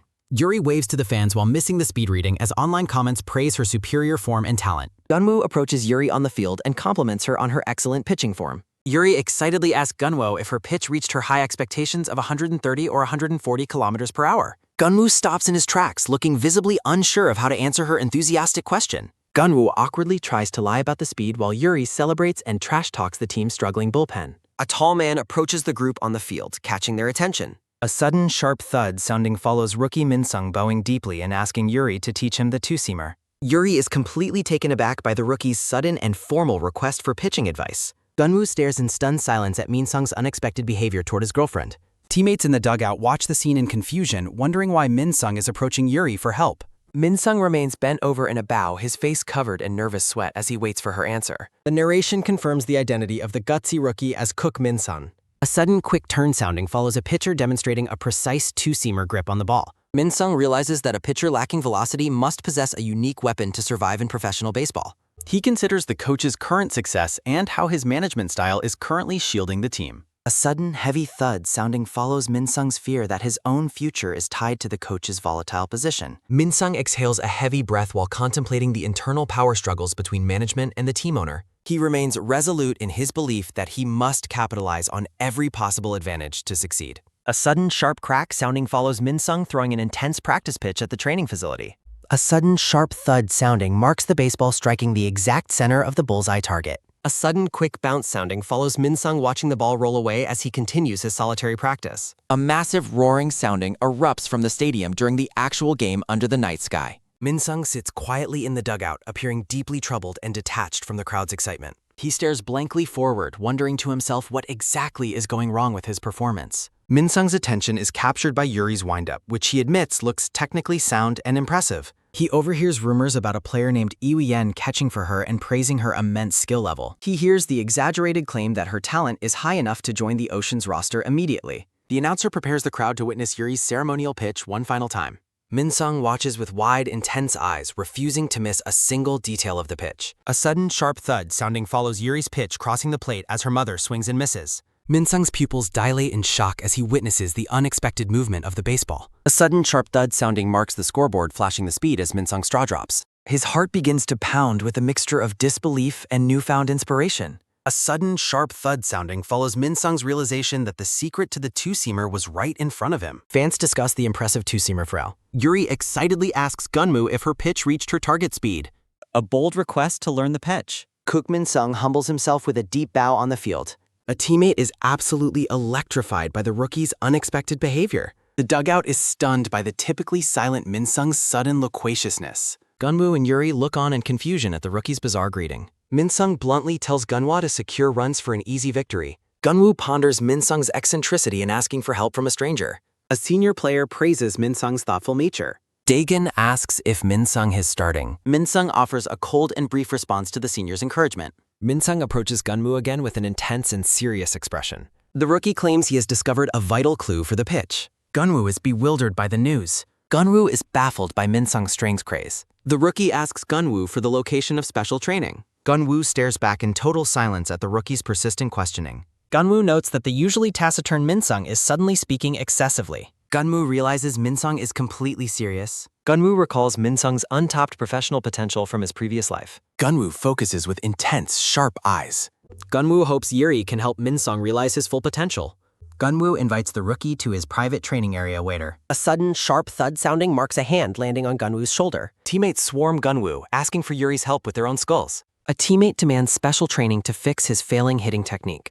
Daegan offers a box of snacks as a bribe for training. The group excitedly asks for the location of the genius coach. Geon-woo realizes his teammates are all strange. Geon-woo worries about his private space. Yuri reacts with total surprise at Min-sung's serious request for help. A sudden soft tap sounding follows Geon-woo confirming Min-sung's sincerity. Geon-woo explains that multiple teammates are now seeking their guidance. Yuri wonders why professionals are bypassing coaches for her advice. Geon-woo admits his own confusion but prioritizes their private time together. Geon-woo vows to keep his butt. Geon-woo praises the impressive movement of Yuri's earlier ceremonial pitch. Yuri smugly agrees that her talent is undeniable and amazing.